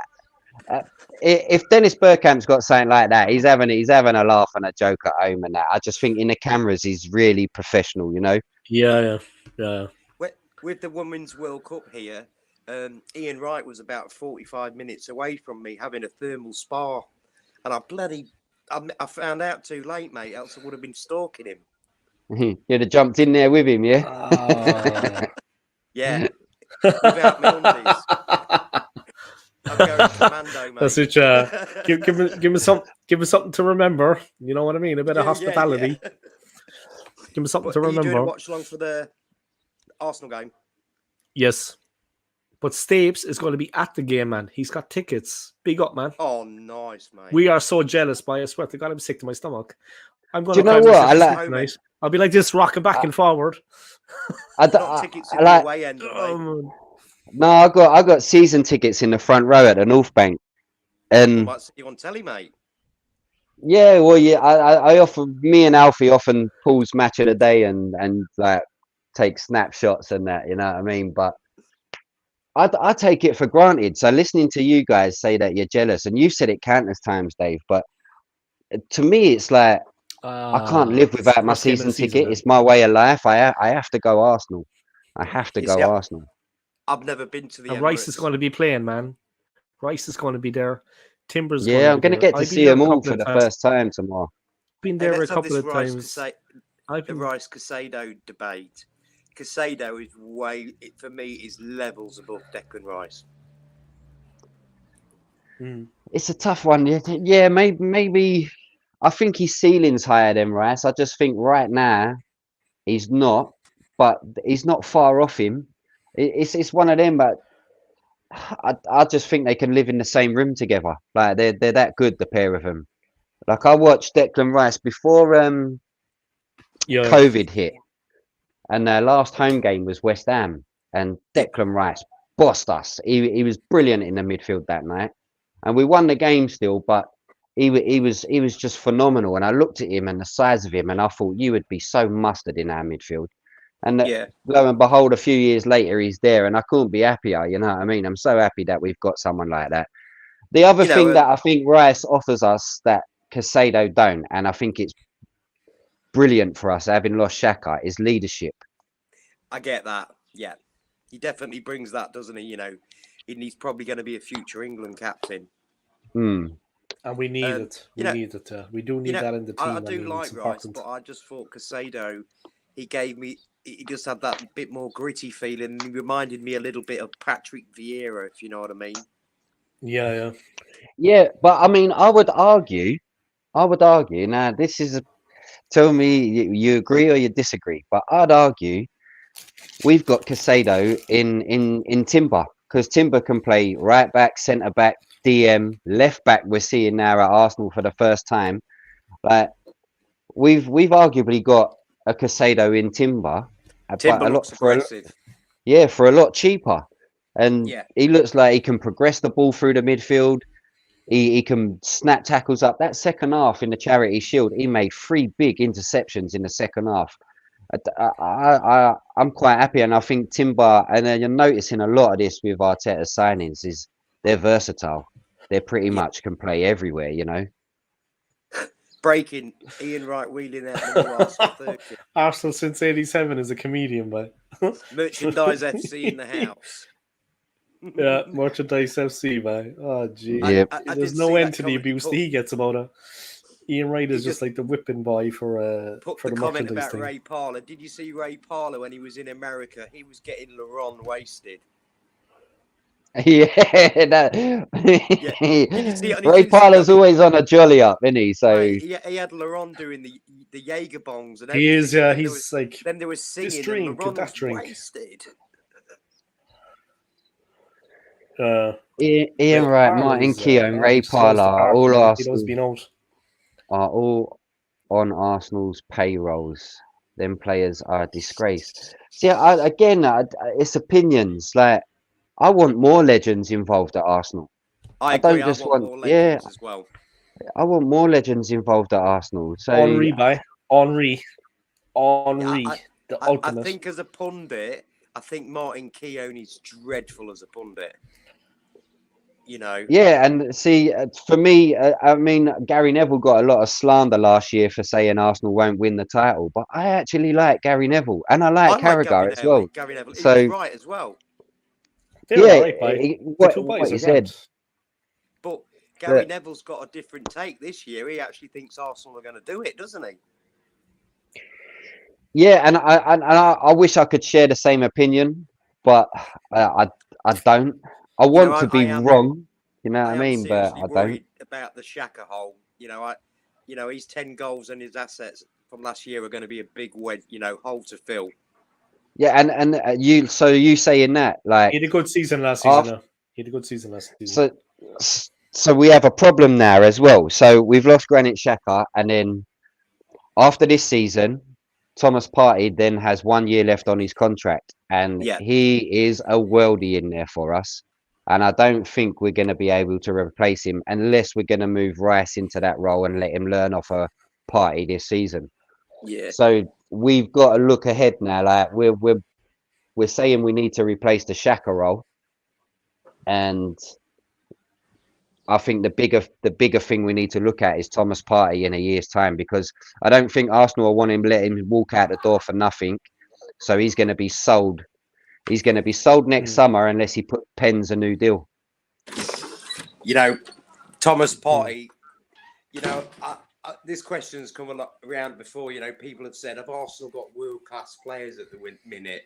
I probably don't think we have quite yet, but if I could say, as close as we can get, I would probably say Partey's as close as we've got to a world-class player. I don't know what you think on that one.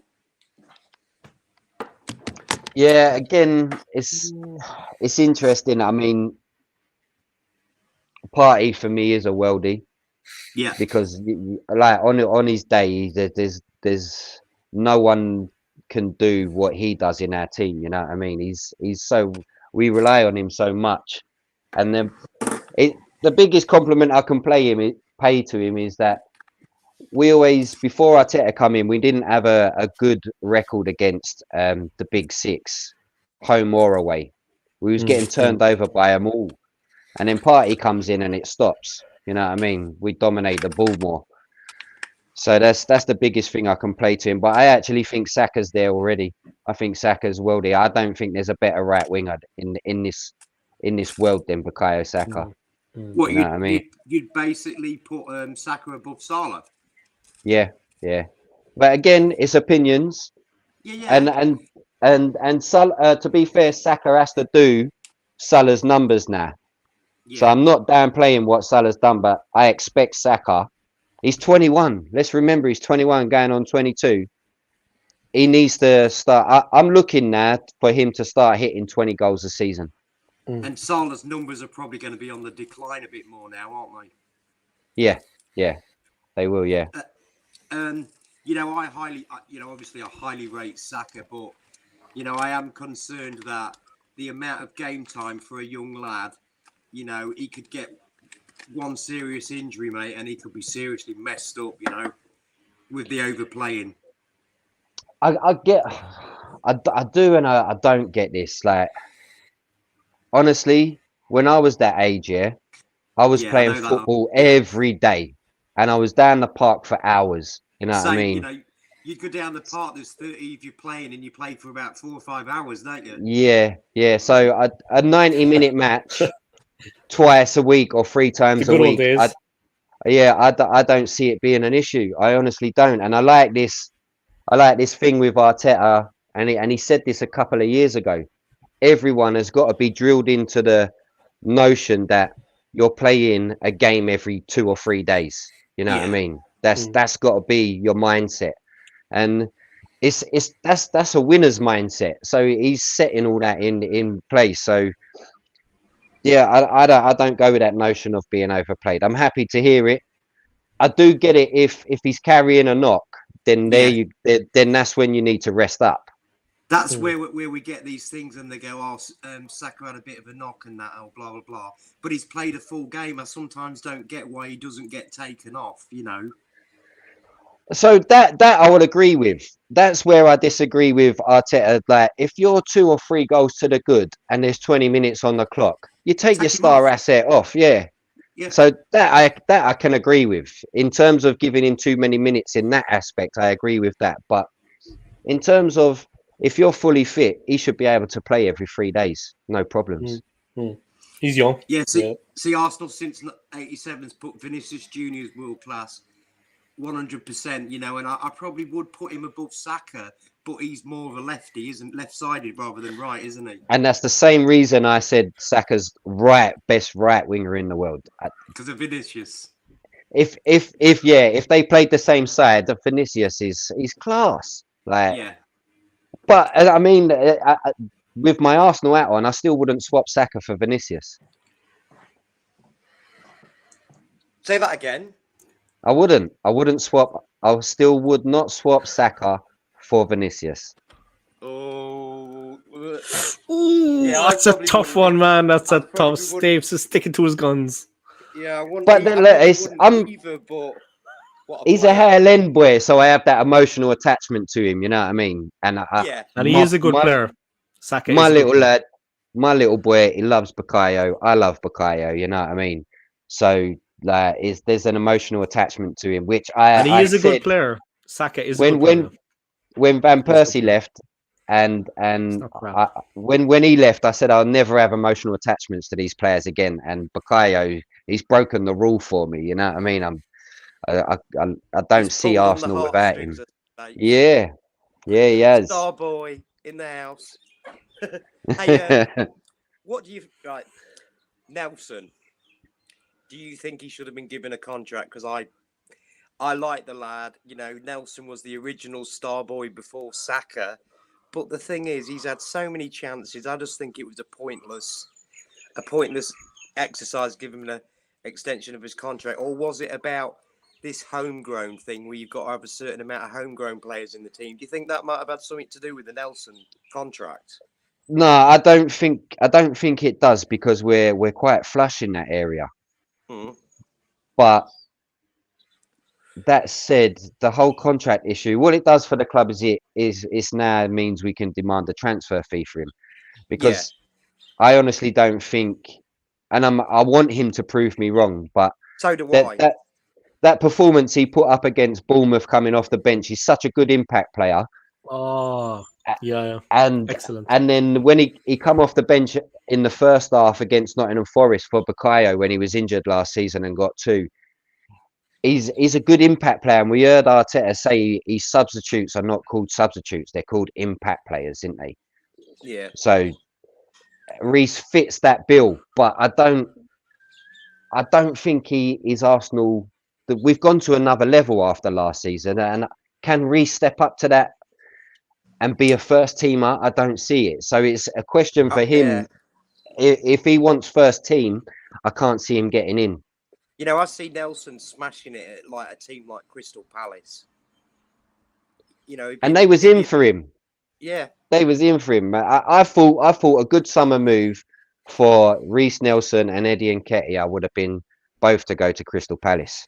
Yes. The trouble is they they ain't got a pot to piss in, so they wouldn't have been able. They would have got Reece on a Bosman, but I can't see them paying what Arsenal want for Eddie. You know what I mean? Nor Balogun. I think Balogun would be brilliant at Palace, but I don't see them coming up with that kind of money. And sadly, with the Balogun thing, that's that's ship sailed, mate. I rate Balogun. I also put into question, Lacazette was top goal scorer in France. Maybe 21 goals in the French league accumulates to probably 3 in the Premier League. I have to look at all them things, but so was Pepe, remember? Yeah, but I but I think the Balogun ship sailed when he basically demanded first team football, and I think he showed a lot of arrogance and naivety there, and that's the reason why he's never going to get a start for us. Yeah, I couldn't agree with that more. I think the attitude is why when Arteta's banished him. I rate Flo over Eddie, but the fact of the matter is Eddie will take 100k a week and sit on the bench and take his games. Balogun wouldn't toe the line, would he? Well, I mean, so if that's the narrative we're going to go off, then I would take. Yeah, I would. I don't want someone that's willing to take 100k a week and be happy to sit on the bench. You know what I mean? I like the attitude that Balogun's showing. That I want to be first team, but to demand it and not fight for it. You know what I mean? That's a big problem. And then you also have the contract side with Balogun. He has 2 years left, so the financial side is good for us to sell now with him. But it may be one of them that we regret because he goes somewhere else and he could bang, and then we'll be looking at £100 million like player Gnabry, man. possibly. You remember Gnabry? Serge Gnabry. You remember that when he went to Bayern? What the hell, man? He was scoring 5 goals a game. I was like, I can't believe it's the same player. You remember when Gnabry? But he had another club in Germany, or possibly 2, before he actually started lighting it up. I remember that's right. He had a really. I watched on. There's another YouTube channel called Under the Cosh, and it's ex-professional footballers that interview ex-pros, managers, and they had an interview with Tony Pulis. And Tony Pulis, the Gnabry situation come up because he had a loan deal at West Brom. And his number 2 rung Tony Pulis and said, "Can you believe that Serge Gnabry is signed for Bayern Munich?" And he's like, "You're joking me. You're pulling my leg." He couldn't hit a barn door. He couldn't hit a barn door at West Brom. So, is that your those words? Yeah, that's his. That's Stapes'. That's Stapes' boy. Yeah, Stapes' son. The son might start to make a lot of that. I think with Balogun, I bloody kick myself and I'm thinking, mate, you could have just stayed humble for probably another season and you could have been a serious star for us. Yeah, because he's going to be the face of the American World Cup, isn't he? And all the sponsorship deals. I think him choosing a USA over England and being offered all these sponsorship deals is part of the reason why he's saying I need first team football, because he don't get them sponsors. He's got that yellow shirt on, hasn't he? Yeah, he does. Yeah, he has the nice one. Yeah, the beautiful one. He's off on a building. It's grown on me. It's grown on me. When I first see it, I was like, "That's shocking. That's got to be. That's not real." But is that a DH Gate knockoff? Yeah. Mate, I've been on that page. Man, I'm ordering my missus a shirt and everything. We're all having one. I got a pair of Yeezys on it about 4 years ago. I got a pair of Yeezys. Guys, some of the manufacturers on it, like they're all under one roof, bad knockoffs. This pair of Yeezys, they're like the originals. I'm not joking. These are. It's very hard to. Do you know what? I'm just gonna remind you, like, if you're gonna buy these kind of tops, do not put them on anything but a 30 wash in your washing machine. Exactly. The temperature must be. And if you do make that mistake. Right? No, material's fine. It's the printing. Yeah. So the printing may come off if you wash it like twice a week. Give it like 4 months, it will start to peel off. But then what you do is you get a towel, you put your iron on like 2.5, and you get a towel, you pull it over the printing, flush it out nicely, and steam it. steam Yeah. press on it hard, and it won't damage the top, and the printing will be back fine. Or you can go onto another app called Timu. It's another similar thing, Yeah. and you Timu. can buy like a battery operated handheld washing machine, Oh yeah. about 16 quid. Put all your whites in it, put all your football tops in it, and yeah, you're laughing then. The thing is, though, if you get 6 months out of the shirt, you've got a good deal, haven't you? You know, they're 10 quid, aren't they? Yeah. So Yeah. So I might just order a few. it depends what site, because there's loads of sites on there, innit? So I've think seen that loads you, of different links with slightly different prices. yeah, so you can get them down to about 10.50 at the cheapest, but there's one that I've regularly used and not had any issues with, so that's more around the 13.50 mark. Send us the link on Instagram, Stapes, if you don't mind, to the one you use. Yeah, you got me on Instagram. Yeah, I got you on Instagram. Yeah, Yeah. So all right, yeah, I'll send you it. it's Oh, like yeah, No problem. AliExpress for shirts, isn't it? Yeah. Hey, you know the third kit. I reckon that's brilliant this season. Oh, the one that his son is wearing, yeah. No, the third No? one, Oh, the no. one that's like No. like The a dark blue. green one with the navy blue sleeve. It's like a flat. It's like a drawback. Is it to the 2012 shirt?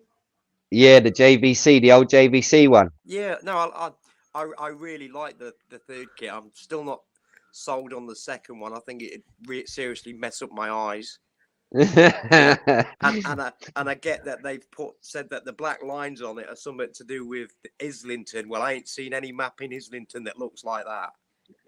It's meant to be the route that the away fans take out of Islington to go to away games. What do you think of that? I Okay. think, to that stuff, that just makes me laugh. It's like, for God's sake, let's get a dog next. Well, they've been doing this for a They good have the few dog. years now, where they put something to do with the club's history within the shirt, but no one will remember it. You know what I mean? It's just I'm actually gonna buy it. I wasn't, but I'm now gonna buy it because my boss at work, he's a Chelsea fan, and when I'm doing my checks on my minibus in the morning, he's always having a go at me for not having my high vis on. So I'm gonna get that Arsenal shirt, and that's gonna be my high vis. Brilliant. That's funny. That's funny, man. Well, I don't know if he'll let me get away with it for too long, but DHgate is basically AliExpress for shirts, isn't it? yeah, I mean, I don't know about you guys, but the cost of living is mad. I've got a season ticket at Arsenal that ain't cheap. I've got more than one, you know what I mean? It's not cheap. Yeah. And then we're a family of three here. Like it's not cheap, you know what I mean? So Yeah, of course. plus I've got all the football on my telly as well. Like, and I'm happy with that life, you know what I mean? I'm happy with that, you know what I mean? Yeah. So I've not paying even £110 for a football top, you know what I mean? And I've seen some reviews where they've bought from Arsenal and they're frayed already. Well, I'm telling you now, I pay less than 15 quid and my tops don't fray. I look after my stuff, you know what I mean? Yeah, my shirt last season, my Arsenal shirt last season cost $140. Yeah, see, it's a joke, Scotty, man. It's funny I money, innit? refuse to. Yeah, I refuse to, man. Yeah. I refuse to. They have T-shirts at the club. I mean, obviously, official Arsenal merchandise at the Armory when I was there, like 2 for £30, 2 for £40. Official Arsenal, yeah. Like T-shirts. Look good with a pair of jeans, guys. I got 2 of them there, yeah. You know what I mean? They look good with a pair of jeans. I wore them the other day when I met Arsenal Alex. I mean, they look classy. So yeah, I have jerseys too, of course. You know what I mean? I'm not saying I don't buy from Arsenal, because I do. I'd be lying if I told you I didn't. I do, but being a season ticket holder, you can build up points, you get discount, and I always shop at Arsenal at one time in a year, and that's around the January period when the discounts are on. So you just like I said, cost of living is hard, so you have to shop and spend smartly. Yeah, the wages aren't increasing with the cost of living. That's the problem.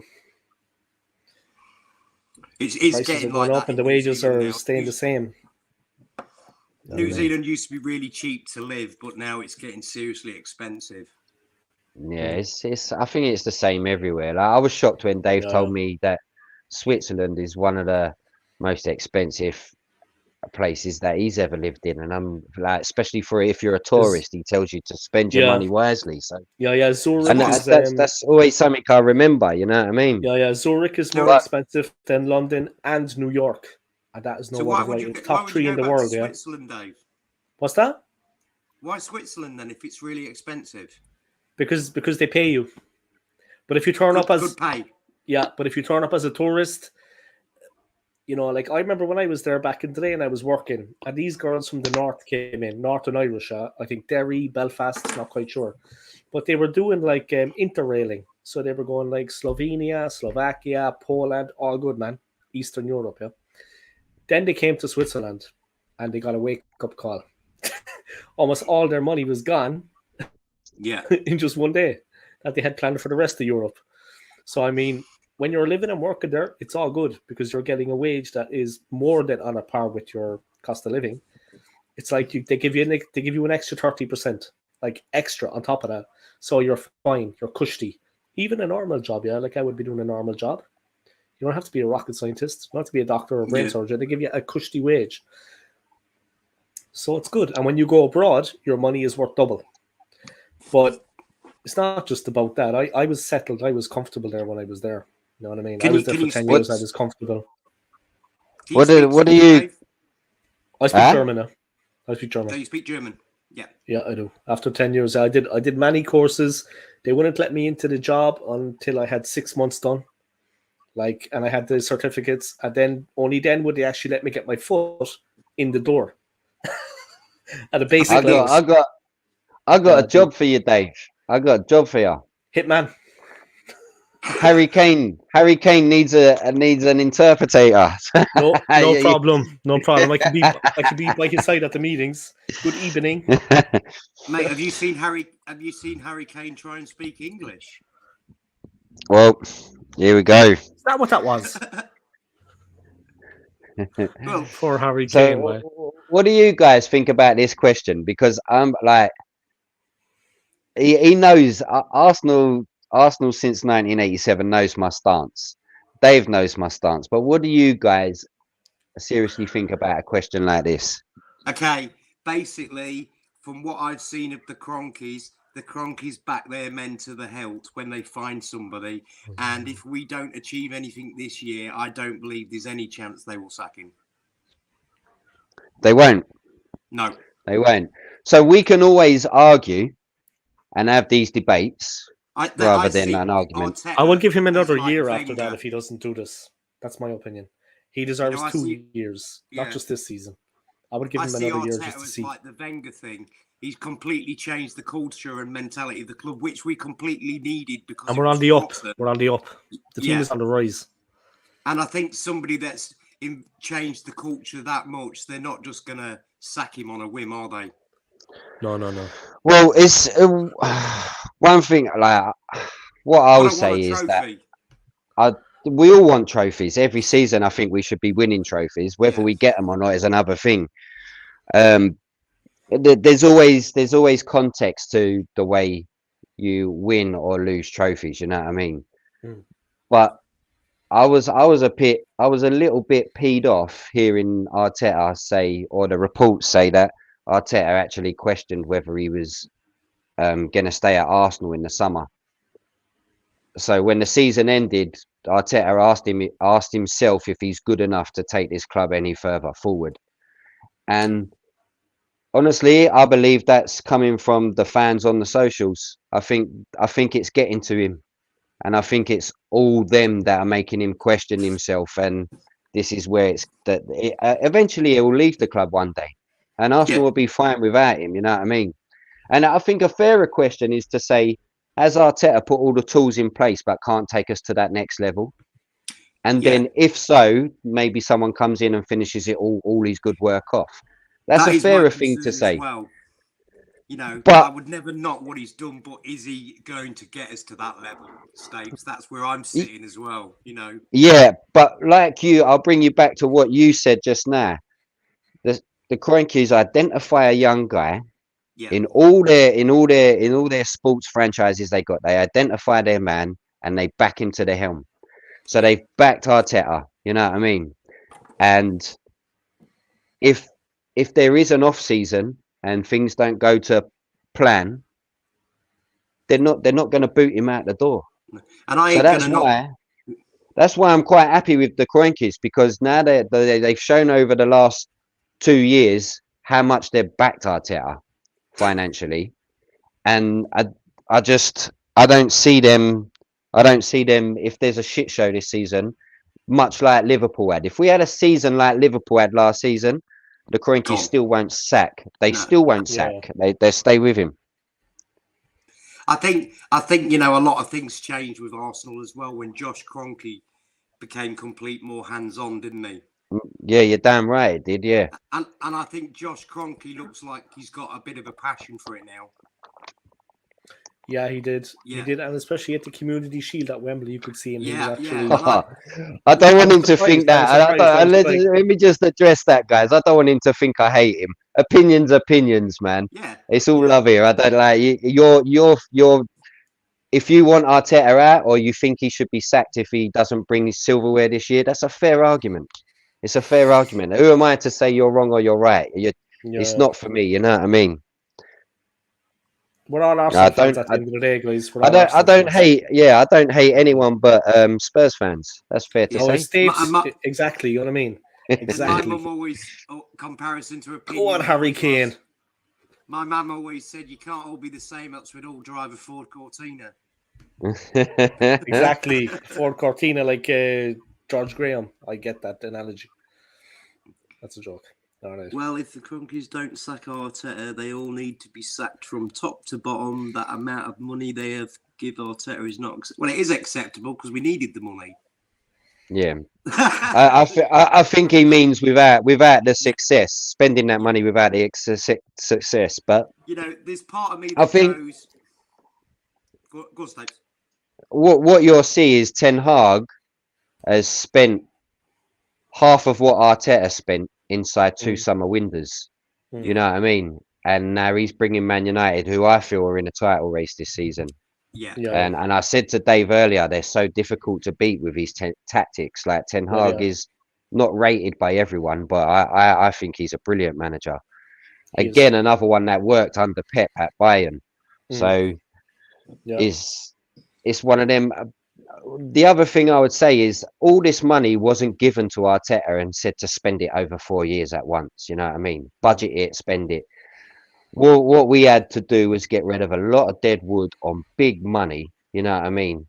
So all of that's coming to. If you're talking about the transfer fees, I think Arteta's first window, he brought in Cedric and Pablo Mari because we needed bodies. Yeah, but we needed bodies. I think if that was a summer window, Cedric and Pablo Mari don't join Arsenal. But because it's a January window, you're limited on what you can get. So some of the money that he was forced to spend in areas just to get bodies in.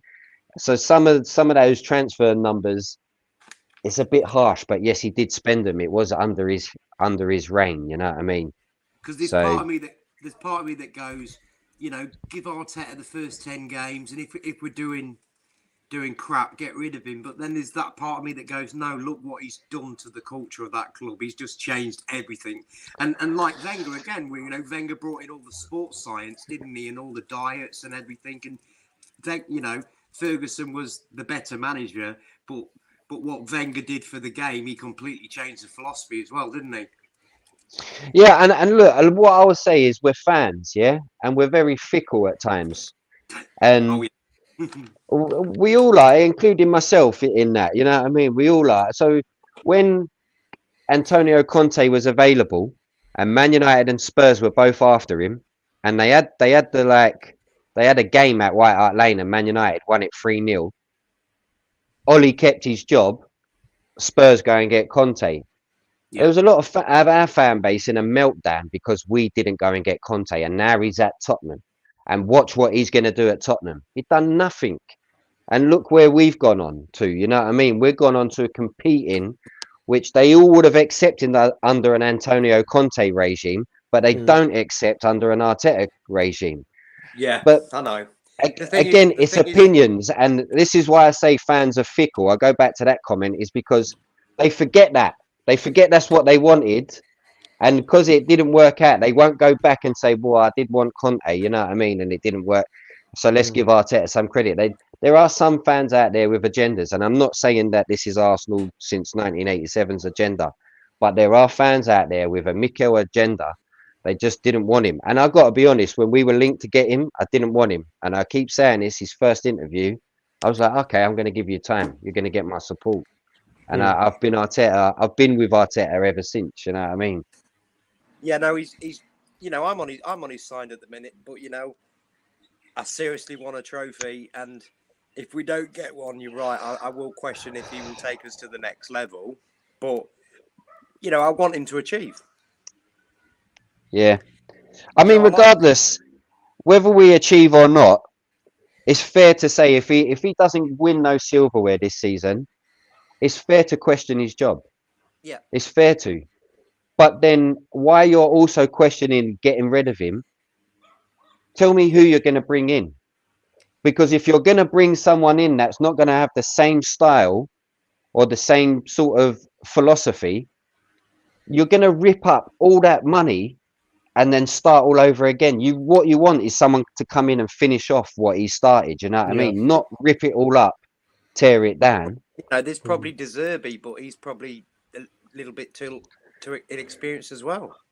Yeah, but then my argument is De Zerbi was at Shakhtar and Brighton. Arteta's done more at Arsenal than what De Zerbi's done there. But I'm not throwing shade on De Zerbi. What he's done is really impressive at Brighton. You know what I mean? And what I'm saying is, if you're going to get someone to take over Arteta and go to the next level, De Zerbi could be that guy because he wouldn't rip up Arteta's philosophy. He would build on it. Would be very similar, So that's a good shout, but he's not got pedigree.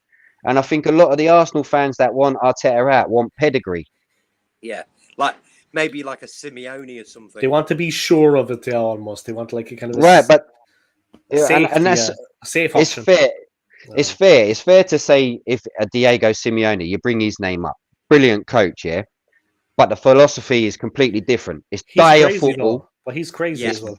Yeah, and again, when I was talking, I mentioned under the cosh earlier. There's an interview with Kieran Trippier who played under him at Atletico. Yes, and Trippier even says that his passion that he generates in Spanish will not come across right in English, and he don't think he can manage an English side. But that's Trippier's opinion. So for those reasons, he said, I don't think Diego Simeone would ever take an English job. That's a fair point, I think. Fair point, yeah. But yet, Simeone's style is very aggressive, isn't it?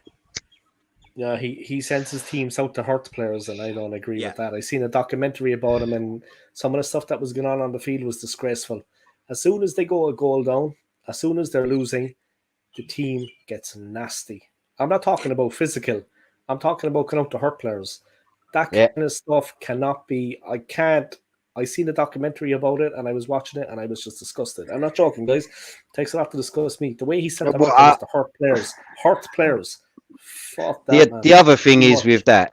The other thing is with that. You see, I don't believe we had a red card last season. We did. Xhaka had two. Not last season. Not last I'm season. Joking, I'm joking. So Xhaka had two. This is what I'm saying. If Simeone comes in, I bet you with inside the first 3 months, at least 2 or 3 sendings off. And he'll have a because couple of his himself. style. He'll have a couple himself. Yeah. And then there's that narrative. Everyone blew up about Arteta being booked in the Charity Shield. Let's see if the same energy is kept for Pep, because he was booked tonight. So I want to see if everyone who was throwing shade on Arteta about his yellow card, let's see if they keep the same energy with Pep. You know what I mean? It's always one rule for one and one for another when it comes to Arteta, and that's why I offer balance. I offer a balance. If you're going to do it for one, do it for the other. That's what I'm saying. And I tell you what, though, when Man City fall, it's going to be one hell of a fall. And I think All the way down to the third division, is it? Yeah, no, but I think when Pep calls it a day, I think that's when Man City will change. Yeah. I don't know. They got money, man. They got money anyway. They have money for players. Like I said it to Dave earlier, and I guarantee you this now. If Pep goes while Arteta's still at Arsenal, they're coming in for Arteta. Do you reckon? They're coming in for Arteta. And not Barcelona. I've said this. Barcelona. If Arteta left Arsenal tonight, he'll be in another big job. He ain't taking an Everton. He ain't taking a mid-table. He's going into a massive job. Yeah. He is. He's going to be there for years. Yeah, it's not going to be a 1 year, 12-month deal. It's going to be. I always think he'll eventually end up at Barcelona, though. Yeah, maybe, but region. Yeah, he is Catalan. I think we're at such a lucky stage where Barcelona's finances are like in dire straits. So Arteta's best staying well rid of that at the minute. You know what I mean? He's being backed here. He's at a club that he captained. You know what I mean? And if I'm Arteta, my target is challenge for the title this season. But my eyes are on that Wembley final, Champions League final at Wembley. And if doing that with the squad, if they backed him this season and give him a prolific goal scorer, or in January comes round, we're in a position where we can go and put money on Ivan Toney, you've got your league on your home soil. You've got the Champions League final on your home soil. You've got the FA Cup final on your home soil. Dare I say it, the Carabao Cup. Everything is here in front of you with a massive squad. He should be competing for all of them, and he could clean them all up if he manages his squad right. But this is the challenge for Arteta. He's got a squad now. He's got a huge number of players. It's how he juggles them. It's a balancing act. It's not going to be easy. It's how he juggles them. It's not going to be easy anyway. I tell it's you a first for him. It's a first for him, Dave. He's never had a squad. This is his first stint as manager ever at a club. And this is the first time he's had such a quality amount of players. It's how he juggles them. It's how he juggles them. But I will say I want to see Ethan Nwaneri play in every single Carabao Cup game. I think that should be a given. You know, in that last game that we saw him play in the pre-season, he was fire when he come on, wasn't he? He was hungry. And it's going to save some of the other players too, guys. It's going to save some of the other players that maybe need a rest. It's going to be a long, hard season. It is like it's going to be. Yeah. It's going to be a long, hard season. The physio is going to have. Come on, it's going to be a long, hard season. Jesus's knee. But he's got the numbers. He's got the numbers. I mean, even if it meant not balancing the books and keeping Balogun just to play Carabao and FA Cup games, you know what I mean? We need someone that's gonna be getting beyond the front line, and that's what I don't see. Other than Eddie, who's been asked to play in front of the defenders and not get in behind so much. We ain't got that striker where the ball goes over the top. We asked our wingers to come in and our striker to come deep. We need that striker that get in behind. The target man, Just going quickly back to Havertz. In the last game, I thought his hold-up play was brilliant. But then 2 shots he had, he's got to get them in the net, hasn't he? Yeah, he's got no right foot. We've seen it now. You know what I mean? But a lot of us was brilliant. The turn was great. A lot of us just beat the keeper. None of us can understand the Harvard signing. Like we just. No. So Arteta's got to make it make 65 million, wasn't it? 65 million. No, you know, if we'd have paid 40 million for it, a lot of cash, man. A little bit more, you could, but 65, I don't get it, mate. So much money. I don't know what he sees in him. He's got to make it make sense. And the other thing is, I said this to Dave before. He's now looking at Vieira and Havertz signings, and that's over £100 million on players that arguably we could have done with that and got a prolific goal scorer. Yeah. So that's my sort of criticism of Arteta. He's got to make these 2 signings work. You know what I mean? And I'm actually seeing a better Vieira. No, but I'm seeing a better Vieira this season now this pre-season now he's been involved in one because he come to us injured. So and I said this to you, Dave, a couple of streams ago that I see Vieira playing more wide right, Yeah. and we've noticed that when he's coming on, he's playing more wide right, and Saka's coming just inside him, and that might be the notion going forward with him. So You know, he's got to make that work. you can It's see a lot there's of a money. player in Fabio, can't you? You can see it. There is He's one confident, there. man. The penalty, I know it's just a penalty, but that penalty was confident. No hesitation, no doubt, no nerves. There was nothing. He just smashed it in, by. That was confidence into the absolute. The And that's finish, I good. was looking stupid at it. I was like, well, That's I thought he good. was There's going to miss. That's good. There's end product there, right? But let's have it right. He missed the one against Man U. Yeah. He scored against Monaco and he scored against Man City. But Yeah. we do want that in the shootouts. We want that end product. But we're looking for Fabio Vieira to make an impact on the pitch. Yeah. Like when he come in and scored at Brentford last season, we were like, wait, like now take off. And then we hardly really see him again. Yeah, we just And got what a we- dip after that, didn't we? Yeah. And then what we did see of him, we all come to the same assessment that he's very flimsy on the ball. He's easy to brush off it. Yeah. So he needs to bulk up. We're all of the same opinion on him and Havertz. Mm. Whether you're with the manager or not, we've all got the same opinion on these players. So Yeah. he's got to make them work. You know what I mean? Hey, I'm gonna have to cruise, chaps, because it's my last day. No off. problem, man. I'm going to wrap up And- the stream anyway, I think. Perfect, because I'm starving. I've got me washing in, mate, and I've got to get it on the line because we've got. You need to have a cuppa. You need to have a cuppa. You know what I mean? Yeah. You need to go on DH gate. That's what you need to do as well. But thanks for letting us on, Dave. It's a pleasure, yeah. Thanks for coming on, man. It was an interesting conversation. You were interesting conversation, man. Yeah, mate. No, we should do it again. It was interesting. Yeah. It's been emotional. Let's hope for a good season, yeah, guys, and let's hope for a victory tomorrow. Main thing, man. Definitely, We need the mate. 3 points. I've got the old chap who lives across the road. He's about 66 years old, and I go round and see him once a week because he lives on his own, and have a coffee and that with him. I've got him into the football now, and he comes over to my house and watches the football with me. He's never watched football before in his life, and he completely loves it now. Ah, man, you got to get him company. You're breaking my heart. You got to get him a top. DH gate.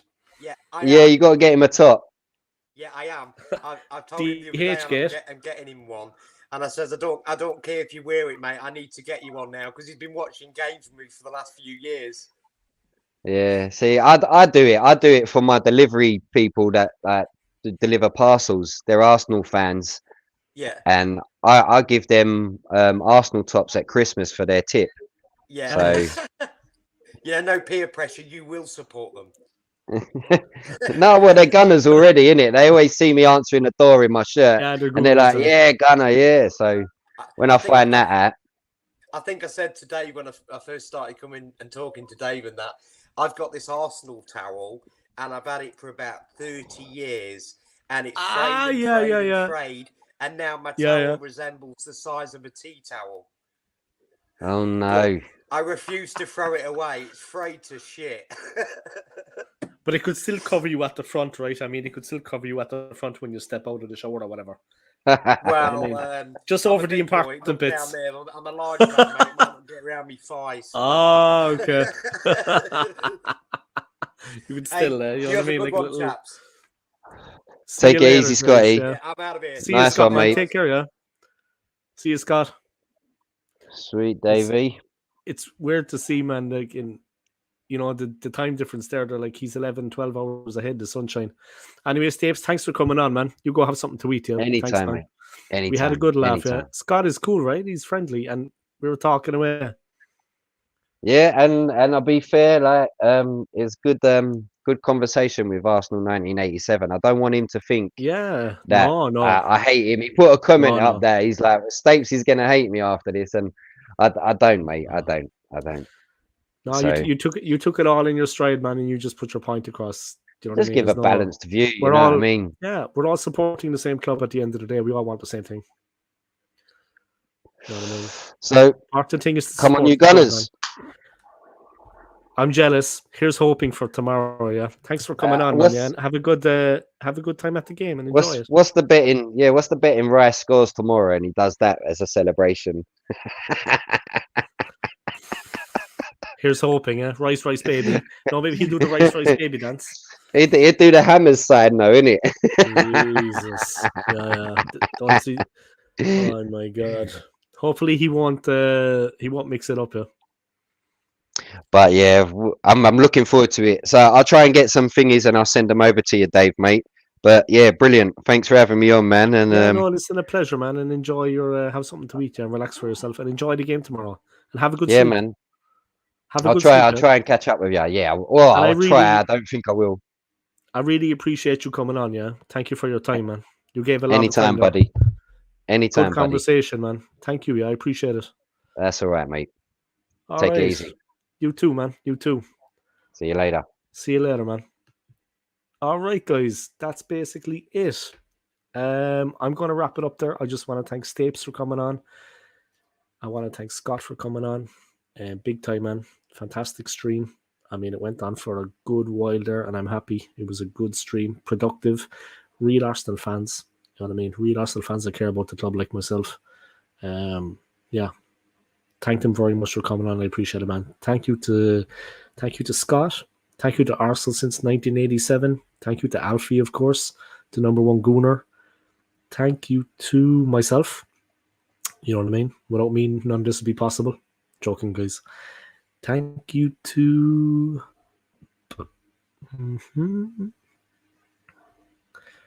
A lot of comments in there. I'm surprised. It was good, man. Good comments. Thank you to Tony, Early Rose TV. Thank you to Irish Gunner. Yeah, of course, thank you to Arsenal since 1987. Thank you to Little John. That seems ages ago now. That was 3 hours ago.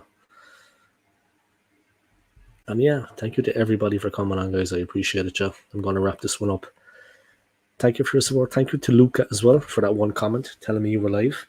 Smash the like, guys. Subscribe to my channel. And take care of yourselves. And here's hoping for the game tomorrow, yeah. Let's set up when we can get to 3 points. Take care, guys. All the best. Come on, you Gooners. Peace.